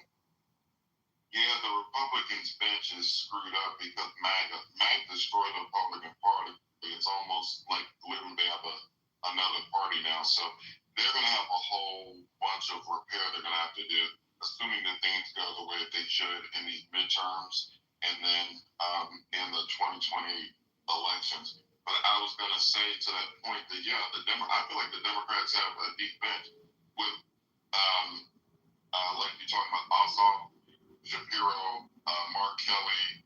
I think Wes Moore is not quite ready. Gretchen Whitmer definitely should be on somebody's ticket. And Pete Buttigieg is one of my favorites. And it's funny because, like, the whole thing with him being gay, but if he runs, I literally would go work and, like, go knock on doors for his campaign. I feel like he's probably the most qualified person that we have on that side to be president. Every time you hear him speak, his skills of order, everything about the way his military service. The only thing is just with him being gay, but it's like I'm hoping that he'll put his hat in the ring and try to, at least go on the primary and see what he can do. Look, he is probably the best, not just speaker, but he engages with the other side in a way that makes sense, is sensible, and he's smart as a whip. And I agree with that, but I just don't think America is ready for a gay president, and I just don't think they're ready. I don't think they're ready for a female president to be get over stereotypes and etc. And I think there's a lot of people who just will be against Buttigieg because he's gay. It's simple as that. Breaking news, guys. Breaking news. President Trump removes Josh Hockett chain after his Michelle Obama comment. Come on, guys. Removes him from what? No, he removed. So I'm gonna send it to you. Right? Wait, hold on. Who put thumbs down? But you don't even know what the fuck he put thumbs down for. He doesn't co-sign what he said. But I don't like you. Okay. I don't like you. I don't care. And I can do whatever the fuck I want. I can do whatever I want. Let us get back to the conversation we were having. Just about these candidates. God, I can't remember what the fuck. Buttigieg. Yeah, right. So I'm saying after witnessing this UFC fight and motorcycles going back and forth and doing like motorcycle jumps and the whole way that the way he's running this thing, the destruction of the East Wing of the White House, like cranes, this whole thing with the ballroom. I do think, and I had this talk the other day, I just think that by the time we get to 2028, we could be in a position where we may be ready. If they're going to put the insurrection, use the Insurrection Act and vote that for the midterms, the things that we have not yet, that we get to witness, by the time that time gets here, we might be ready for anything is what I'm saying. So Pete Buttigieg may have a chance based on whatever else that we don't know that Trump's going to do in the future. So do you think America would be more ready for a gay president than they were a woman president? We gotta let the women go first, bro. So that's a great that's a really good question, but what I would say is I think Republicans, interesting enough, would be more likely to vote for a woman president. They if for example Nikki Haley had been I think they might have gone for it, right? I would. Because they have a vision of a certain type of woman who would be acceptable to them. I think the Democrats are more fractious, and I also think Republicans would vote against a Democratic woman in large numbers because they would perceive she would be a feminist, and it's a fascinating dichotomy. I don't have an answer to your question. I sort of feel like, and I hate to say this, but I feel like the Democrats would be safer off just, nominating a straight white guy. It just feels like the patriarchy would win anyway, regardless of him being gay. I feel like a gay man would win first. Well, I mean, if he was a gay racist, he would probably win first because America is certainly ready for that. You mean Lindsey Graham? Is that what you're? Sorry. Oh yeah, this was so fucking crazy. If you even look at the cabinet, so Besson or whatever being gay, and you just mentioned Lindsey Graham, who's not out of the closet, but it's assumed that he's gay. I'm just saying that Trump, there's like a MAGA. I read an article about this. It's been so long, I apologize. But there are a number of people in Trump's inner circle that are MAGA that are just openly gay. So I'm just saying that if the world keeps going the way it does, Pete Buttigieg is so qualified. He is so presidential. He's perfect for the role. I'm just saying we may get to a point if they deploy the military for this shit's gonna get worse before it gets better. Plus the stuff he's already done. I just think that America could be ready for someone like that by the time we get to 2028. But again, it's just I might down this hill, but it's just sort of what I'm thinking right now. Well, I mean, I was serious about what I said. Look at what America was willing to look past. You know, felony convictions, reality show politics, conspiracy theories, constant scandals, and every other form of political chaos imaginable, up to and including this weekend. Why? Because he appealed to the lowest common denominator. And we all know why he got elected.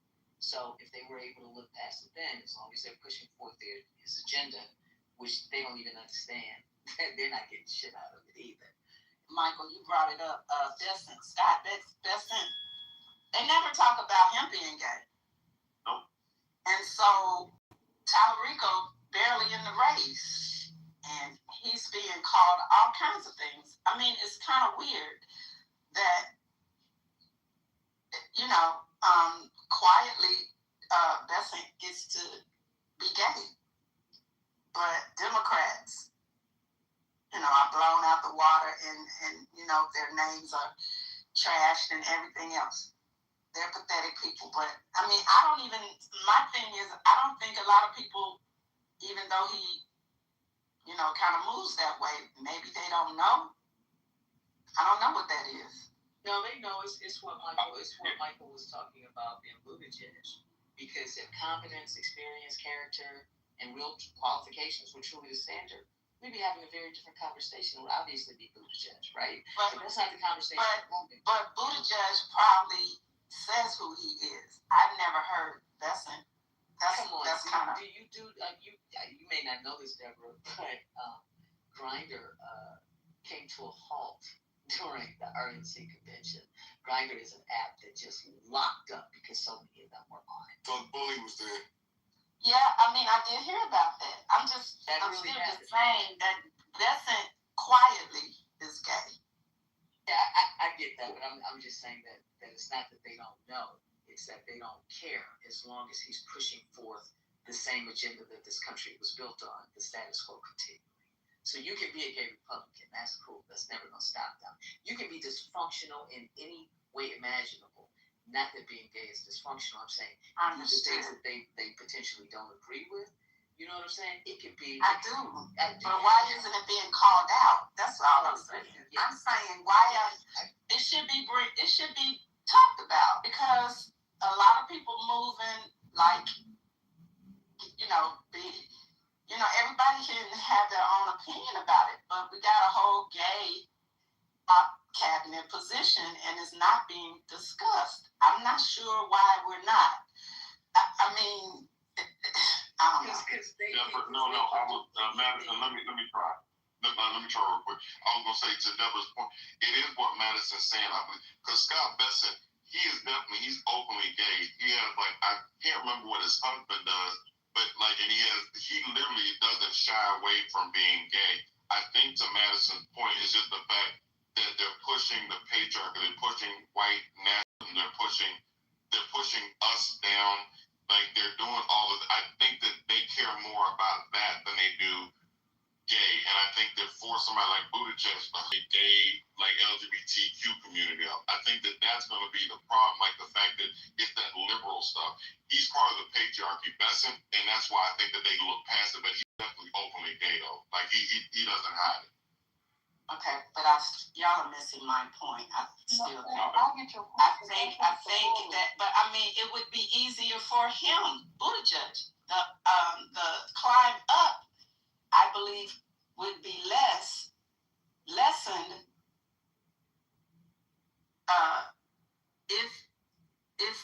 if it were brought out more or talked about, the fact that there's a gay Republican.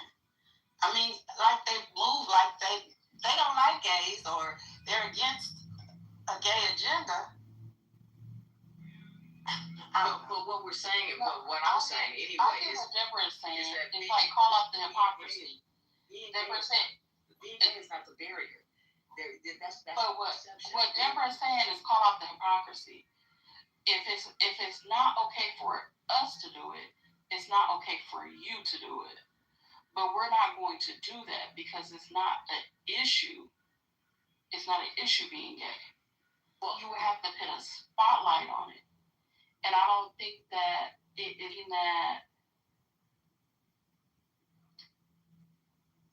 But how can you coexist? How can they do what they're doing in Talarico while and I don't know. It's how we live in the same universe and see things so differently like that. Right. Deborah, I know what you're saying. It's crazy. It's like insane, right? Because it's the same thing with Christianity. It is ignorance is bliss. They literally saw this man hold the Bible upside down and not be able to quote his favorite Bible verse. But Christians can literally say he was sent from God. This is cognitive dissonance. They are doing it on purpose. The barrier is not gender, sexuality, religion. It's none of those things. Because there are plenty of examples where people are accepted despite that. And it doesn't disqualify them. So it's the people who protect the existing power structure, they can do whatever the fuck they want. And the people who are willing to try to help the people, they're going to pull something out of their ass to say that something is wrong with this person. And unfortunately, sheep will follow that and really believe it despite every piece of evidence you put in their face. And so when you point out the hypocrisy, it makes you feel crazy, Deborah. I get it. I feel crazy every day. It's like, is anybody seeing this? Does anybody care? And then when you hear people with their talking points, especially when it comes to, he's gay, and it's like, but they don't even, they know that's it is, but they don't care because they don't want to care because they don't want the real information. And there is no litmus test. It's not who you are. It's whether you're willing to uphold. You can call it the patriarchy. I mean, it's the patriarchy, but the patriarchy is based on what? White Jesus. White men winning all the time. And when black men don't even understand that, it's wild. So I know what you're saying, and I know it's difficult for me to wrap my brain around. I'm just saying it is what it is, and it's a very simple concept. And if you go back to the beginning of this country, the same thing is continuing. And they're just gaslighting everybody. That's all. I mean, it's really not that difficult because people do it all the time when everyone, I'm for the gays, I love gay people, but as soon as a straight man says something you don't like, you call him gay. So everybody's a hypocrite if you think about it. It's who you like. It's not about their sexual orientation, their color. It's if I like this person, I'm gonna ride with this person. We call straight men gay all the time when we're mad at them. So ain't no difference. I'm not sure what that has to do. Yeah, that's weird. Not a whole lot, but it's like, what? I will say this. I don't think point what she said didn't understand. But then on the opposite side, they will say we don't want these type of people in running in office. And I'm saying that we justify it and we understand why they do it, but we don't push back and then it works. They win the argument. It was the same, and I'm just going back for a minute. I ain't trying to relitigate anything. It was the transgender thing and on a lie. We don't agree. But that shouldn't be when we don't push back and get the facts out, and because I still don't believe everybody is paying that much attention that Besant is gay. He might be talking about it in other circles, but he's not doing it in his position. Buttigieg don't mind talking about it in the political, forum or whatever. I've never seen Besant do it, and if he has, it didn't get the same attention that Buttigieg gets. And so while we understand what's happening, we're losing. Well, we're losing the battle. We are losing, and you're a really critical thinker, Deborah. And it's the same reason why when I was trying to dismantle an argument earlier, and I'll hear Michael walking people down the same way, is strategy, and there's always a diversion. Whenever you're making too much sense, somebody starts arguing, or they bring up something anecdotal about themselves, and they pivot, they switch the conversation. But when you just really lay it out there the way it is, and you were so right about Kamala, that whole diversion campaign, and they call them whisper campaigns. They do it on purpose because it's so easy to spin people. But it's the same reason Hakeem Jeffries signed the Charlie Kirk resolution, and all those other Democrats did. They didn't fight back on anything. They just signed it. So the complicitness of it all is just mind-boggling. It's like we don't stick with the same arguments. There's no strategy. We appeal to emotion and just try to go back and forth with people, but this, but that. But then when you lay out the hardcore facts, there's so much misinformation and disinformation. And I don't think that it's the misinformation. Misinformation is the willingness of people to go along with things that they already want to believe in terms of their unconscious bias. They like what's coming up in their algorithm, and it validates their core system. Because you can even say white Jesus to some people, and they'd be like, "We'll be talking about Jesus." It's like, oh my God. So, a lot of this stuff is so far programmed. I don't know if there's any way back from it. I think part of what goes on, though, is that when there are Democratic candidates, Tel Rico, I think, is a riot because they're accusing him of being both gay and transgender as well as a womanizer. I'm not sure how you can be both, but okay. And I think that part of what happens in the political calculus is Republicans understand that transgender rights and surgeries and women and men's, men and women's sports, things like that, basically the Americans like 80%, and that includes Democrats and Republicans. So I think part of what happens here politically is that many of those candidates, it's not just that they're gay, it's that they also support transgender rights, which is still, that's a difficult one politically to deal with because it's not popular. It's just not a popular position. I'm not saying that I agree with that, but I'm saying I think that's the truth, and that's what happens. So if you look at Tallarico, a lot of it is he's transgender. That's been the biggest, not gay, transgender, right? If you look at Buttigieg, there will be, now I haven't seen it, but because he hasn't been a serious candidate recently, but there will be things saying he supported the Equality Act, he supported all these things, and I think that's where, it's politically, they have candidates that figure out how to respond to that. I can get that, and I agree with that too, because I don't think that they should carry that flag, no pun intended, to that degree. But people have to examine the way that they think in their own minds. It's like, okay, if you have a transgender person, and it's a male to female, so you want that person in the men's bathroom then. When you game it out, and when you actually follow through with the whole thing, so you don't want the man dressed up like a lady to be in the women's bathroom, and nor do I, because of little girls. But you want them to be in the men's bathroom, and you're not concerned about your little boys. And then you discount the entire fact that children, by and large, are molested by straight men, and mostly white men, as a matter of fact, if you look at the statistics. But nobody gives a shit about any of those things. So yeah, I definitely don't think that they should have hung their flag on that, one thing at a time. Don't do those things that are polarizing.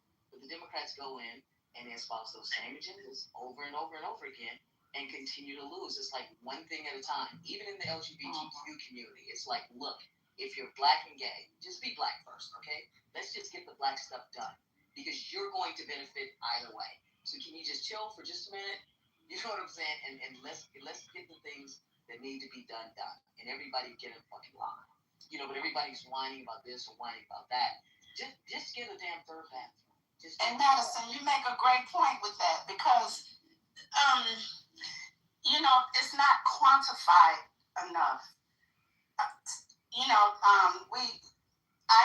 What you said, white men are more likely to have molested a child, a straight white man. And we don't say that. When you said that, the bell went off for me. We hear it one case at a time, but I've never heard it quantified, just like you just said it. And it should be said. We running around assuming that transgender men are the ones that are, molesting or whatever. And I think just that statement alone should be said more often. And one more thing, I'm just going to say this. Buttigieg is always asked about, that subject or anything around that subject. I wish someone would in the middle of Besson talk, and he gets to be gay, and it ain't no problem. About the facts and figures. Ask him something about that. Right. Just I wish they would. They go off the topic with anybody else, but he just get to talk about in close company with somebody that's transgender, but they got an uncle that's molesting the little girls. When you look at the statistics of women that have been victims of abuse in some form or fashion, it is staggering. If you get in a group of 10 women, I guarantee you, talk to them and see what has happened within their own families that ain't nobody talking about. It is that uncle, that straight uncle that's supposed to be cool as hell, but you worry about a transgender person that you would never even see. It's so. I'm willing to bet you if you were to ask Besant his view on transgender rights, he would say that he's against, men and girls' boundaries. He's against, men taking biological women's spots in sports. I'm willing to bet he'd say all that stuff because there is a Republican position that's pretty clear cut. And I also think because he hasn't been a politician, he hasn't had to take public positions on some of these things, so he doesn't have a record that might, belay what he's saying. So I don't think you get where you think you would get. I also think that while I agree, yes, it's much more likely to be Uncle Joe's molesting the kid. Remember they were talking about gay teachers that are going to be molesting, and I was thinking no, it's probably going to be like the family friend or the relative or the uncle or right. That's a much more likely scenario, obviously, or the priest for that matter. But I think that unfortunately, and the point is, it shouldn't be a Democrat or Republican thing. That's the biggest. But I understand, but you don't get the problem is, like I said, most Democratic politicians, for whatever reason, have a record on this, right? They have been taking positions for 4 or 5, 10 years, whatever it is. So they have something where they've said, I think I agree with, I want this, and so people can, react to that record. Besant probably doesn't have that record, so it would not be, if he were asked, he'd say, no, I agree with President Trump on all these things, or whatever it is. But I do think it is a problem, not because it's okay. Look, how many transgender athletes are there in high school sports? So few. It's really ridiculous, right? I mean, it's just not the issue that it's being made to be. It's not destroying the fabric of our society. There are very few instances where underage kids have gotten, gender reassignment surgery. You know what I'm trying to say? Most of these things are just, they're hyped up to the point of ridiculousness. They don't happen. They're not happening much. They're not an issue for 99.999% of people. But people perceive it to be an issue, and that's where the Republicans have done an amazing job, right? They have managed to whip this up, people into a frenzy about this is the worst thing in the world, right? Drag queen, whatever, reading hour or something. It's not even close, but I don't know if you can put that genie back in the bottle right now. I think they've already succeeded culturally on this one, and people have records, and they're going to have to figure out how to address this. Well, I think everything that you said is true, Tara, but what's crazy is most people in the LGBT community don't even think that leaving shouldn't happen until you're at least 18 years old.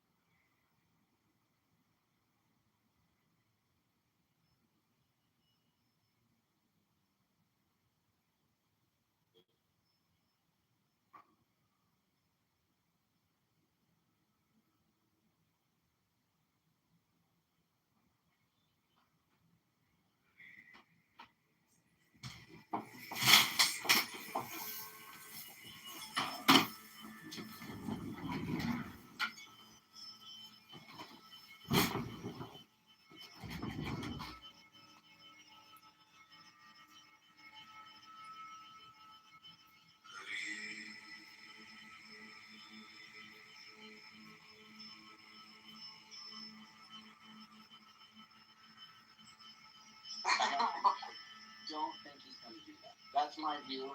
So I think he's going to be saved eventually. I could be wrong on that. Maybe it is an eternal conscious torment. That could be true.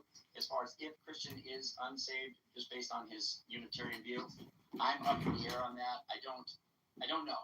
And I hope that's not the case.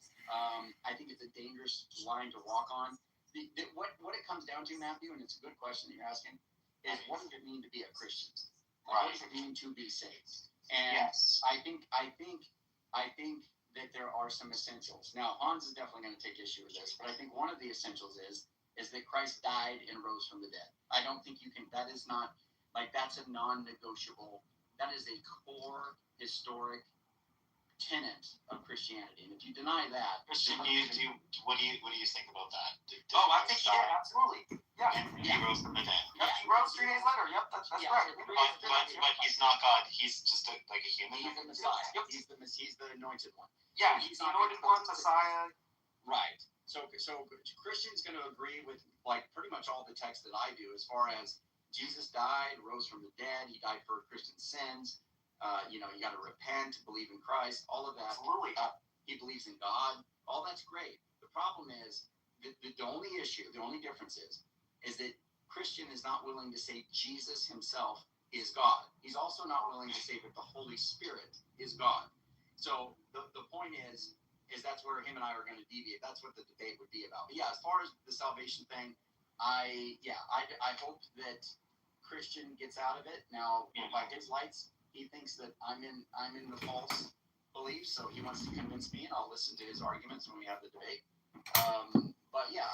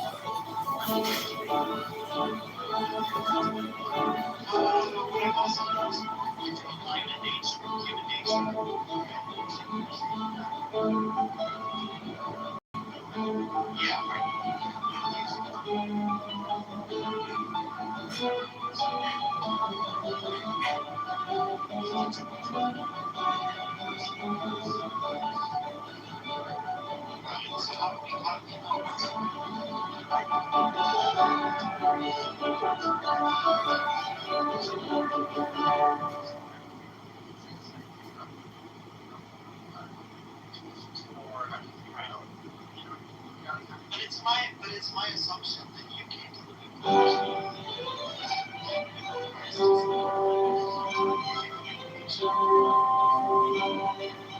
It's my assumption that I'm going to believe them.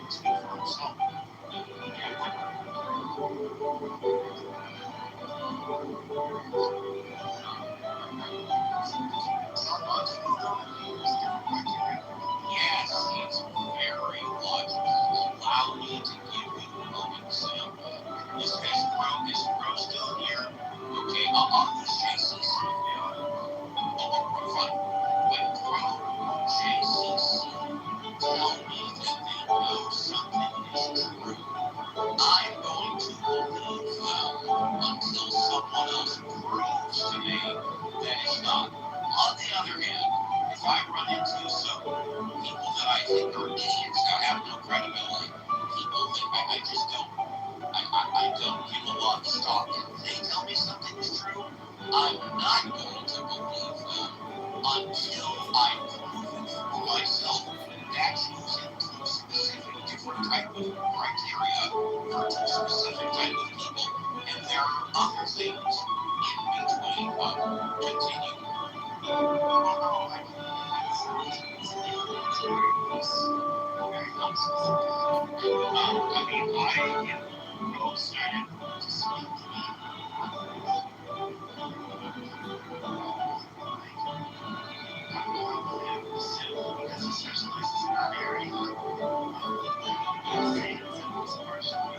Well, maybe he's having a bad day, or maybe he doesn't like you, he's purposely lying to you. Same up there.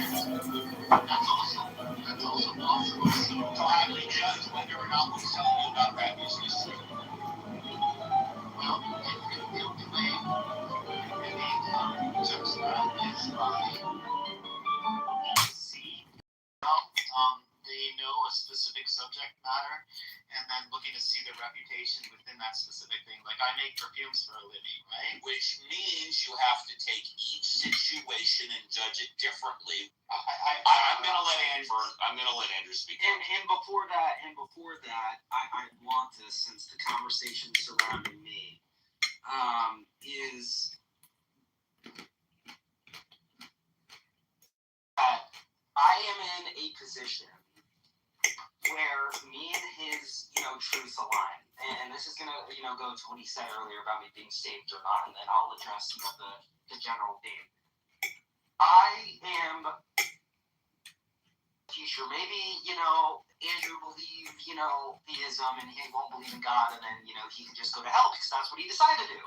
Maybe he decides to murder somebody, and, he decides he doesn't want to repent, and then he can be judged when he gets up there, right? But the point is that we are at same odds of being brought to judgment, and depending on that judgment, if this God even exists, whether or not we go to heaven. There's no difference between me and him because we still hold to the same tenets, is that we follow Jesus' teachings, we believe Jesus died on the cross and was resurrected 3 days later, we read scripture, we base our lives off it, we try to follow the commandments as well as possible, and that is basically what sums it up. That is what is required. And as long as we both are able to hold to that as honestly and capably as possible, and of course is so low because I've already been a Trinitarian. If I get a revelation, then shit, I will convert to Trinitarianism. The bar is set very low. But I've always been, open to arguments for Trinitarianism. But at least from what Andrew has already tried and from what I've already heard from other people, I'm not convinced. So tomorrow, maybe he'll say something, that converts me. I don't know. But for now, I hold to no belief that the Trinity is at all the way to be. So basically, if I understand correctly, Andrew has nothing to lose and everything to gain. If he can convert you, then everything remains the same. If he does convert you, he's won. Can I say something? I also I believe in scripture, right? But I don't identify myself with any names like Trinitarian, Unitarian, whatever they call themselves, But I agree. I used to call myself a Trinitarian and protect the scripture, the description of the Trinity, protect it. And when I think about it now today, I'm like, bro, it's so retarded. I'm sorry that I say that word, but it's so stupid. What a stupid fucking concept, Trinity. Bro, it's so stupid, and the only reason you fucking protect it, is because it's been teached to you. It's been teached to you. You have no thought in your room. No thought. When you think about it, right? Let me say something. Let me say a good quote, right? The best manipulation does not force your choice. It makes you believe it was always yours, right? So when you think about that, and every decision you made in your life, did you make that decision by your own choice, or did you make that decision because the options were given to you? Well, why don't you tell us, Fatima, Fatima, can you hold on, Fatima? What's so stupid about it? About what? What you just talked about. You said it was Trinity. fucking stupid. The Trinity. Trinity. What's so stupid about it? I think it is too. The Trinity. What is stupid about it? Do you want your explanation? I want you to give me one reason what's so stupid about the Trinity. Okay, listen, I'll give you quickly one. And a bit of a funny one too. So Trinitarians, they say 3 in 1, right? No.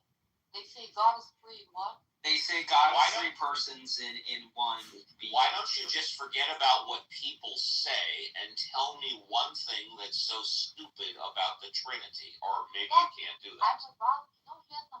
That's why I asked you. They say 3 in 1, so 3 persons in 1. It doesn't matter. Short of 3 in 1. Go ahead. I don't even understand why they say 3 in 1. You basically give. Is that why you think it's so stupid? Because you don't understand? Because it would even make more sense. Do you think it's so stupid because you do not understand? No, I understand, Steve, but listen to me. I am listening to you. I'm almost finished, and then you'll understand what I'm trying to say, okay? So they say 3 in 1, and I'm like, even that concept is stupid. It would even make more sense if they say 1 in 3. 3 in 1, I mean, what do you mean 3 in 1? Hell yeah, 1 in 3. There's your answer, Uncle Steve. Okay, so 3 in 1 is completely fucking stupid, but 1 in 3 makes sense? That's what she said. You got I don't believe that concept either. But that is what you just said, right? No, but that would even... No, you didn't say that. Yes, I said that. No, but I meant that would even make more... sense in the concept of the Trinity. Okay. Than the concept of 3 in 1. Okay, well, thank you for saying one thing why you believe it's totally stupid. It's obviously, I mean, ways to control people, fear control people. I believe in biblical. That's true. That is true. I agree. Not the way. I don't believe in the physical church, and I also believe in other scriptures from other teachings like Buddhism or Hinduism. So you believe in God? Yes. I don't believe in God in the sky, like the Bible doesn't also teach that, by the way, and other scriptures from other teachings like Hinduism, Buddhism, they also don't teach that he comes there, that he is coming. That's all metaphorically, by the way, the revelations about Jesus in the sky. Yeah, I do believe in biblical scripture, I believe in God, but yeah, I believe in my own perspective. I trust my own perspective. I trust my own instinctions on reading the Bible. All right. Well, okay. Well, that being said, I hope that Andrew and Christian have a really good time, have fun during their debate, educate people, and it sounds like that they respect each other, which, by the way, I happen to like. Appreciate it, Steve. Thank you. The mystery of faith. What'd you say, dude? Well, the mystery of faith. I think that a lot of theologians would view it as kind of a profound mystery, but then would find rational arguments and reasons for the Trinity, and metaphysical argumentation that the two of you will set forth is outside of what can be measured. So it oftentimes very much rooted in scripture interpretation and understanding of the physical world. So it will be a great debate. I listened to both of you. Looking forward to it. Not one of you can truly be the winner until any one of us actually truly figure it all out. No, actually, that's not true, sir, because a lot of times what they do is they have people vote, and they win by vote. Consensus then is true? Yes. And by the way, a lot of people who vote may vote for the person giving the opposing argument because they think they were a better debater. In other words, if you have an atheist arguing against God and a theist on the other side arguing for God, some atheists might vote for the theist because they thought they did a better job debating. So those subjective votes matter when it comes to objective? No, sir. It depends on the rules. Whatever rules they agree to, that's what matters. And by the way, for those of you that don't know, this is one reason, the main reason why a lot of politicians take so much time deciding to do a debate and who they're going to debate, because they want the rules to favor their style of debate. And that's true. By the way, Andrew, He's the master debater. Oh, wow. That was new. I've never heard that one before. I know. Yeah, very original. Andrew, I did send you times via Discord, so if you would like to take a look, please. All right, man. Thank you. And if you decide or can't decide where to have it, the Atheism House would obviously volunteer to have the debate here. And if you can't find a moderator, I would be happy to volunteer. But that's up to you guys, and I will not feel upset if you don't pick either one of them. It's whatever you guys. That's all. Honestly, Andrew, I don't want to dedicate the room to deciding all this, but I think the suggestion is great. I think that having Steve as a mod would actually be amazing. What better place to have a debate about God than in the Atheism House? I agree. No, I think it's great, and not only that, it's also unbiased because remember, Steve doesn't show up in your rooms that often in comparison to Bob and Commerce and Albedo and. And when I do show up, I get fucking slammed. They go, why are you here, dude? And I said, because Andrew invites me in, otherwise I wouldn't. No, I think that's a good suggestion. Yeah, let's hammer it down, Christian, the back channel, buddy. And yeah, please do. Yeah, Discord's open. Have you guys ever given thought to the idea that, artificial intelligence may break the demonic dimensions and let it loose across the world? I think AI could be real. What the fuck are demonic dimensions? Large language. Man, this is a difficult argument. I'll try my very best. So what he says is large language models are kind of like computers, but not really. And it's the not really part that's really difficult to understand. So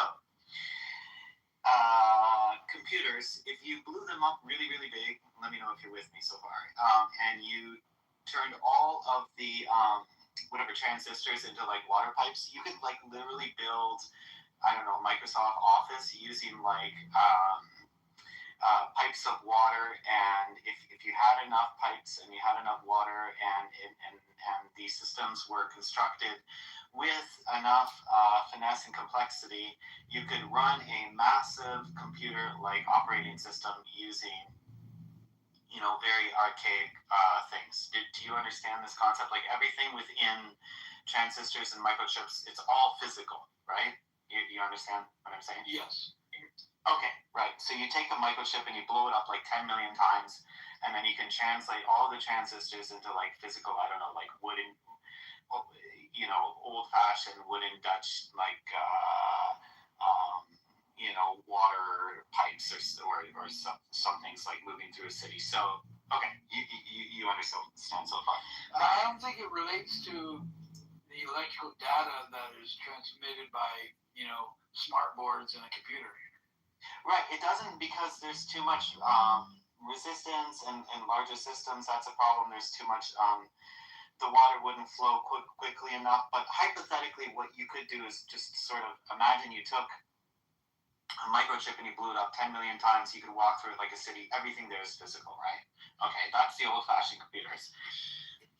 What this weird fellow says, and I'd have to put down his YouTube channel, is that you can only get so far in large language models doing this because you need back propagation, and the back propagation kind of allows these objects to insert a degree of randomness.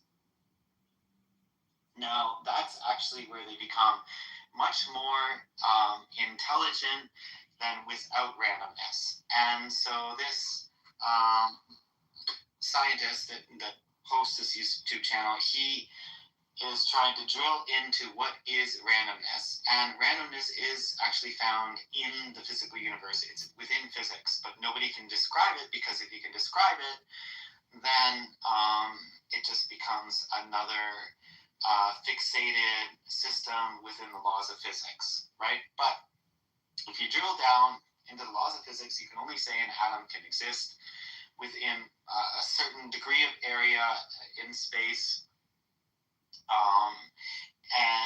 But you Otter understands this stuff actually quite well. So, but you cannot pinpoint it to the extreme accuracy. And scientists observe this. This is the law of probability in the realm of subatomic particles. But when you allow for this to take place within back propagation, this also allows for randomness to be inserted into these large language models, which makes them more intelligent. So this scientist believes that if we go so far, Otter, maybe you can help me out with this, because you're way better at computers than I am, hopefully. What this fellow is saying is he believes that the randomness found, or the randomness that is specifically employed in back within the most advanced artificial intelligent models can actually end up opening a door into like demonic dimensions. I don't know. Maybe Pro understands what this kind of like. It was. I just remember seeing this. Oh, I've heard something. Yeah, I've heard something very similar. I mean, just a little bit to add to that. Like, I think, like, once you have a series of these back propagations, once they accumulate, you get into something called gradient descent, right? Gradient descent. And now the problem with gradient descent is if you descend too far, you reach the sort of, the very pits of hell, right? Like Dante's Inferno. So the job that these like AI scientists have to do is tricky. They need the gradient descent to work, but they can't let it go down too far. It's a bit like in the Lord of the Rings, right, where the dwarves, like, they dug too deep, right, that they woke up the Balrog. Yeah, it's a really weird thing, because this scientist, he basically splits the laws of physics into very measurable, everything is measurable and solid, and everything in the universe is material. But then there's this mysterious force, which is this quote-unquote randomness, which no scientists can really, how would you say, explain. Like, they can't articulate it. And basically, up till now, 2026 or whatever, we've been observing this randomness in subatomic particles with the laws of probability, saying, okay, like, this electron will probably pop up in this area, and maybe it does or maybe it doesn't, right? So we've always been observers of this, but now he believes that we're actually fucking around with this randomness and employing it or using it, like demanding its use. And he's worried that if we fuck around with this randomness into back propagation, that all hell could break loose. But I have no idea. Okay, Russ, maybe you come on up here and help me out. This was a YouTube video, you said? Yeah. No, I mean, I was talking about laws of probability, you said? Man, I'm honestly, Riddle, I'm probably getting all of this wrong. I'm just trying to, like, this is a fucking weird video, but it was fascinating. I haven't seen the same video, but I've heard, like, a similar story about the back propagation and how it goes on to the gradient descent.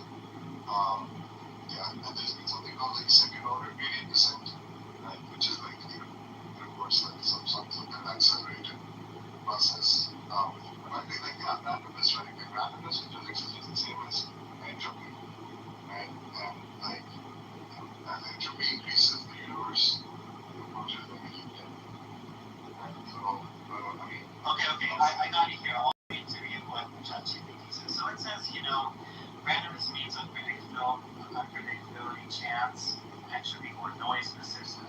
So the creator of this video, he's arguing that AI needs randomness to become safe, spherical, predictable, just a cheap ingredients. But randomness produces surprising, strange, almost alive patterns.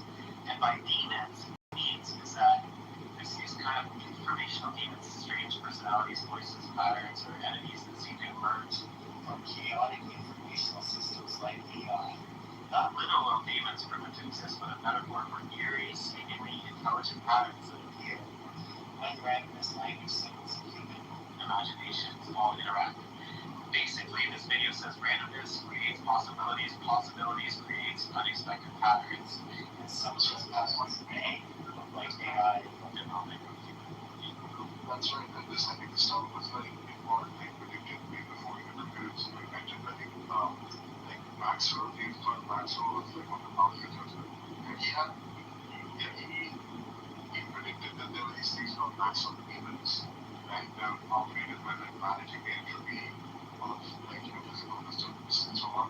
But if you build too complicated a system, right, like something where like the information that's high, like this kind of silicon where like managing all these transistors, at some point like the Maxwell's demons, like there's some kind of catastrophic failure that can happen, and basically leads to the equivalent of another things. Yeah, or unmeasurable, incalculable, like unforeseen consequences, like creativity that could go in each direction.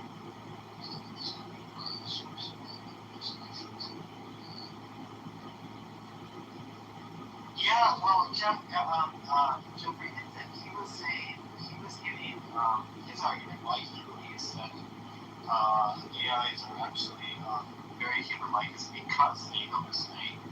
So, for example, if you hold a mirror up to ChatGPT and you put on the video, and it's like, a reflected image of a bird, and you're showing this mirror, you say, what is this? They say, oh, this is, a picture of a bird. And you're like, no, it's actually, a mirror reflecting the picture of a bird, right? So it doesn't measure reality one for one, it interprets reality just in the same way that we do. We can only interpret things through our particular lens.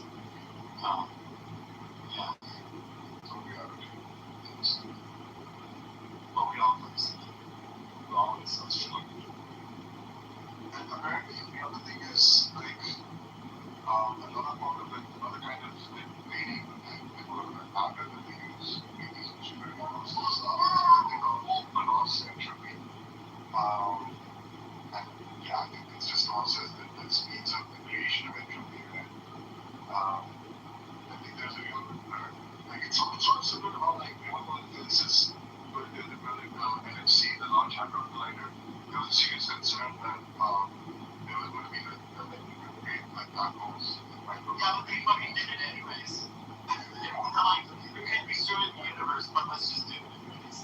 Well, for them, it's just about doing cool things with it. They don't like the consequences. It's crazy. It's nice. It's the fear of AI waking up as a superstition of the symbol. It's not that it's waking up. It's just that it can be capable and wants to. That's the problem. Yeah, exactly. It's the fact that it's able to have such a large influence on humanity that it turns into more bad than it is. Something that benefits us. That's essentially what it comes down to. Advanced AI now, which is scary. Think about what it could be in 5 to 10 years. I could be. I'm Christian, right? I mean, I don't know, like his own book of Revelations, right? Like the thorns of like the number of the beast, right? And what's interesting, I think this is a bit of a stretch. This is like I'm drawing too much close to this, but like I think it suggested that there could be deeper layers. These things just because like no scientists. Scientists, you guys know, like for example. when every time there's a new information system or a new series of technologies released into the world, new religions are created, new ways of looking at it. So I honestly believe that as AI gets more and more powerful, I can definitely see or foresee the rise of anti-Semitism. Israel is probably the least liked country in the world right now. Actually, that's what a bunch of polls I just looked up said.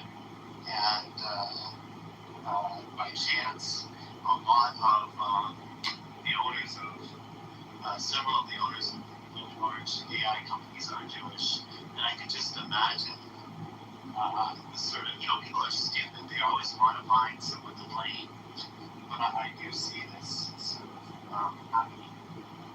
When people start losing their jobs, they're going to blame the Jews again, and they're going to say, this Dion is demonic, and I can see it. I just see it happening. So we just think about it. Not to be that great, but I just see it as a simple thing. It's not what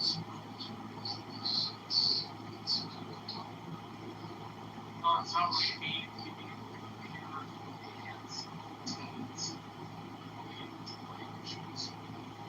Exactly. Yeah. So it needs to do like my wife's slave bookkeeper, and if all the bookkeepers in the world are fired, and they get angry, all the half the university professors are fired.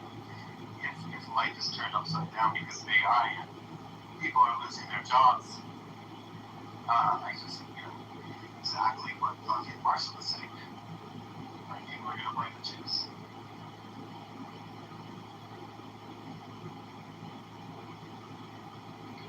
With that, I'd like to welcome Lynn to the stage. No one knows who Lynn is, and you're about to find out. Lynn, welcome. Hello, Christian. Hello. Are you going to tell them who I am, or are you going to make them guess? No, you can tell them. You can tell them. No, you can tell them. You introduced me. Oh, I'm so sorry. Jesus, Where's your respect, man? JCC, I don't want to hear from you. No, so for anyone who's not my version, hopefully we change that. Not yet. But, yeah, this is Lynn. So Lynn's a Trinitarian and you're not? Correct. Yeah. What denomination does that make you? What do you mean, what denomination? If you don't believe in Trinity, like where do you sit? I'm considered a Protestant. Unitarian, no, I'm just Unitarian. That's what I mean. Like what denomination? Protestant, Baptist, Presbyterian, that kind of thing. Yeah, Protestant. Alright, cool. Thanks. Yeah, absolutely. Yeah, Protestant's such a generalized title though, because really it's like any other, denomination, except for like Catholicism or Orthodoxy, things like that. So it's really, I don't know. Yeah, but that's what it's meant to use for. It's meant to have a separation from Eastern Orthodoxy and from Catholicism.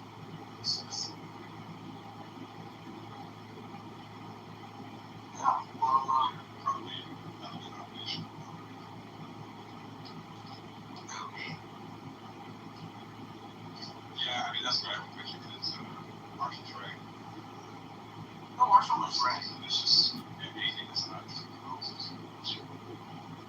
Yeah. Well, Andrew, this is a great time. Andrew, are you there, brother?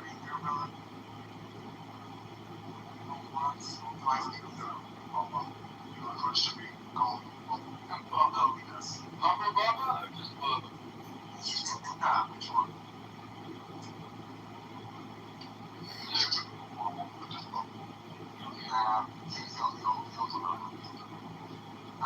Do they still make Hubba Bubba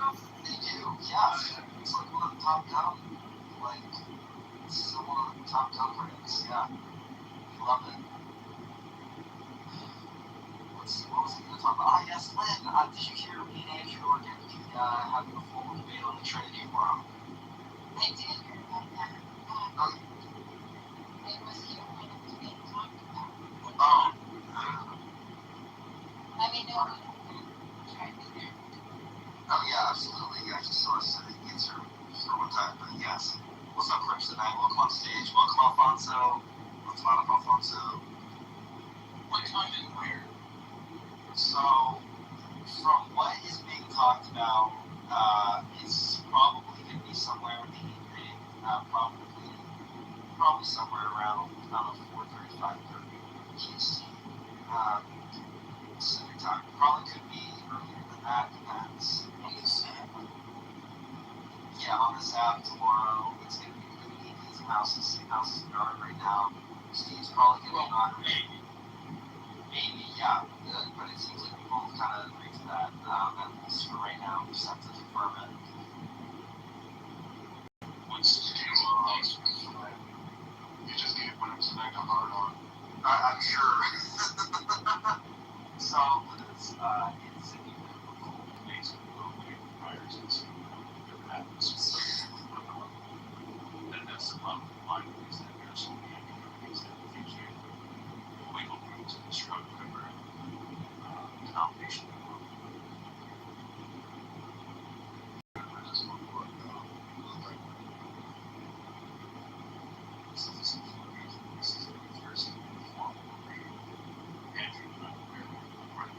That's correct. Yeah, this is his first formal debate, at least from what we know on him. Which is interesting because I've had many formal debates on here. I've had so many on various things. So I have a pretty solid track record in comparison to Andrew's. 0-0, clean slate, absolutely no former formal debate experience. Skinny. Well, you come to rapid debates, but rapid debates are not necessarily, they're more formalized than like a conversation, Jason. Yeah, I agree, but it's not like the same format as I'm sure. No. I mean, I've engaged in plenty of formal debates, outside of Clubhouse, but yeah, we'll see what happens, and it's a 3v1, 3 Trinitarians versus me. I think that needs to be addressed. You think so? You think you don't want one? Yeah, it's not legitimate. Well, I don't know, that was Andrew's idea, Trinity, right? Get all three Trinitarians. Jason sees right, this is just to be one, because he just, Lynn,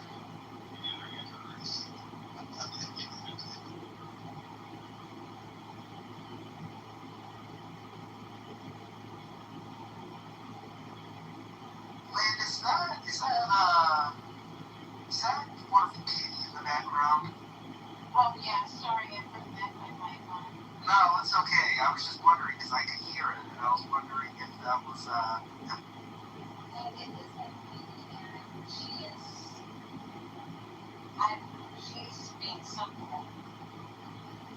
Yeah, I don't even want to talk to them. Yeah, that's not in my plan. Crimson Knight, so you're an atheist, right? You're an atheist? No, sorry to disappoint. Been Christian for 22. Oh shit. What the I started out as typical conservative Baptist denomination. I've since transitioned to the Arminian. It's Protestant denomination. Oh, Protestant denomination. Okay. All right. Yeah, I just read your profile. Trinitarian. I'm not even going to try to pronounce. Wesleyan Armenian Christian. Incompatibilist, but yeah. Huh. Well, that's cool. Well, at least I'm not the only Protestant on stage, eh? We love that. No, I'm Presbyterian. Oh, never mind then. I'm a straight up Calvinist. Wait, you're a Calvinist? That's what Presbyterians are. I didn't know that's what happened. I didn't know either. You're a Presbyterian or Calvinist? Jeez, I did Now you see, this is why I need to ask more questions when I meet people. So are you a part of the elect there, Marshall? No, it's bullshit. It's been explained to me a dozen times, and every time it's explained to me, it never convinces me. I'm like, boy, like, that's supposed to be random, not chosen. Like, that doesn't make any sense. So I reject that part of Presbyterian. Alfonso, welcome to the room. I kind of gave you like a 1 second, 1 second recognition. How you doing? Doing good, thanks. How are you, Chris? I'm doing just fine and dandy. Great. Yeah. Let's see, who have we not addressed, JCC? Remind me. Carlos, Frenchie. We said hi to Frenchie. Hans, you got any questions, Hans, for me?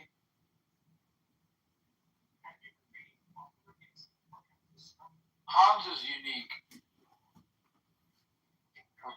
Yeah, I do. Thanks, JC. But I just need 5 minutes. I'm pulling a tractor out of a ditch, so just give me a couple minutes. Oh, yeah. Take all the time you need. I'd like to ask a question. This is a sincere question. Who's it for? The atheists. Oh, okay. That's not me then. JCC. President accounted for. I've been on this app for a little over 4 years now, and I haven't really interacted much with atheists until about a year and a half ago, when I started going more into Andrew's rooms. Prior to that, I was just mainly confronting Calvinists and other, Black Hebrew Israelites and whatever, Muslims. So what I've noticed is there appears to be this appearance, and that's what I'm basically asking about, is whether or not this appearance is valid. It appears to me that most atheists, or at least the ones that identify as atheists, are inclined towards the position of global atheism. But whenever the conversation shifts towards a one-on-one clash between deism and atheism, it seems like they shift more towards lack theism position, or a local atheist position. So what they do is, or at least what I've experienced is, they shift the conversation towards, well, let's discuss how the Brahma God is not real, and or Allah, God of the Bible. So just a capital, the question would be, is any atheist here, does any atheist here actually affirm global atheism? And if so, I'd like to hear an argument for that. Not because I want to have something in front of me to attack, but really, I haven't heard any. I might have heard Matt Dillahunty put an argument for global atheism, but it's a very long time ago. It might have been on his call-in talk show on YouTube. But other than that, it's deity. I just lack belief in it, or I'm neutral. So, I am the person you're looking for. Cool. Awesome. Thanks for that. Yeah. What would be a conservative argument that a global atheist typically puts forward in defense of their position? So, I've never heard the word global atheism, but I know for a fact that there is no God, right? That's my stance. Unless you use the word God as a metaphor to say that, the presence of God is in this room because I'm learning, because I'm evolving, because I'm connecting, because there's love in the air, or whatever. But if any other definition of a personal God is, to me, absolutely outrageous. He was a Hindu child. I was a born again evangelical Christian for a while.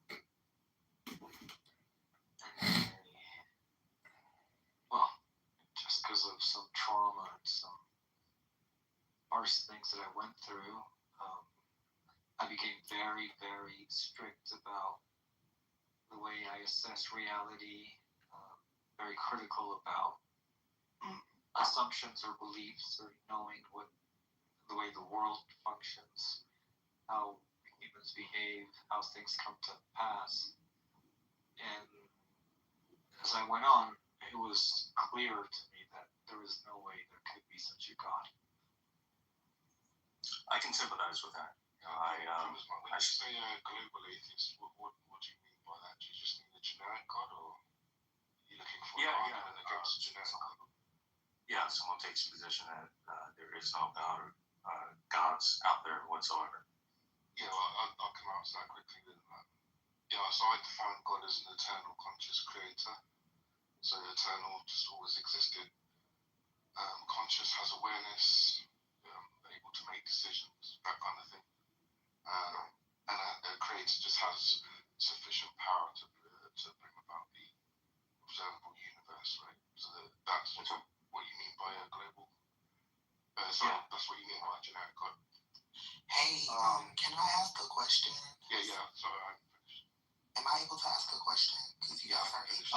Yeah, just hold on. You're interrupting. Just patient. Oh, my bad. Yeah, it is your bad. Just hang on. What? Bitch, suck my dick. I said what I said. Oh, bye-bye. God damn, what's wrong with people these days? Yeah, so if that's what we mean by God, then like atheists could affirm some kind of naturalism, which isn't, doesn't have a mind, doesn't make decisions, isn't aware. And, if you take like Occam's razor, which is just, whatever's the simplest theory, which has less parts, is a hypothesis to be preferred. So you could just say that naturalism is an eternal creator without consciousness. So it lacks like one additional property that God has, and is simpler. So that would be like an argument. Okay, so basically you are putting forth the position that that naturalism as a mechanism can account for certain phenomena that at times appear to be the result of an intelligence, basically. Correct, yeah. And the main thing is it is simpler because it can explain all the same data with less parts to it.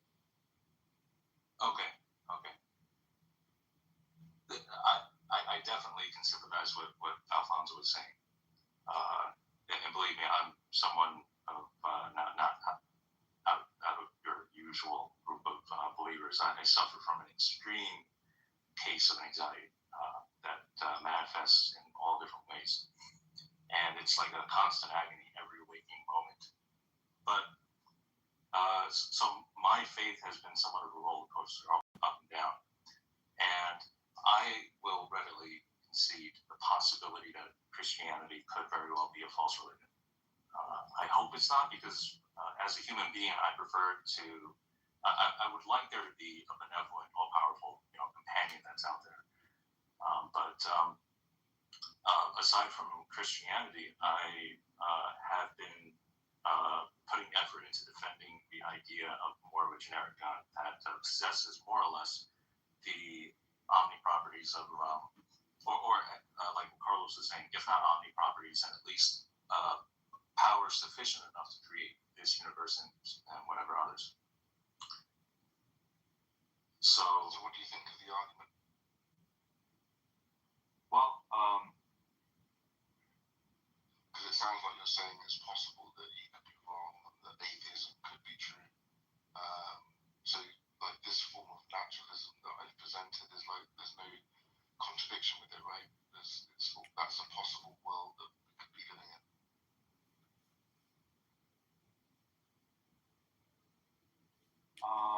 Aside from the foundational philosophical aspect of it, I would say logically it's conceivable that you could have a natural mechanism of some kind that produces things that appear to be fine-tuned. And just like the phenomena of pareidolia, you see faces and clouds in the mountains. And so while it's possible that there was an airplane that was flying around shaping clouds to produce that appearance of a face or some other recognizable shape, it's also equally possible that it was just a natural wind current and everything. And this applies to the sides of mountains and something. So this gets into the discussion of fine tuning, and the fine tuning argument is something that I've recently begun to become more familiar with. And it hasn't been easy trying to get a precise range of just how finely tuned the universe is, because different people say different things. And the AI has not been completely helpful either. But it sounds like, just from the Penrose equation on just the fine tuning of the force of gravity being one in, it's really high enough. I don't even remember the number. What the question then boils down to, because like what you were saying earlier, Carlos, that why look at this universe, even if it is fine tuned to X degree? Why not look at it as being the product of a natural process as opposed to an intelligence? And for me, I think the symmetry breaker is because living as a human being, I have to that being to intentionality or design is what, from a Bayesian perspective, is what gives me the consideration that it was done by intelligence. While logically it could have been a random process as well. So, like I was asking Deepak earlier, because a couple weeks ago he was talking about the firing squad example about someone who is convicted of a crime and is to be executed by firing squad. You have dozens of professional marksmen all aimed at you, and after they fired, for whatever reason, the bullets missed, the rifles misfired, a collection of all these different circumstances just coalesced and converged to the result of you surviving it unscathed. And I think you said something like that instead of that, without having the proper sample size to be able to map out a probability range for how much expectation you should have for that event occurring, that you shouldn't, or at least he said he wouldn't immediately jump to the conclusion that it was orchestrated by an intelligence. So I think that it's across what I'm saying, right? Is that it logically could just be the case that it was a random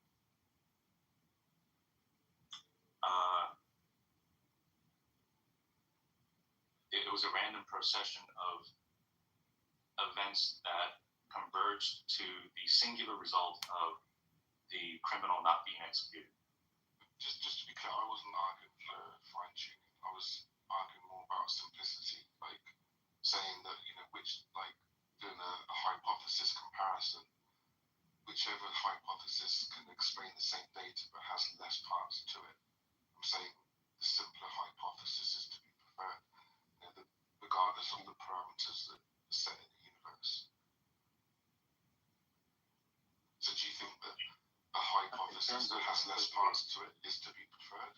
Do you think that? In terms of simplicity, I'm not currently ready to take that leap, only because the idea of, so for example, Sean Carroll has appealed to the universal wave function as being valid.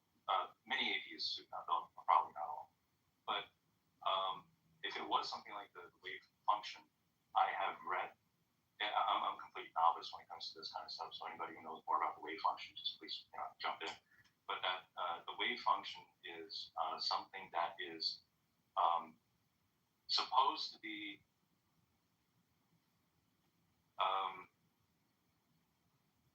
unguided yet deterministic. It functions deterministically. So if you all conditions being the same, you rewind the clock back to the moment of the Big Bang, the initial expansion would have still happened the same way, unless you alter the prior conditions. So if that's the case, then it calls into question exactly what kind of deterministic machine or mechanism we're talking about here. Was it always there? Was there always a universal wave function? The taxpayer vote. How is it so intricate in its This money stolen from the arrangement of pension all these fund, which different is not being funded. cosmic Where did the money come parameters? from? The simpler, you don't have a position on whether the simpler hypothesis is to be preferred. Yes, I will. Yeah, I can go with that. That the simpler hypothesis should be preferred, but for the time being, what I'm having trouble with right now is seeing how such a naturalistic view of creation is simpler to divine creation. Well, the point is that if I'm defining God as an eternal conscious creator, I can define naturalism as an eternal creator without the consciousness. So it has less parts to it, but it still explains.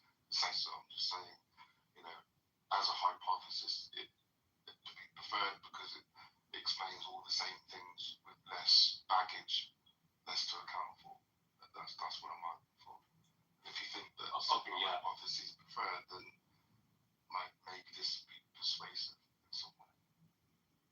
Yeah, I get that part. That in the sense of it having fewer components to this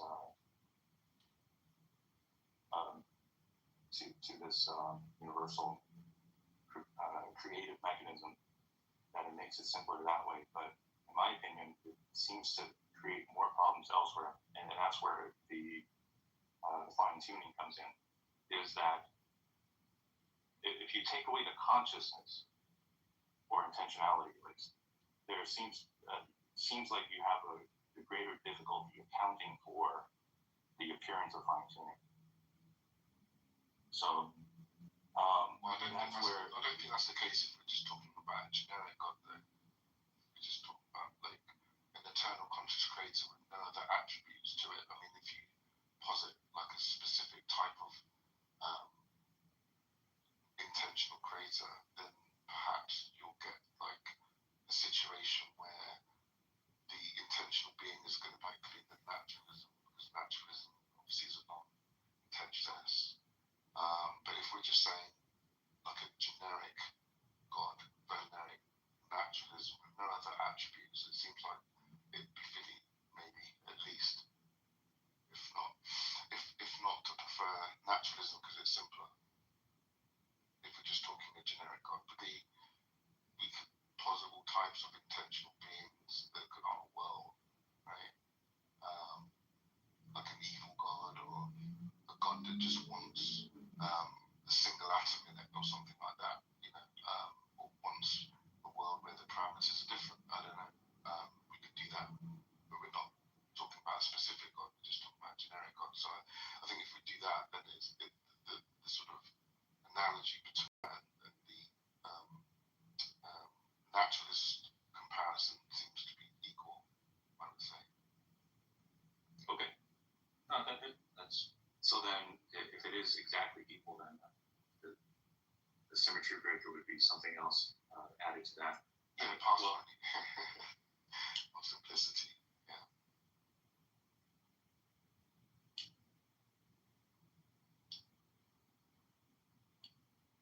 So this is where it gets into the who was the gentleman who that's all I had to say. Presbyterian? That's all I had to say anyway, but if anyone else wants to chime in, feel free. Yeah, I appreciate that. I appreciate the insight you've given. And believe me, I get quite close to that sometimes. But over the years, it's just become more simple for me to defend the position of intelligent creation from a Christian perspective that has made my Christian walk and philosophy simpler. That's not to say that's true, but that's just the ironic side of this discussion from my personal experience. But what I was going to say was the other gentleman that identified as the Presbyterian or so-called Calvinist, by the way, I don't think is what they call true Calvinists, that monarchist and basically a determinist that holds all 5 points of tulip. But Calvinists routinely utilize the suppositional argument, so that they would say, and feel free to push back on what I'm not going to go after it tonight, is that in order that the precondition for intelligibility itself has to be something like a God. And the reason for this is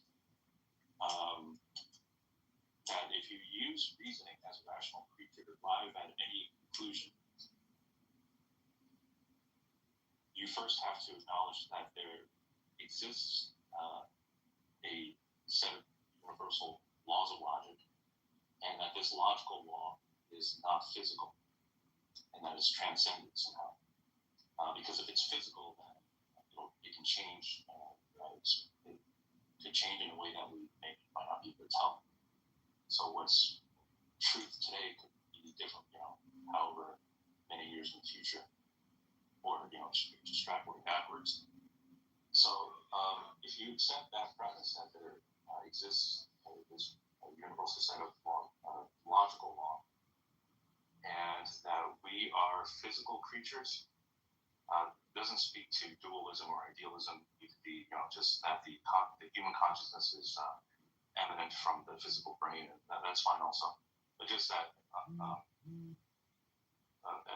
a general standpoint, that we are physical creatures and that we have access to these laws of logic, and we utilize it to be creatures of reason and rationality. That there must be a facilitator for that access, which is not the laws of logic themselves, since the laws of logic themselves are not a conscious entity. So if you have a facilitator that is non-conscious, then I think what they say is you run into the problem of fallibility, is that while it connects you to the laws of logic and you have access to it, and there are times when there are, to argue from the position of there being a facilitator of your access to the laws of logic, being non-personal and non-conscious, is that it compromises the integrity of the conclusion you arrived at by using those laws of logic. And so the more philosophically coherent option is to believe that there is a conscious facilitator for how we are able to access the laws of logic, and that this facilitator is conscious, has the means and the intentionality to convey to us certain basic truths to such that we can't be wrong about them. And there you go. And so you arrive at the end, the conclusion being that the theist worldview, such as that of Christianity or even Islam, I'm not sure they would ever say that, but as long as you have an Abrahamic type of God that is omnipotent and that has it is sovereign in all ways, has the highest standard for morality, benevolence, and all of that, then your worldview is secured along with your rational thinking. So that's what they say. And I applaud you for your criticism not being a looking on high down your nose criticism as a theist. as a Presbyterian. I really appreciate that. Those kinds of conversations you just had were the most productive ones. Cool. I was gonna say, Thank you. Crimson. I think you run into the same issue that the presuppositionalists run into, like Bantil and Bonson and those people, where they say, they wanna make the move for God by saying, well, God has to be the precondition for intelligibility, and here's why X, Y, Z stuff. But it turns out, isn't it also true that God has intelligibility already? And how could that be? How does this avoid circularity, or begging the question, the precondition for intelligibility is something that already has intelligibility? Are you run into the same issue that they run into?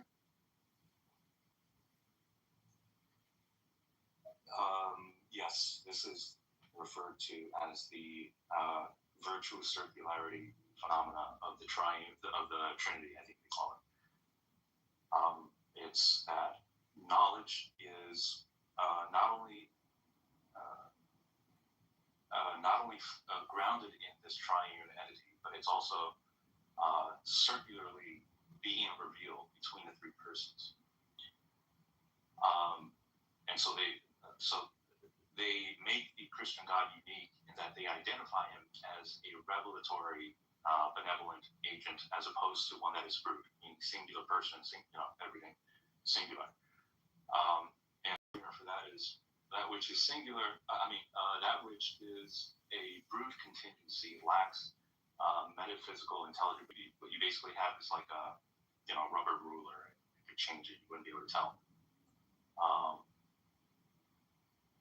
I'm not as familiar with that aspect of the argument, so I can't speak to anything beyond that, but that's just what I've heard. It's the best I can paraphrase that. So, to my surprise, though, even Greg Bonson didn't formalize a syllogism, because I tried to look it up, but I didn't see one. It was really short. It's Modus Tolling's syllogism that goes, in a second, because I pulled it up. Goes,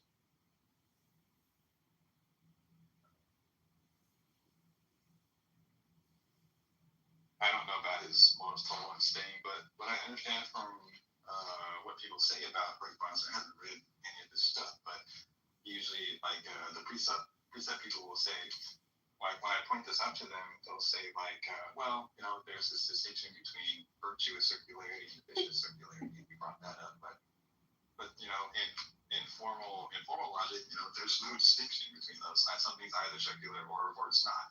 There's no distinction between those things, and I think Bonson is just saying, until they're just kind of saying, listen, man, my circularity is the good kind. I don't think if you ask me, why is the virtuously circular argument any more robust than one that is not, virtuously circular, I wouldn't be able to answer that. But what Greg Bonson outlines is point number one: God is the necessary precondition for logic, morality, and intelligible experience. Point number two: logic, morality, and intelligible experience exists. Point number three: therefore God exists. So this is Modus Tolling's, but of course not one of them rejected because it seems to be affirming the consequence. But that's all I got with him. I can't real quick. I believe one of the foremost, one of the greatest evidences for an intelligent facilitator is the fact that independence is an illusion, just in nature in and of itself. Everything has an interdependent, symbiotic nature to it, right? Nothing is truly independent. So it's like a baby isn't just born from air, something always has to precede it. So my thing is just by the very nature of the universe, you know what I'm saying? That nature, I would say that that's enough evidence of a intelligent facilitator, in my personal opinion. But I'm gonna keep it right there in my life.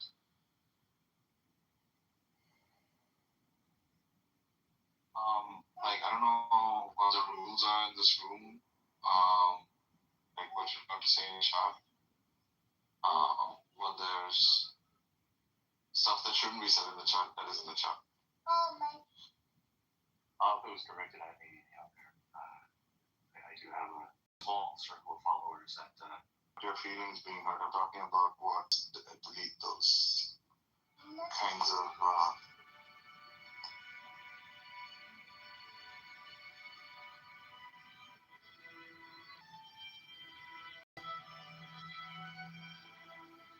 Assuming that we're working with that the natural state of affairs of this universe that we're experiencing is such that it was constructed from a mechanistic entity, non-conscious and non-personal, something like the wave function would suffice, and that this universe, the product that it produced, eventually led to us. Now, if as tiny little human beings, that if the from the naturalist worldview, if the brain is something that was able to develop on its own, through mutation, natural selection, that physical matter can be arranged in such a way as to cause the phenomena we call consciousness to emerge, then would it really be far-fetched to, again, this is to the naturalist, would it be far-fetched to theorize, hypothesize a similar condition with the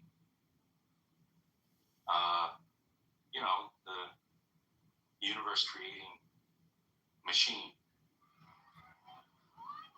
After all, it seems to be, from the way that Sean Carroll describes the universal wave function, it seems to be almost on a platonic level.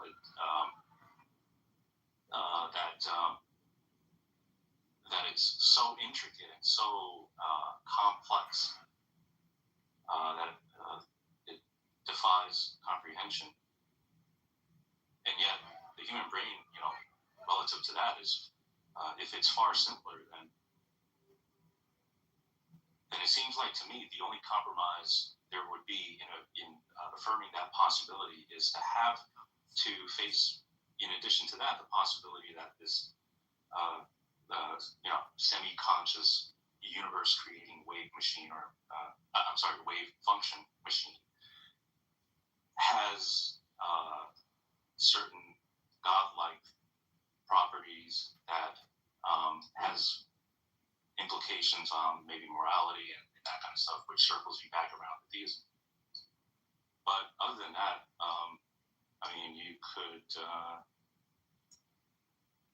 I guess it's all in the way you define it, right? You could,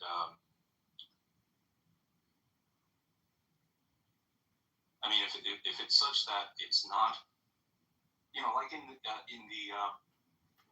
the Stephen King novel, where there's this turtle-like creature that I think is an extra-dimensional being, but it's enough to almost be of no intelligence to us. So, for example, if you were to encounter this being and it just be there, as if you're looking at a boulder, it's not moving, it doesn't appear to be thinking, it's not communicating to you, at least on this human time scale, and yet it produces all these parallel universes, and from these universes you get these extra-dimensional intelligent beings. One of them is the spider-like extraterrestrial that manifests as a clown Pennywise, and so on. But I mean, something like that would suffice the condition of it being godlike, as well as being non-personal to the point where its existence is of no consequence to you and I. Hypothetically, if there is something like that out there, it's just a simple matter of fact that there is this thing that is semi-conscious that created all these parallel worlds, but that in terms of the human existence, it's such that it's of no difference one way or another. And so I guess you could say that in that kind of situation, it's equally feasible or simpler to simply affirm the global atheist position. Is that there is nothing that high up on a level of existence that is interacting with us, wanting us to pray to it, and it taking sides in our conflicts. And yeah,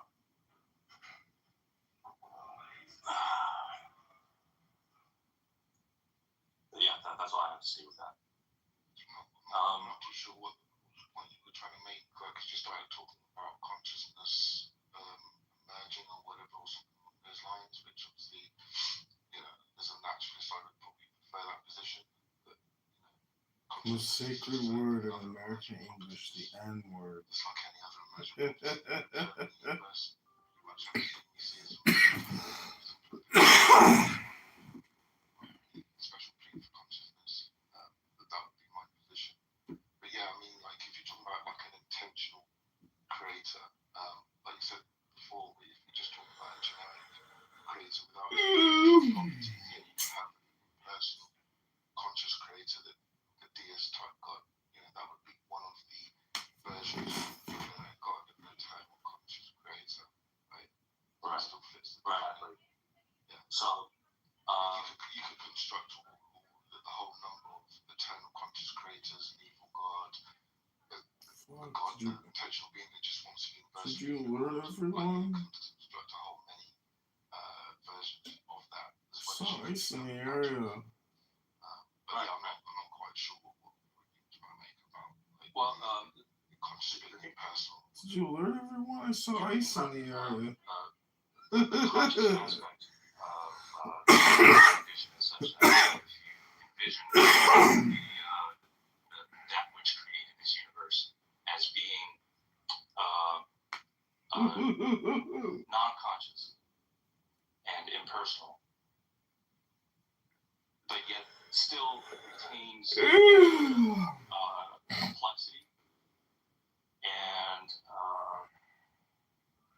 complexity and in its structure. Logically, you could project, or at least entertain the possibility that the structure of the human brain, in all mammalian brains, I guess, is that the arrangement of matter and energy within that brain, which constitutes the emergence of consciousness, can be afforded to this universe where it is relational to us. And that's where I went with the Stephen King, universe creating turtle analogy, is that while it meets the condition of it being a conscious creator or a godlike entity, it's of no on the human scale, it's of no consequence to them whatsoever. So that's all I was saying with the consciousness aspect is that if the material brain can generate consciousness, then you could theorize that the same that the universe creating machine also possesses this to some degree. But that even if it does, you can save from compromising on the atheist position by just defending the idea that it's has no intention to interact with us, and so therefore we're living in a world that is parallel to a globally atheist universe anyway. So what you'd be doing then is to steer the conversation around to sort of Can't get there. The bike lanes are restricted all the what it means to traffic. be talking about God. And that's where the conversation wouldn't become unreasonable, in my honest opinion, because whenever anyone talks about God, it's always in the context of it being relational to them somehow. So if it lacks that characteristic, if it's not behaving in a way that's relational to you, there's no relationship between you and this universe-creating entity. And it's the same thing as if we're living in an atheist universe anyway, globally, a truly atheist universe. Oh, okay, I got you. Yeah, I mean, obviously, like the eternal conscious creator doesn't want trans art? Is possible. Yeah, I mean, this art is trans art. Obviously, if I'm arguing for simplicity, then that impersonal conscious creator is also parallel with the non-conscious that doesn't both don't have evidence of a relationship. Then it's just going to be simpler to adopt the naturalist version because it has less parts, so there's less baggage. So essentially. So you agree then that you would prefer a version that's simpler, that has less parts and less baggage to it, if everything else seems to be. So this circles back around to my perspective is that there would be personal testimonials, experiences that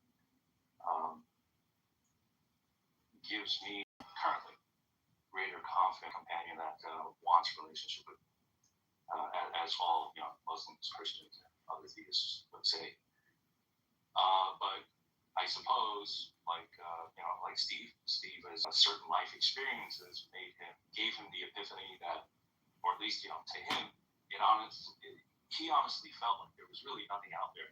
There was just nothing but indifference, nothing really looking out for him. It was just him on his own in his life, and so he gravitated to atheism. So in my case, it's conceivable that I could undergo this similar experience in the future. I've certainly experienced a good number of burdensome things in the past, but eventually I could go off the edge and say, really doesn't feel like there's and that's the aspect of atheism that I sympathize with. It is the internal struggle, the emotional struggle, and the turmoil that arises.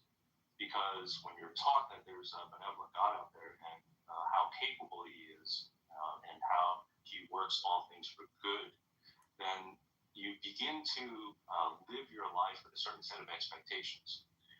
And when they fall short of it, then that's when your faith diminishes in proportion to how much disappointment you're met with. So I understand that struggle, sympathize with that. I can sympathize with you guys who have experienced that all day long. But on the general question of theism and atheism, I think it's currently simpler to affirm the Christian position. That is for the time being. But again, I may change my mind in future. Yeah, I think if you add extra properties onto the eternal conscious creator, like omnibenevolence and something in line with what you think the Christian God is affirming, then obviously then that's going to generate new expectations that a simpler version, just the eternal conscious creator without the omnibenevolence wouldn't have predicted, right? So if you add on extra properties, but obviously we were just talking about a generic God, and whether that's when you compare that to a generic naturalist version, whether one is to be preferred or not. I guess what you'd have to do is to argue whether this additional thing that I'm saying is not needed, is superfluous. This consciousness or intention to explain everything is necessary. So some people try to argue that actually no, you do actually need intention. You need a selector, for creation or whatever. You need some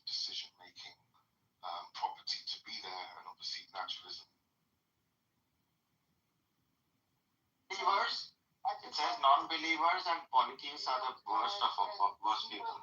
And then what? No, it doesn't say that. It doesn't say that. It says parts of them. No, it says parts of them. Not all of them. Parts of them. That's what it says. But my question, what's the problem? Indeed, this is Saudi International. We can go to the word for word if you want. Indeed, What is they the problem? who believe among the people Why of do you this not like culture it? and polytheists. Why do you not like it? What's wrong with that? So wait, are you claiming that if Sikhism had a verse that said anybody who didn't believe in Sikhism that are Muslim or Christians or whatever are the worst of creatures, you're not gonna say that Echo and all the other Muslims are gonna have a fucking problem with that?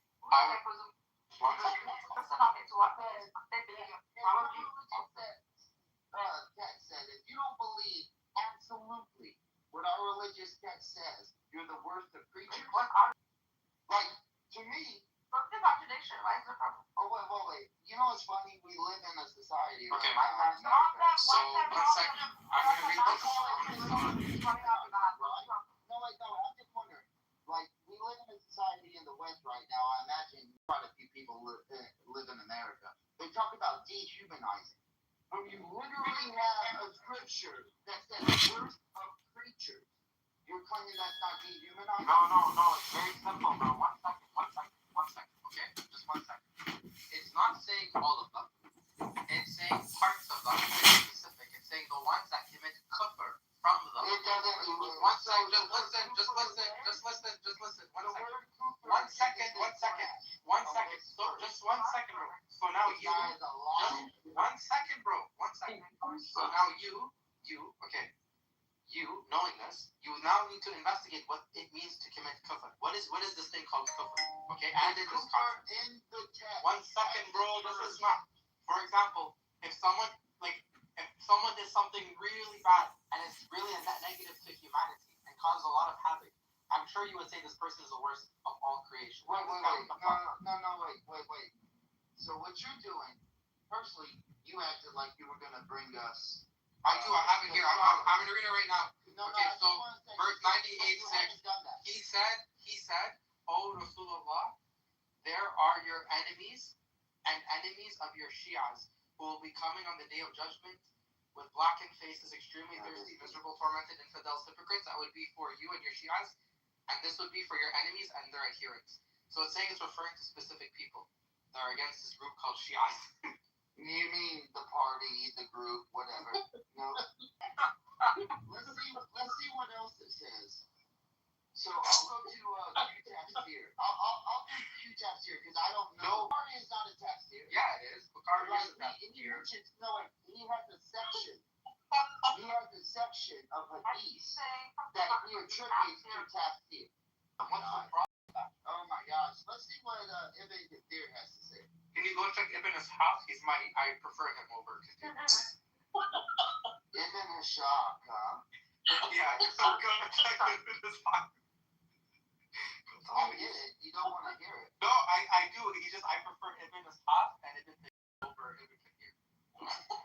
Yeah, so those are two different classifications. No, it's hilarious that you're picking them up. This is how I know you're being ignorant. Because, bro, first of all, Ibn Ishaq and Ibn Kathir are one of the earliest Islamic historians that we know of today, and all of our knowledge comes from them about Islam. Dude, that's not the... Anyway, I just want to make a point. See, I want to make a point also about this. This guy is... Moshe and why? I just want to make a point. Can I make a point about this? Are you claiming that Muslims... Yes, the point is that, Are you claiming that Muslims will use the explanation of the Quran, or like give the explanation, the exegesis of the Quran? They'll use Ibn Ishaq over Ibn Kathir? Yes, so it depends actually, and there's actually reports on this. 1 second, let me educate you, bro.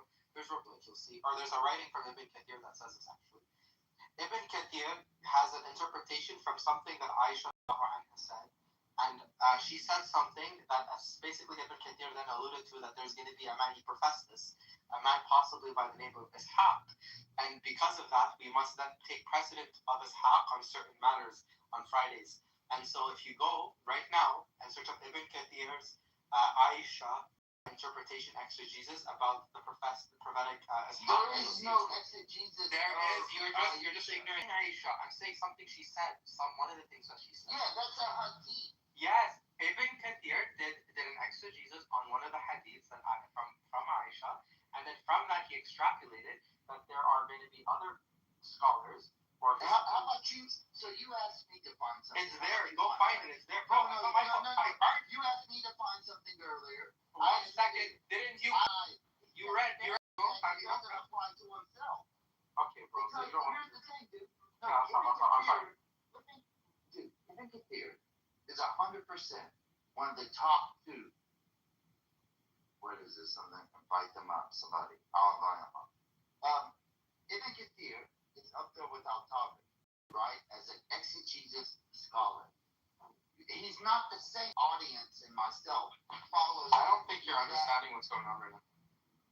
Maybe you I don't think that you're answering anything. So John, wait a minute. John, did you wait a moment? No, I already cut it. I let you up. I didn't want you to wait a minute. Ancient species. What can the Earth it's spoke normally? So could have said, what if you see this state or what that's real life or something? Yeah. I can't really talk about that like normal. Fucking if I really see, I'm like that. I'm real. Hello, everybody. I'm literally the open people down alphabet. What the fuck? I don't know what he was talking about. Let's get back to the main conversation. Yeah. You're trying to say, so, John, that's ridiculous. Doing fucking candies is a muscle my life. It's the fucking best fucking partner I have in this fucking clique. Echo, you are trying to make that there is not a religious separation inside of the like. Yes, there is not a religious. There's only a spiritual and political separation. Dude, let me finish. You're trying to act like there's not a religious separation in scholarship between Ibn Ishaq, Al-Tabari, / Qurtubi / Kathir. And there is. There absolutely is.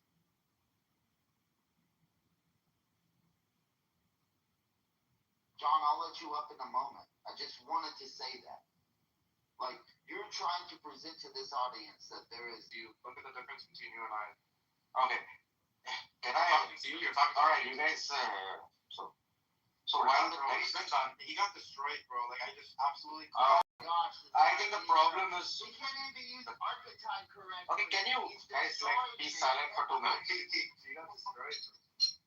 So why? I mean, you have a very straight way of arguing like yesterday. Anyway, so this verse that you're talking about, it does mention something, right? But I don't think most Muslims actually believe that or they don't really behave like as if all polytheists and non-believers are the worst of people.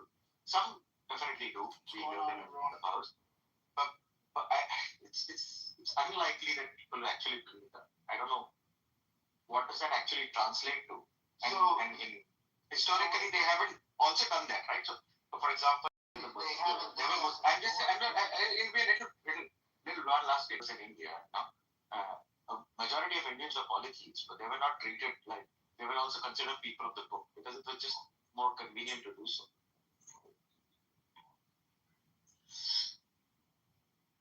Allah you want to know my eternal word that they are lesser than creatures.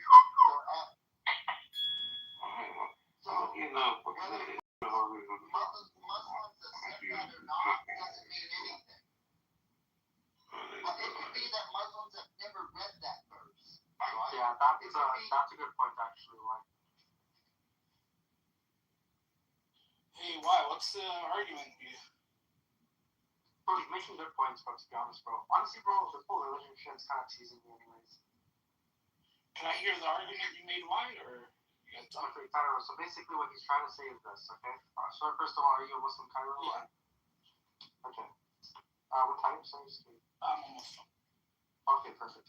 Yeah, he's saying basically that well, there's a couple of points he's making. One is if you go to chapter 98, verse 6. I'll wait till you're there, bro. Yeah, bro, take your time. Why is it okay that I'm speaking on your behalf, or is that not allowed? It don't bother me none. As long as you You represent said me correctly. You say, what did you say?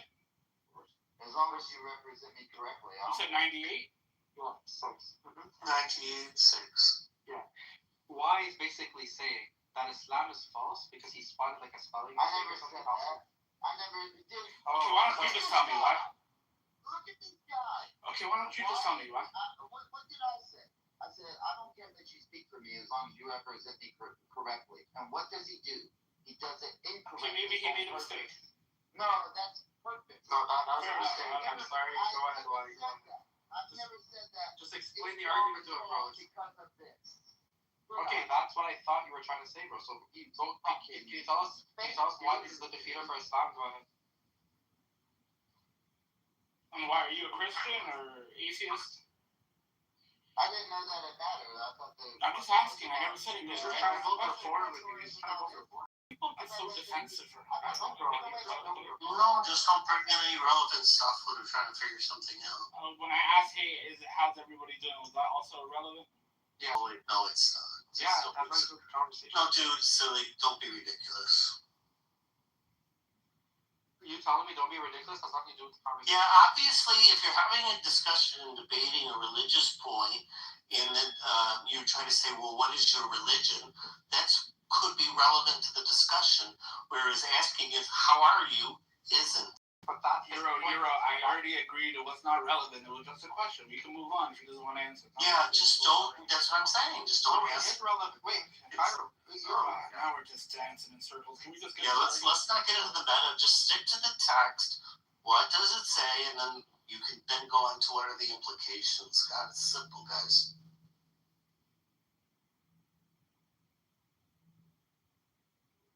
I don't think things are that simple, to be honest. In reality, like, they're more complicated than we think.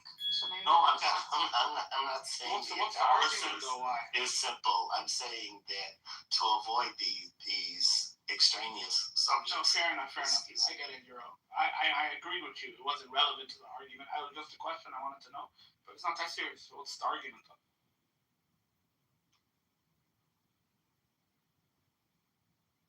Oh, no way. That's crazy. That's Okay. a defeater. For one. No, Echo, let him say it because... He's not gonna talk, bro. Oh. Yeah, why? Is there some reason why you're not talking? I think that this is ridiculous. Like, that's my personal opinion. No, I understand, but there's no... I've already said it multiple times. No, I just got here. Yeah, I understand, but there's new people on the stage that haven't heard the argument, so they don't know what's going on. Yeah, but the thing is like, he's already buddied up with the person who claimed that. I don't even know him. What are you talking about? Oh my gosh, dude. Okay. What, the argument. I guess the newest one. It started a while ago with, like, there's been 4 different things. But essentially, if you're asking about 98, 6 of the Quran, right? What I was mentioning was that the worst of creatures, and it's the people of the scripture.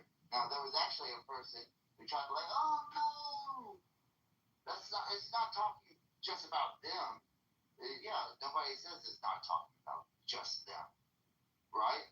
It's just a bunch of red herrings going on at this point. So, let's focus. The worst of creatures, what does that mean according to Islam? Well, I think if you read 98:6, we should all be able to agree that the text is pretty clear, I think.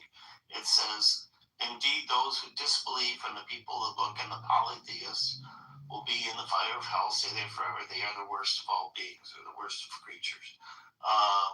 It clearly says it's 2 groups of people, right? The polytheists, that's one of them. And the second one is those people from the people of the book who disbelieve. And those people, the people of the book, would be the Jews and the Christians, correct? Jews, Christians, and Muslims. Okay, yeah. People of the book is. Did we not hear from Echo that, and I think Neil that no, that's not who is being defined as. No, Echo actually trying to. Echo, real quick, I'll get to you. Yeah. I'll call you Neat. Echo actually trying to make an argument that it's about people who do things that are bad. No, I said no. I said people that commit kufr and kufr. You have to look at and I battled that. And Muslims can commit kufr. Muslims can commit. Where is the word kufr inside of the text? You wouldn't answer. And then secondly, you did try to make an argument about people who kill somebody and they do this and that. That's not in the text either. Euro says he reads it explicitly as like, yeah, it's just A and B. You know? What's the argument though? So let Cairo answer his way. I guess my way is wrong. Yeah. Let me hear from Cairo. I wanted to. I don't want anybody. Okay, wait.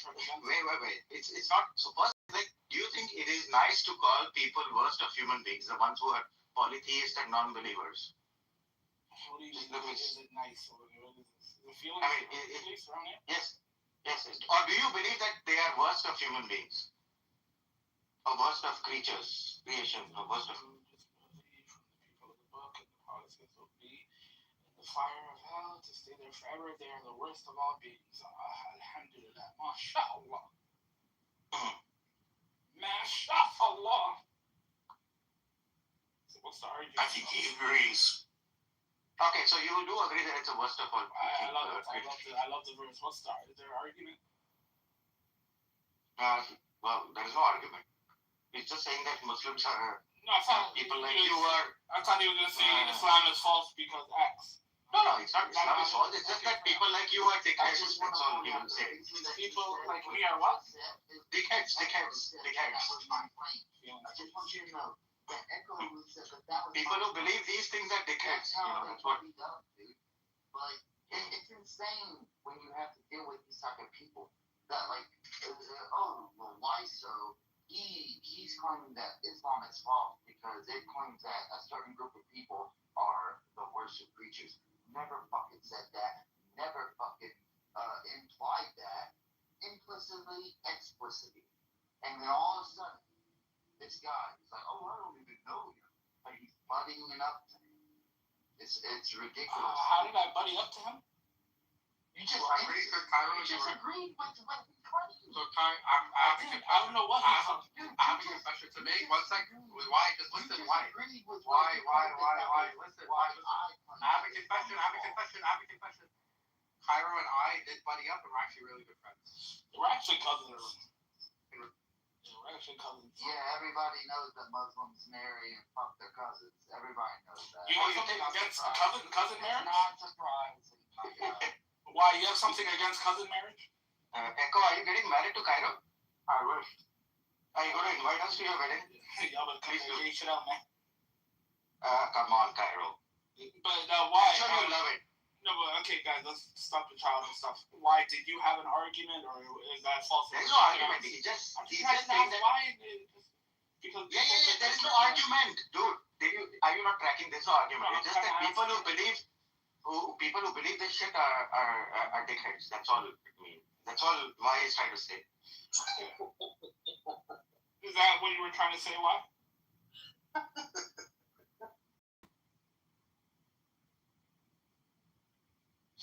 I don't know, these type of people. He doesn't want people to speak for him, but he doesn't want to speak. I get it, but I didn't hear it, and you agree with that. Yeah, I know. I know. That's why I asked him to repeat it. But basically, agree that at some point you personally get infuriated at how many times you have to repeat yourself. No, I understand so that. It doesn't matter about new people at that point. We can all agree that we will get it. We will get like irate, infuriated, mad, any descriptive term that you want to be about having to constantly fucking repeat yourself. Yeah, I get it. I'm human. We're all human. I feel the same way at times. Yeah, then there you go. Now, and I listen. I get it. I'm feeling. Because I don't know what you went through before I got here. Maybe that's why you're angry and annoyed. That's why you don't want to repeat. I get it. We're all human. I definitely felt the same way at times. I just was asking because I was ignorant of the conversation before. But if you don't want to have it, it's not going to be good. Right? I mean, no disrespect towards you. What do you mean no disrespect? You literally disrespected him by calling him the worst of all people. Just so you know. I don't know what type of fool you are. You said I disrespected him and called him something. Yes, because you agreed with that verse. That's why. But even if he agrees with the verse, it doesn't mean that. Like, did I insult him at any time? No. What are you talking about? Why is necessarily? I don't even know what he is. He didn't answer my question to what religion he is. What does that matter? I don't think that matters at all. So who threw him down? Oh, of course it doesn't matter. Okay, no. The whole thing is, I was trying to say that, people actually don't believe that shit, man. Well, 2 billion people believe it. No, not 2 million. Please, you cannot speak for 2 billion. You can speak for yourself. Break it down. Like, I'm breaking it down principles, something like that. Yeah. So this guy's claiming. If you, I mean, there's nothing wrong means what? Basically, saying that which is right, that which is false is a baby. Yeah. So there is no. Put it in You cannot excuse what the only part I was trying to say. Like, there are 2 billion Muslims in the world. I don't think most of them actually live their day-to-day lives thinking that the other person, the one who's a disbeliever. I'm telling you because I have experienced this, right? I've experienced historically how Muslim rulers. The only idiots, the only dickheads like you who will publicly admit it, because also you will not publicly admit it because At least you bring it down. You will also not publicly admit it. You will not publicly admit it because you're too scared to say it, with your real name. You're just doing it in the. Try telling your neighbors. Try telling your co-workers. He believes in the book. Why should he break it down? Like, dissect the principle. Anyway. A certain group of people. This guy's funny, bro. Yeah. No, Nia, I want to talk to you. It's shocking because, like, the identity of the people of the country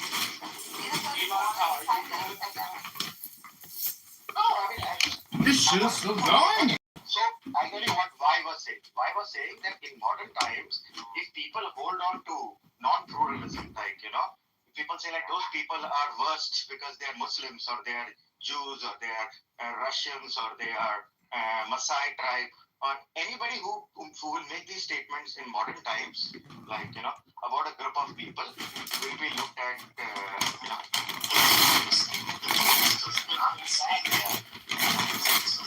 This text does not say that about Christians. It doesn't say it about Jews. Doesn't say it about Muslims. Doesn't say it about Sabaeans. Okay, the only group that is categorized that way is polytheists. No. Yes. You're reading it wrong. Okay. No, I am absolutely correct. Yeah.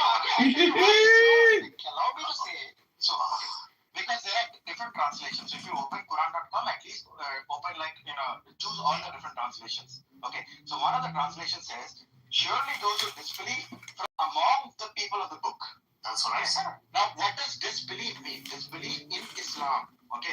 Because another translation says, verily, those who disbelieve in the religion of Islam, the Quran and Prophet Muhammad. That's not what this text says. This text says those. No. Hear me out. You're the one that interrupted me, and I let you interrupt me. No. So I pointed out that there's 2 groups that are identified here. One is broadly unqualified polytheists. So polytheists fit into this category. The second one is a subset of people of the book. So people generally agree people of the book is a reference to Christians, Muslims, Jews, and Sabaeans. And of those people, which part? No, don't listen to Come me. on, why are you Just finish interrupting reading. him? I don't understand this. Because Cairo. I am trying to discuss with you right now, so why Yeah, are you? but he made a point. Why not let him make his point? Because that's a side quest. That's a side quest. It's important to see if we have agreement or not. So Cairo, which Cairo, I would which say part? the people of the book are in Islam, from my knowledge, is Yeah. Jews and Christians. No, it also refers to Muslims. When Muslims say people of the book, they're referring to Jews and Christians. Well, it also includes Muslims. Fair enough. But we'll, So, if I may, real quick, the separation. Please, wait. I want to discuss this with you. Okay? Without getting into side quest. So the text itself. Now I asked you to specifically take Quran.com, pick up, choose all the different translations. Okay, because don't just rely on one translation. Okay. Yeah, fine. And then you will get the context. Okay. So what does the word disbelieve mean? Okay. Does it mean disbelief in Muhammad, Islam, and Allah? Or does it mean just disbelief in God, a single God? What does the word disbelief mean? Muhammad's the special. Whatever it means, it's referring to the people who do that, whatever disbelief is, from the people of the book. Yes, so from the people of the book, the ones who disbelieve in Islam, that's what it means. That's your interpretation. I didn't get into what it means to disbelieve. All I said is it's referring to people of the book, so we know who that group is, and then the subset, those who disbelieve. And there are other verses in the Quran that seem to agree with this, because if you go to 822 or 855, 822 says, can I just finish? Wow. Says the worst living creatures in Allah's sights are the deaf and dumb who do not use reason. 855 says the worst living creatures are those who disbelieve and will not believe. So what says twice. Wait, why? So Europe, so why are you going into the word disbelief? What does that mean, you think? Because first, you have to establish what it says, which is disbelief amongst the people of the book. And you want to jump immediately to Christians. I agree. Yes, so people of the book. 1 second. The word kufr is this, like Moshe said. Kufr is to know the truth yeah. and to hide it.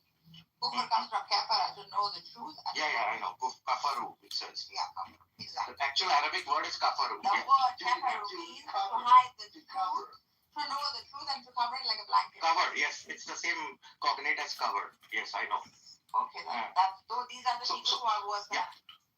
Yeah. So the thing is that anyway, the point still remains, right? Of why that at least his claim that in modern times,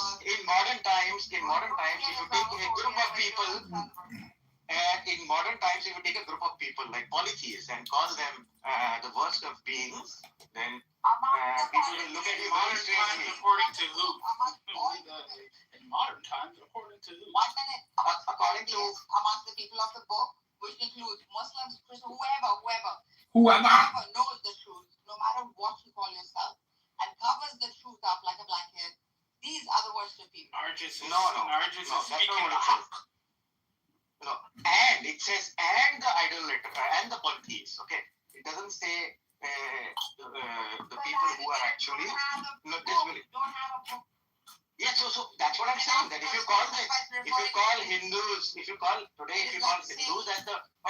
Nargis, are you agreeing that Hindus are the worst of people? Yes, the ones that know the Are you agreeing? Because Cairo certainly is. Yes, the ones that know Yes, the Cairo truth. is.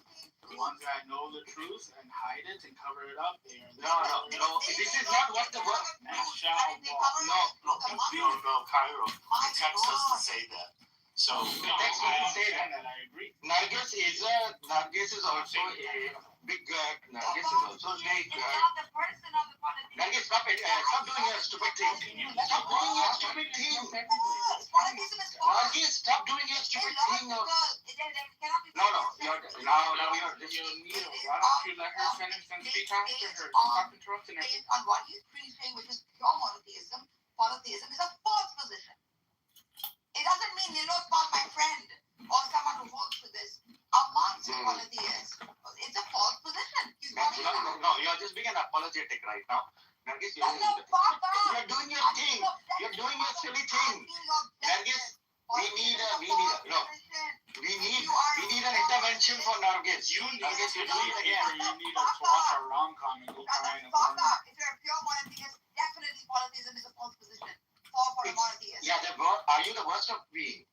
Are Hindus the worst of people? The ideology is the worst. Please ask me, please. No. This is the text is saying. No, the text is clearly talking about the persons, not the ideology. Yeah, the person.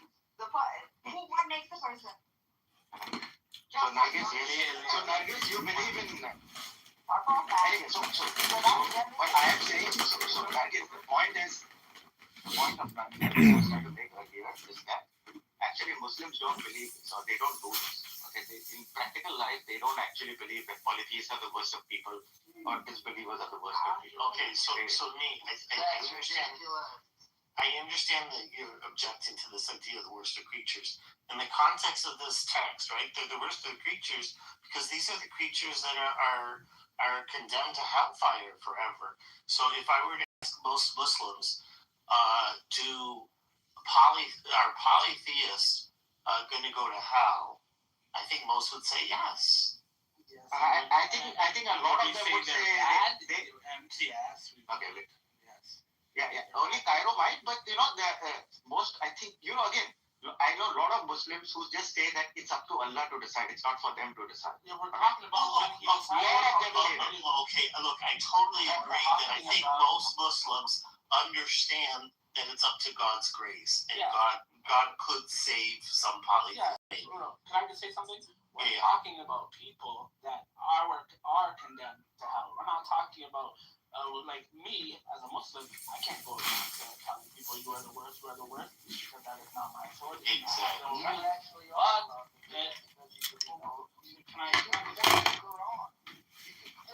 I can't say this is what I'm saying. Why I can't say why you are the worst. You are going to hell. I can't do that. But I'm saying somebody.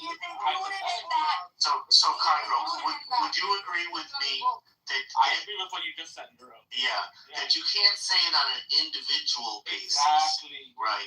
But you can say it to a group, like polytheists are condemned to hell.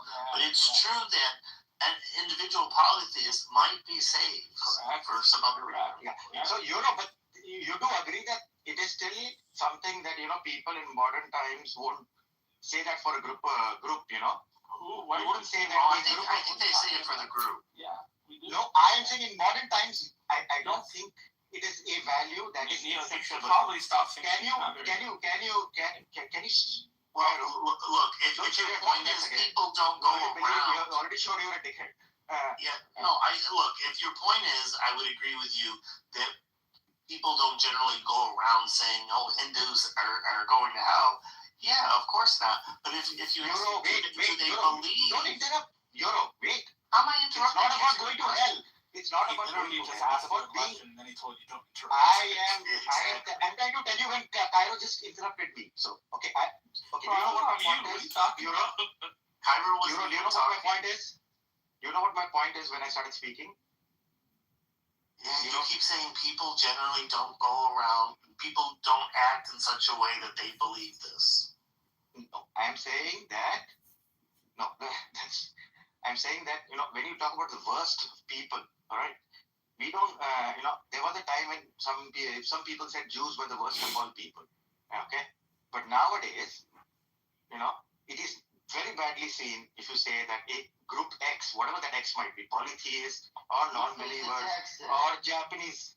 Wait, why are you guys always interrupt? What? So I'm just saying that this does not match with modern values. Oh my God, why? Which modern values? Yes, whose modern values of the modern values of So wait. Yeah, so Dignity so of Nate, human. I agree with you that based on modern values, people don't go around saying, "Oh my God, Hindus are the worst, Jews are the worst, Christians are the worst, whatever." But Yes. but Christianity does say Christians do believe that salvation is exclusive to those who believe in Christ, and Muslims believe that salvation is unique to those who believe in Islam. I'll just leave it at that. Itself is false. That which opposes it is false. Therefore, people Yeah, but we are talking about worst of humans. who are outside. We don't care about falsity. See, we don't Right, care but about this falsity. People can be worse. the worst of humans here is a reference to those who are condemned to hell. And they're goys. They're otherwise. Yes. That's what. And so that's unique to Islam. Both Muslim and Can I speak to Nargis now? I'm trying to speak to Nargis now. I'm saying this is So what Nargis, why are you adding emotion to it? According to that I'm not adding emotion. I'm just. I'm not agreeing. You are the one who's getting hyped about it. I'm saying if I believe the value of X is this, and if I believe one is true and the other is false, then that which is false is not of me. That's all it's saying. So Yes, no, it's saying more than that. It's saying more than that. It is saying that. That is their base and all. Okay, so it's saying more than that. Okay, Nargis, can you let me speak now? It is saying more than that. It is saying that you are the worst, Nargis. That you, these group of people are the worst of all creatures. Yeah, they are the worst. They are the worst. Of course. They are the worst. Nargis, they are the worst. What's the problem with that? Christians do the same thing. They are the worst. Of the people of the book, the only one that doesn't do that are the Jews. You believe in falsehood, therefore people believe in falsehood. Yeah, but that completely doesn't match with our modern values. It's not. That completely doesn't match. Look at the values we assign on Clubhouse. These are modern values. Every day people are otherized and hated. Yeah, exactly. That is what we don't do otherizing. Yes, that's why people who. No, that is wrong, Marcus. You know it. And when I choose vanilla over chocolate, I'm otherizing something. No, So Nate, look, I mean, I already acknowledged right from the beginning. Yes, people don't go around screaming at people like, "Oh, you're a Hindu or you're Hindi or whatever," and then get upset. No, of course not. But that doesn't mean that they don't believe that person is excluded from salvation. So Euro, that I will disagree with you there. So okay, which part?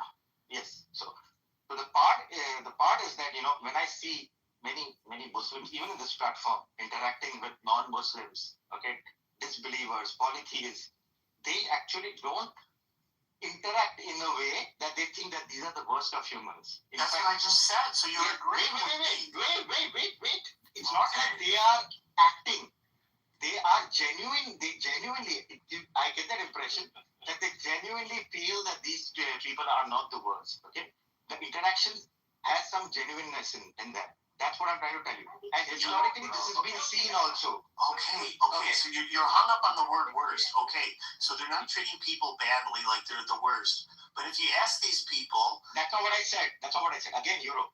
It's not that they're not just treating them. They genuinely seem not to feel that way.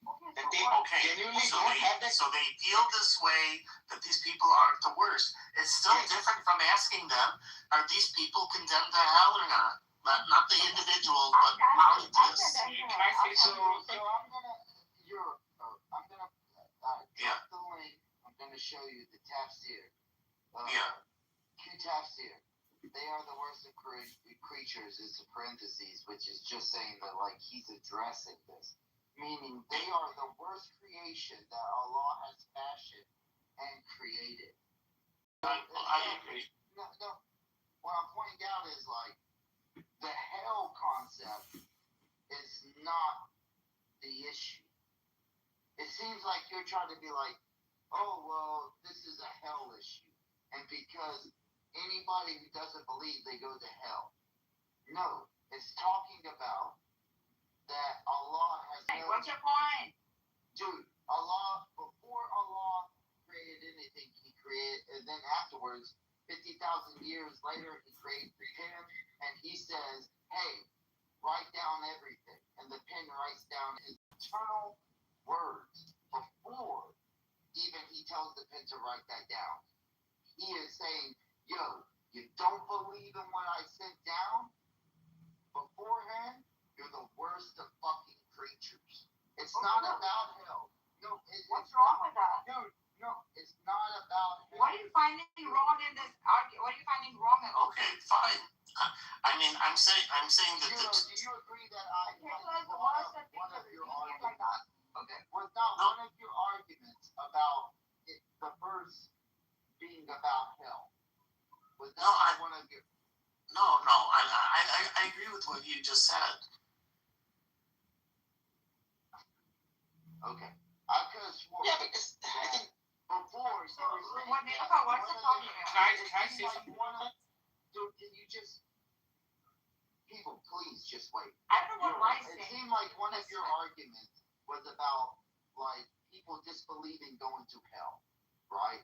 And that they're the worst of creatures because they disbelieve and they're in hell. But what I'm pointing out to you is that the scholars of Islam are saying that it's not about hell.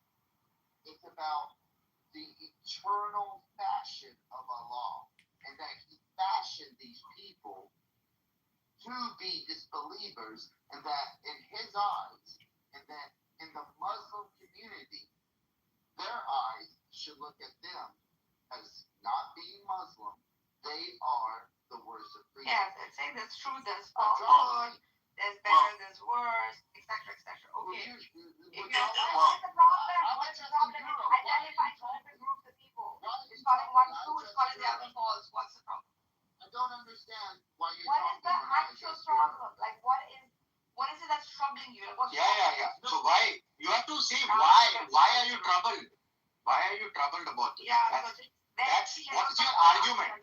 Like I was saying, right? It clashes with modern values. That is my trouble. It is a trouble that Cairo considers Nargis at the same level as Hitler. It's a distinction, right? No, he doesn't view it. To an individual. No, you, Nargis, you are a disbeliever. No, you are completely a disbeliever. You are like just as bad as Hitler, Nargis, according to Cairo.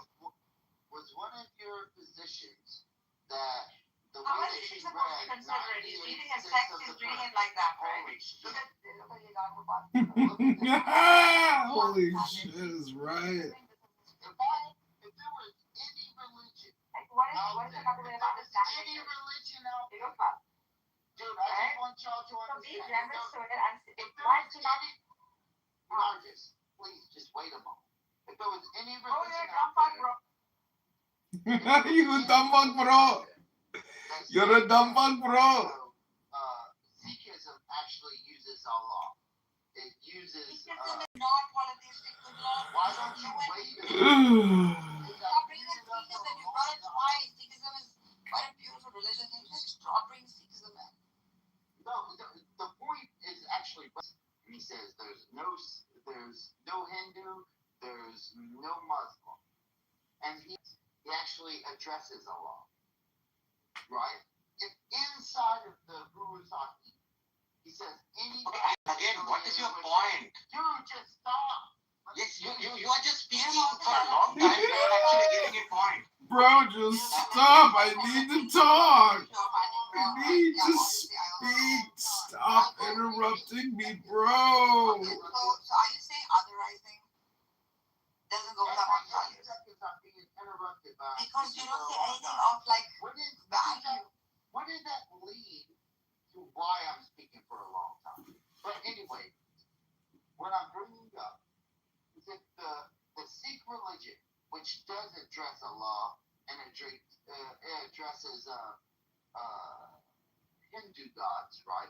And he said inside of Sikhism in their holy text, it says that anybody who doesn't believe in this, but yeah, I address your gods, you're the worst of creatures. Wouldn't that be like Islamophobia? Wouldn't that be like, wouldn't that be Hindu-phobia? So Nilo, everything Dude, I'm very We heard you out. Now it's okay. Now, please. Be silent for. Be silent for 10 minutes. Why? Be silent for 10 minutes. So, Nilo, We heard you. Yeah. Abrahamic, unlike Israel, Cairo, I'm not a Christian. hold a law to it, right? Cairo, I'm Somehow. not a Christian. But Just write it in the chat, dude. Why are you speaking it out? No, Just write it in the chat. Talk to Cairo in the chat, dude. I just want so authorizing is a very common principle within the scripture. My apologies, what? Within the scriptures of That's how Abraham. bad You see it heavily Oh my God. in the Judaic, the Christian, and Islamic. I know. It seems to be like a So- common so- thread that I agree with you. You can I take it to see. its historicity, right? Yeah, Why yeah, people yeah, don't yeah. get it now is because it doesn't get it right. It doesn't go with the. Yeah. So yeah, you gotta put. Can you stop? Why? Can you stop speaking? Dude, now we heard you out, right? You didn't even make a point. Because they've grown out of that, right? You've understood. Because they've grown out of it, you know. You made your point. We heard you. You said that if Sikhism did that, Firstly, my conversation It's not gonna was just Europe. Y'all interjected. Let him get out. He's not going to stop. Just so you know, I was walking towards Europe. how many minutes do you need before Nargis and... Okay, just answer this question. How many minutes of speech do you need before Nargis and I can continue our discussion? Okay, take 2 minutes. Take 3. Take 3, but after that, please be silent till Nargis and I finish our discussion. Okay. So, firstly, Europe, this is dedicated to you. Somebody start the timer. It seemed like what you were trying to say, essentially, is that the script that you were reading, 98.6, was about the disbelievers in hellfire. But then I presented to you a tafsir where the Islamic scholars are essentially saying, no, this is about Allah has created everything. And the people that he's created, he's already deemed that they are the worst of creatures because he's already deemed that they're not going to fucking believe it. So that's number one. I wish that you would address that. Go ahead. I'll relent the rest of my Yeah, no, like I said, I essentially agree with what was just said. I would just add a corollary that the other part about that they were fashioned this way by Allah is a separate point. And to hellfire, that they're not the worst of creatures. So they are the worst of creatures, and they are condemned to hellfire. All right, we can move on. That's all. It just seemed like Euro was presenting that the script was about all the people going to hellfire, when it seems like Islamic scholars are saying. I thought you were done. Every person that is not a Islam. Tricked you. But what it says is, well, yeah. I mean, the thing is, you just have to be careful when you say believers in Islam.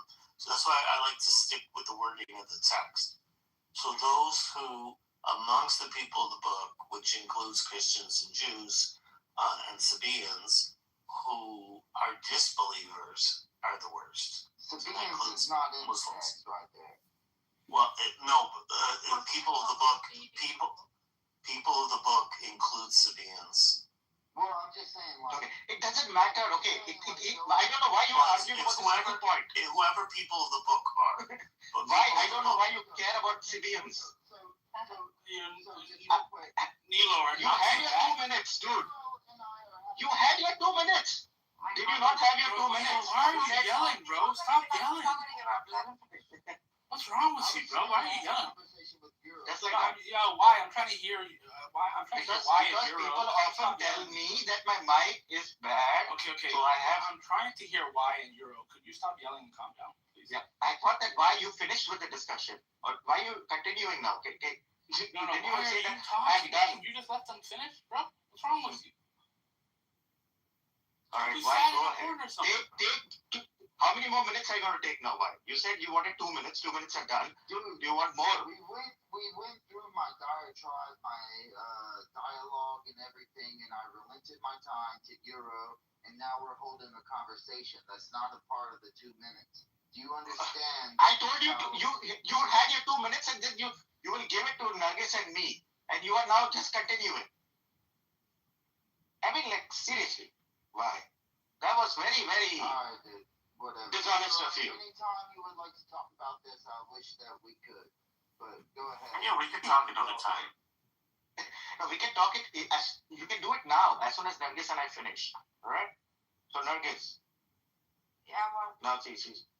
Yeah. So I agree that the text. If you're coming here, I know. I know that. Okay, good. No. So the thing is that it is true that a lot of these Abrahamic religions or there might be others. Abrahamics, otherwise. Yes, they say that if you are either with us or against us, right? Either with us or against us. Also, And anybody who's not with us is going to burn in hell. Place them historically, they're growing religions, they are becoming large states. These are becoming large states, right? And let's be clear. This is not true. This is not true of atheism. Judaism has always. No, it's my sentences. My God. They explicitly say, well, you guys can laugh, but it's true. They explicitly say that the world to come is also available to non-Jews. Yeah, They but explicitly say that. One second. Are those non-Jews polytheists? You need to find No. whoever knows. Non-Jews are not polytheists. No, 1 second. They're goys. There's non-Jews that. Goy just means the nations. It's just people. Goy means people. It's not a bad thing. Goyim is a non-Jew of a different nation because they non-Jew. That's still an authorizing, right? No. It's the people of the nations. It's a term that expanded upon. It's like, firstly, the word itself. Okay, so they authorize ethnicity, Judaism, Christianity, and Islam authorized based on religious beliefs. Judaism authorizes based on, the other is based on ethnicity. No, like you're not just missing a key point. You're missing a key point. Islam and Christianity both claim exclusivity to salvation. They say you can't be saved unless you're one of us. And then they give what the conditions are to being one of us. Jews do not say you have to be a Jew to be saved. They explicitly say salvation is open to everyone. Whether you're a Jew or not a Jew, you have the possibility of benefiting from the world to come. They're very explicit about that. They even say how. But they do not say you have to be a Jew. This is why they don't proselytize. Because there is no minor point. 1 second, Nilo. It's not a minor point. It's a huge point. Exclusivity of salvation is the whole thing we've been talking about. Okay, Euro, let me just say one point. Nilo, calm down, bro. I've been trying to speak. You're yelling all day. Kairos really not allowed to speak. Yeah, okay, be quiet. Okay? Euro, this is where I disagree with you. Okay. They don't say that, yes, you have to be a Jew, don't become Jewish, but what do they say? They say non-Jews must still be monotheists. They must practice the Noahides. So if you are somebody that, you can be non-Jewish, don't become a Jew, but what do they say? If you are doing idolatry, you should be killed. Any form of idolatry, you should be wiped off the earth. You will be going to hell. This is what they believe. Yeah, I understand your point. You don't have to be a Jew. So you made one. Yeah. So you made one huge mistake. It's when you said you disagree with me. You're literally saying what I said. So you're not disagreeing with me. But you agree that 1 second, salvation isn't for everyone. It's not. I said it's open. It's open. It's open to everyone. And I specifically said. Look, people are apparently are not listening to everything I say because I specifically said I know. I specifically said that there are conditions. Okay, fine. So I didn't say just like every religion has conditions to salvation. No. There's a big difference. And I'll say it again. Christians and Muslims have exclusivity. You have to be one of them. You have to be a Christian to be saved, according to the Christians. It's a condition. And the condition is you have to be one of us. The Jews do not say you have to be one of us. They do say you have to be a monotheist. But you don't have to be one of us. 613 commandments. No, it's not a question of doing the 613 commandments. But why are you making this complicated? Jews say you don't have to be a Jews, Bro, all you gotta my hear my whole point is, position before you disagree. You might be agreeing with me, but all I'm saying, never said the whole position. because you brought in the 613, which is relevant. Don't worry about what the right is. Here's my position. Okay, fine. Yeah, okay.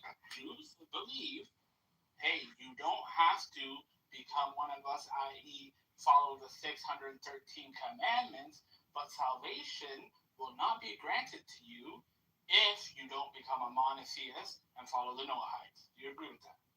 Which is what I said from the beginning. I said that there the are first time. and 1 second. And when I said every religion has conditions to salvation, you said no. No, it's not what I said. You're not listening. I literally said, yes, they all have conditions. And the distinction that I've made, that I'm correct about, is that Christians say you have to be a Christian, Muslims say you have to be a Muslim, which is what we were arguing about. Jews do not say that. See, they say you have to be a monotheist. Right, they don't say you have to be a Jew. You have to be a monotheist. Anyway, can I Nargis, I continue? So now that has been covered. Do you dare believe in Jesus to them? Okay, so Euro. So that's different. I don't understand. Can Nargis and I continue? Euro, you had your side quest. It's not a side quest. You made the false claim that all Abrahamic religions have this exclusivity, and I pointed out that Jews do not. It is a thing that applies to Christians and Muslims, not to Jews. What? Okay, why I said it's a side quest is because... My God, you keep interrupting Nargis. Can we say the end? I didn't say that they don't exclude people. What I said is they don't have the exclusivity vows. Why do people keep bringing up irrelevant stuff? You want to start talking about the rain in Japan? What is going on? So Euro. Okay, wait, Nargis. Now let me just speak. I just want to speak one thing. Euro. So why I was saying it's irrelevant is, for one, there are like 15 million Jews in the world. It's not really important thing. Second thing is that distinction that Nargis was saying, that the distinction that there is otherizing, that distinction is still satisfied, because polytheist Jews will otherize or the Judaism, the way it is will otherize polytheism. So it's a small distinction that doesn't make it any difference. All I said is your statement was wrong. Yeah, I know. I got it. We don't have to make it anymore. All Abraham. We got it. Well, all right. Then just move on.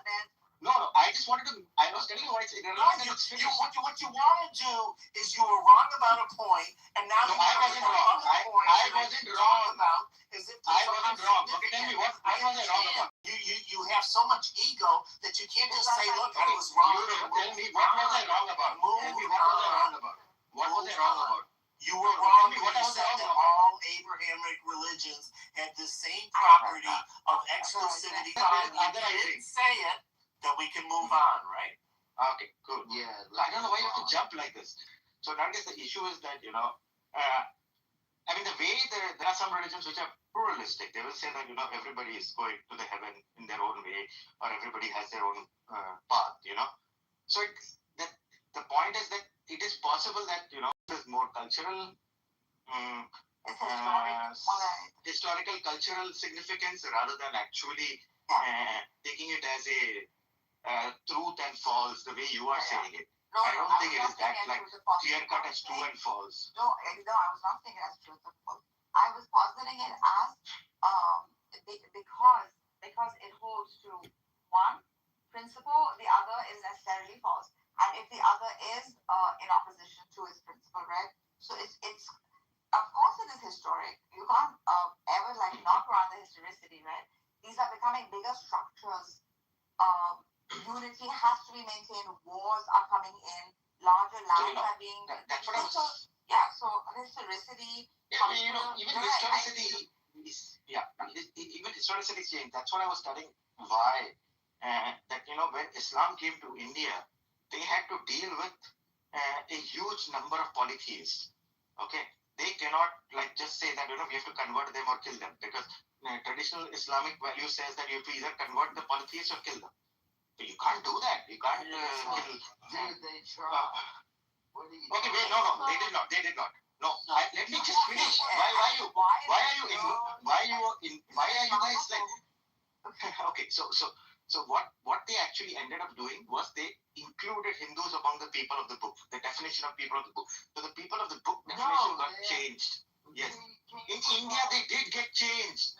They just had to pay the jizya. Okay. He knows everything about India now. He's read everything. So they look for it. Well, can I just have a conversation with I don't look for so ideologically, right? Why can I have, okay, if you have something to say, just put it in the chat, why? Okay, why not reading that verse, for example, right? First of all, we haven't read it. See how he includes when people. So you, I don't know if you put in the reference, because verses like that usually have historical reference to context. He's addressing a group of people. It could be prior to a war, right? It could just be ideological too, right? I put the tafsirs, so by the way, because I do remember, like, polytheists hardly existed on that peninsula. They were non-existent. So to say, to put them in one group, right, and say they're hell dwellers, in order to create the ummah, the unity, the numbers, would just be a natural, like, course of action, right? Now, I think if they were a large number, he would have had to deal with them, like, more. You see what I'm saying? There's also like a diplomatic response to that. But the one who's reading it now, if they read it without all of these references, right, and this deep understanding, and think of it as just an ideological difference, therefore the person is whatever, an animal is false. This is where, like, messed up, like, you know. But the point is that, you know, you are not selfish, man. Very selfish. Stop acting like a victim, man. That why speak. Why is talking rubbish? Why is this? That polytheists need to be converted or killed. Where are you getting that from? Where are you getting that from? Where the hell are you getting that from? That is coming from the hadith. So it's not coming from the verse. We pay the jizya or we fight. Absolutely, that's correct. Yes. Islam's position. Yes. That is absolutely. Yes, exactly. That is, that is the position in Judaism. Yes. No, I'm saying in Islam this is the position. Okay. Yes, it is. Or what are you talking about? I'm talking about that's the position in Judaism. Yes. I was saying, like, the rabbi Maimonides says, what is the peace? They have to what?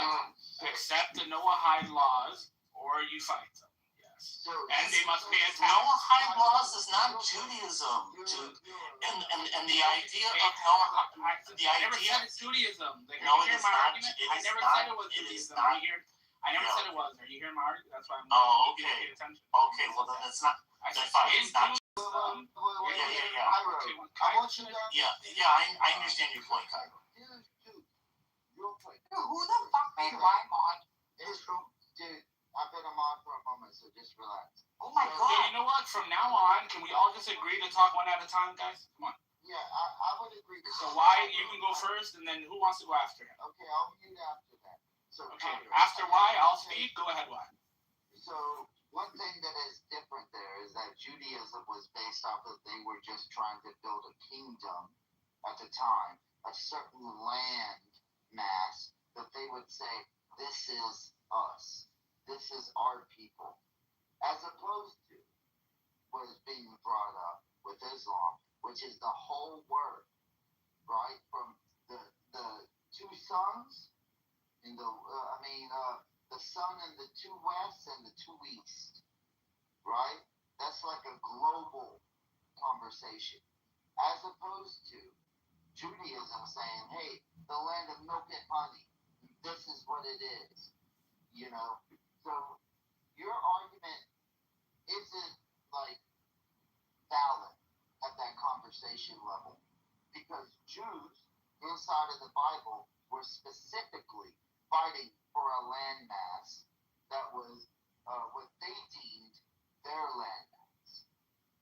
Whether I agree with that or not. Yes, exclusively there. Thank you very much. Can I say exclusively the I have 1 second, Neil. We just I have everyone in chat. You asked me. What's wrong? You asked me. I don't know, Cairo, you want to speak, but you asked me for a. No, I'm not asking. Okay, don't worry. You asked me for a. You asked me for convert or die. I want to correct. Yeah, but police and sheriffs to use violent, deadly force against any individual committing acts of serious violence and crime. Every day at 6 a.m. and 10 p.m., all trains will be stopped homeless moms and removed from every blood clot processing facility. Rejected after a long time. Well, okay, go on. Violent, deadly force against any individual committing acts of serious violence and crime. Every day at 6 a.m. and 10 p.m., all trains will be stopped homeless moms and removed from every blood clot processing facility. That's reasonable. Yes, what I was saying, I wasn't saying that Noah hides is Judaism. Maybe you misunderstood me, Euro. I was saying in Judaism, in the religion, in Judaism, they have laws in the Torah. The siege on the city. When this happened, is they accept the people have to end their beliefs. They have to change whatever they believe. They believe in paganism and Christianity. To say if you believe in multiple gods, you must end that, follow the Noahide laws, pay the tax, and then you will be left alone. If not, you don't do that, then you fight, kill everybody, take the women and the kids as sex slaves, and we can continue on. They put people in the slavery, but they do have conditions when they are going offensive war.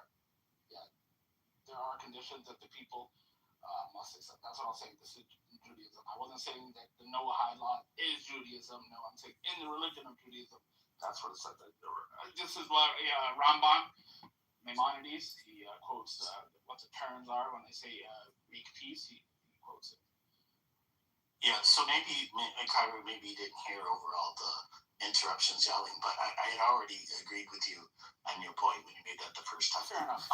Yeah, the only distinction that I would make, and it's maybe not that important, is the add-on parts that when you reference specifically the Noahide laws and whatnot, because as you pointed out, that's a Maimonides interpretation. But if we look at the plain text, it does say that you have to offer peace terms before you go to war.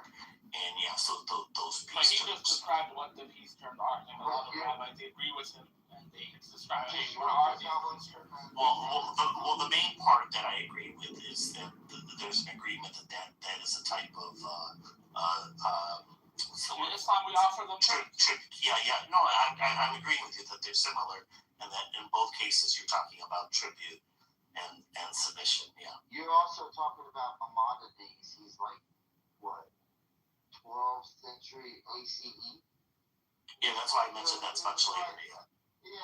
Who is seen as the second oldest, one of the biggest rabbis. I'm not bringing up no random rabbi. And what is Islam after all? Anyway, Is that a combination of Christianity? Since we are all speaking now, I wanted to tell Cairo. Everybody speaking as the counterpoint. Okay, so Cairo, by the way, you said I was lying, so read the Quranic verse I put it. It clearly says convert or die. Okay, so there is Islamic jurisprudence. So convert or die. So just concede the point. Nilo, do you have a victimhood case? No, it's got nothing to do with victimhood. I have to speak for truthful. Okay, I have to speak for truth. Let me know when the next CC. I have a question. Yeah, okay. So what's your reference to this converted die? I put it in the chat, man. It's a Quranic verse. It's possible. My wife! So I read the Quranic verse, so you really have to be careful of the context here. The verse said that's not in the actual Arabic, right? That's the reason there's parentheses. Like it's not parentheses. Let me read it for you. Can you read the Arabic? Yeah. Here, I'll read it. He likes Andrews. He likes every room he makes up. So, Nilo over here put in Surah 9:5. That's Toba. Yeah, correct. All right. Let me just double check. Yeah, 9:5. Okay. So let me start reading from 4. As for the polytheists who have honored every term of their treaty with you and have not supported an enemy against you, honor your treaty with them until the end of its term. Surely Allah loves those who are mindful of Him. So, Can you give me the historic reference to that? Mr. Victimhood is saying the I don't know why policy you're calling me names. You showed that you're a dickhead. Anyway, What is it? I agree that the guy, one second, Nardas, the guy who started this conversation by calling me a dickhead is now sad that I'm calling him victim. Okay, no problem. Yeah, of course you are. You Because don't you hear me believe crying, that. bro. You're just crying. I guess it's crying. yeah. Okay, so now let me say. No, I'm kidding. You can call me Mr. Victimhood. No Okay, problem. thank you. So now the victimhood, yes, the people that are honor the treaty, yes, you don't fight them. Yes, why? Because we have a treaty with them, and yes, we hold to that. So it's not just go around and kill anybody. Do this or you die. Yes. So in other words, That's not true. Wait. So Can I Lie. put my defense now, Euro? So Can I I'm put my saying- defense? in other words, Euro was correct. Okay. No. Okay, so wait. So let me make my defense again. Can I make my defense? Yeah, you need to. Kill the policies who have violated their treaty. Yes. Wherever you find them, capture them, besiege them, and lie in wait for them in every way. But if they repent, perform prayers, and pay homage, Can I now? and set them free. Can I? Indeed, Allah is all forgiving and most merciful. Okay, so can I now reply to Cairo or like why are you speaking again? Why can you not? Why? I mean, first of all, I made the point to Cairo. Okay, fine, say it. So, firstly, it doesn't say that in the Arabic about the ones who violated the treaties. Actually, if you read the 10 verses, right, the first 10 verses, what does it say? It says that your treaties, your oaths are to Allah, and that He has negated these verses. Not verses. He has negated these treaties. 1 second. Do you know the verse right before 5? That's what it's in context about. Dude, that's what I'm bringing up, right? Context. Right. So when somebody just brings up a verse, and then also, Neil actually fell into this trap. Who's victim? That's what you're talking about. Okay. No, he fell into the trap. He gave the link. Inside of the link, it actually uses words that are not inside of the Quran. The Quran doesn't mention that they violated the treaties. These are scholars that are saying, hey, this is the reason for it. Yeah, because everything has an historic context. Everything has an historic context. Let me finish. Yeah, what's the verse before? What I'm bringing up is that if you read between Surah 9:1 and Surah 9:10, you'll see that Allah even says that all treaties between the believers and the disbelievers are null and void. It doesn't matter because your oath is towards Allah. Just read. And what does Allah tell us? Just read Surah 9. Yes, no problem. I read it. So now, why? 1 second. I'm about to speak. Yes. What does Allah tell us when you said, hey, all the treaties doesn't matter. It's to Allah. Yes. And what does Allah tell us?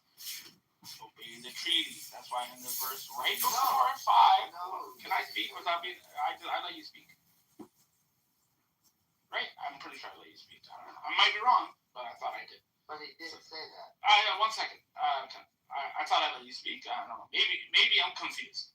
So, in the verse right before that, it tells us how to deal with the people who have honored their treaties. How should we deal with them?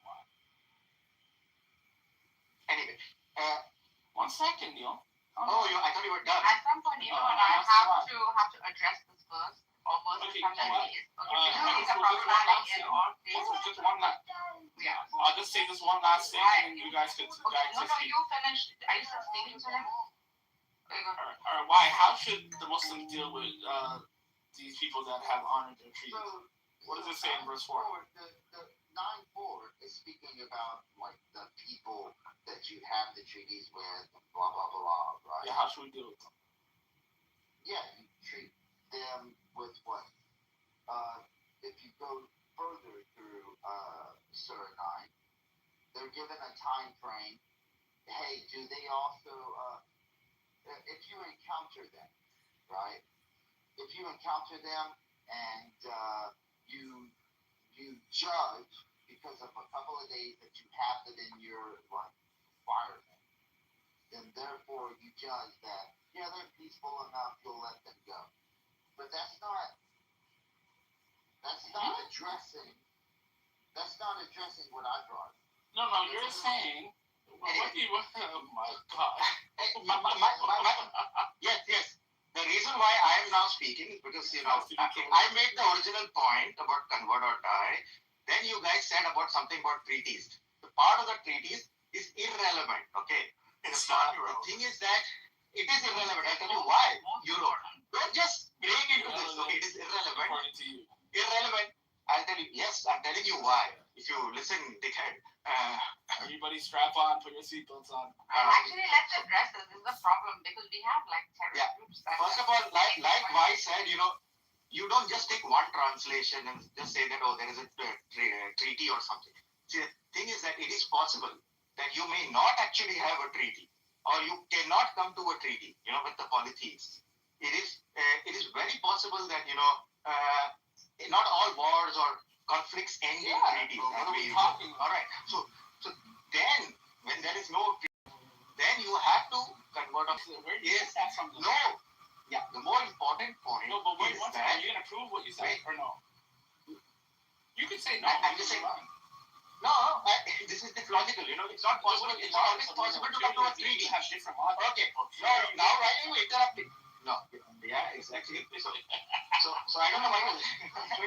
No, wait. Can I just finish? Okay, all of you, can I just finish? All right. Let's read it. No. Why are you speaking again? Okay.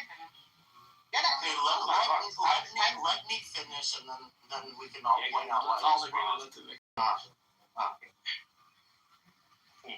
Alright, so why is it irrelevant? It's because when you are ruling a country, all right, when now it's under Islamic rule. That is specifically what the case I used. Like in India, it was the rule was of the Islamic Sultanate. Okay, now there is no question of treaties with the polytheists because the polytheists are actually under your rule. All right, so there is no the question of treaties doesn't even come across because they are just people who are basically in your subjugation. All right, so that's where you have to convert them. All right, that is the Islamic jurisprudence on this. Now, if you can show that how an Islamic ruler is supposed to treat the polytheist subjects, if you have any other ruling, you show me because this is the one that they would actually use for this. Okay, so that's why the treaty thing is irrelevant. The treaty thing is only relevant for certain times when the Arabs had or the early Muslims had treaties with certain polytheistic tribes in Arabia. Then let's so show us your evidence. Okay. No treaty is okay. So we're gonna kill them. So this is the problem that you have, me. You started out the first time with an assertion. They have to be converted or they have to be killed, and then it's what you call convert or die. And so people said, "What's the proof for this?" So then you come back and say the proof is 9:5. Then we read 9:5, and it turns out that applies only to people who didn't follow a treaty. Then you respond and say, okay, that's irrelevant because it applies to other people. But you haven't provided anything that supports that. So Cairo is quite correct. Is like, if you're going to make a claim like that, what is your source? Yes, so I'm telling you, right? So first of all, like why said, okay, wait, he asked me the question. He asked me the question. Look at this. He does it every time. So why? I know your point is, we'll address it after, but Nee has a problem here because he's making an assertion without any. First of all, like I said, you have a very strange way of interpreting the Quranic verses. You just take the first link you find. Do it like you just make it up. See, Cairo. I mean, you are the one who believes that Euro is the worst, so I don't know why you are making it speak worse. He didn't say Euro was the worst. Yeah, he said it. He agreed with that. Okay, are you somebody who is a believer? You are crazy, Islam? Neo, bro. Anyway, You're absolutely crazy. Yeah, you consider Nargis, why, You're all just a of us liar, words. So. and now when somebody puts I you mean, on the you said spot, mashallah to that word. okay, you're not Oh, only okay. a liar. Let's give him a chance to support his statement. So what's your support? Yeah, so the support is, I'll put another link, okay? You read the Wiki Islam link on forced conversion, okay? So there is a policy of forced conversion in Islam. All right, this is what the term convert or die actually, and convert or die is just a you can say walking way of saying it, you know. And you put and the why? link in the chat. Yes, I put the link in the chat. So the thing is that, like why actually said that particular verse 9:5, it does not actually mention about violating treaties. Some people translate it as violating treaties. Others don't say anything. All right, and there is generally a policy. There used to be, at least for the polytheists, that there would be a convert or die, or forced conversion policy. I think that you're was talking about. It has given. This would be good for your point. It's Surah 2:256. It's going to prove everything you just said. Let's focus on these verses. Let's not go to other verses. Yeah, so Nee, what you did is you didn't provide support. You gave a link to an article that discusses this long thing. What we simply asked for is what you did with 9:5, which is provide a verse in the Quran or a hadith or something that makes your. Yes, just read the whole article. That is doing what I am saying. That's not the same thing. Yes, it is. It's not the same thing. I'm sorry. You know, if somebody else has already written about Dude, it's like me saying, okay, I can't summarize where the support is. Instead, read this book. Yeah, I will tell you what it's not fair. The whole article actually starts with this words, okay? It explains why. Okay, I'll tell you what, I'll read you the book. Okay.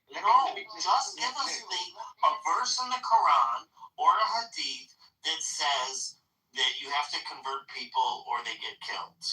It's as simple as that. This is that verse, dude. This is that verse that is used. Which verse? The 9:5. Yeah, except 9:5 applies to those who didn't follow a treaty. Okay, so can you see that in the Arabic? Can you show me that where in the Arabic does it say follows the treaty? It's in 9:4. Okay. No, what does 9:4 say in the Arabic? Tell me. Or what is the literal? It specifically accepts those who follow the treaty. Yeah, but that does not talk about polytheism.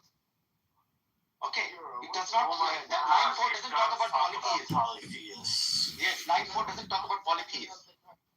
9:7 of the Quran. How can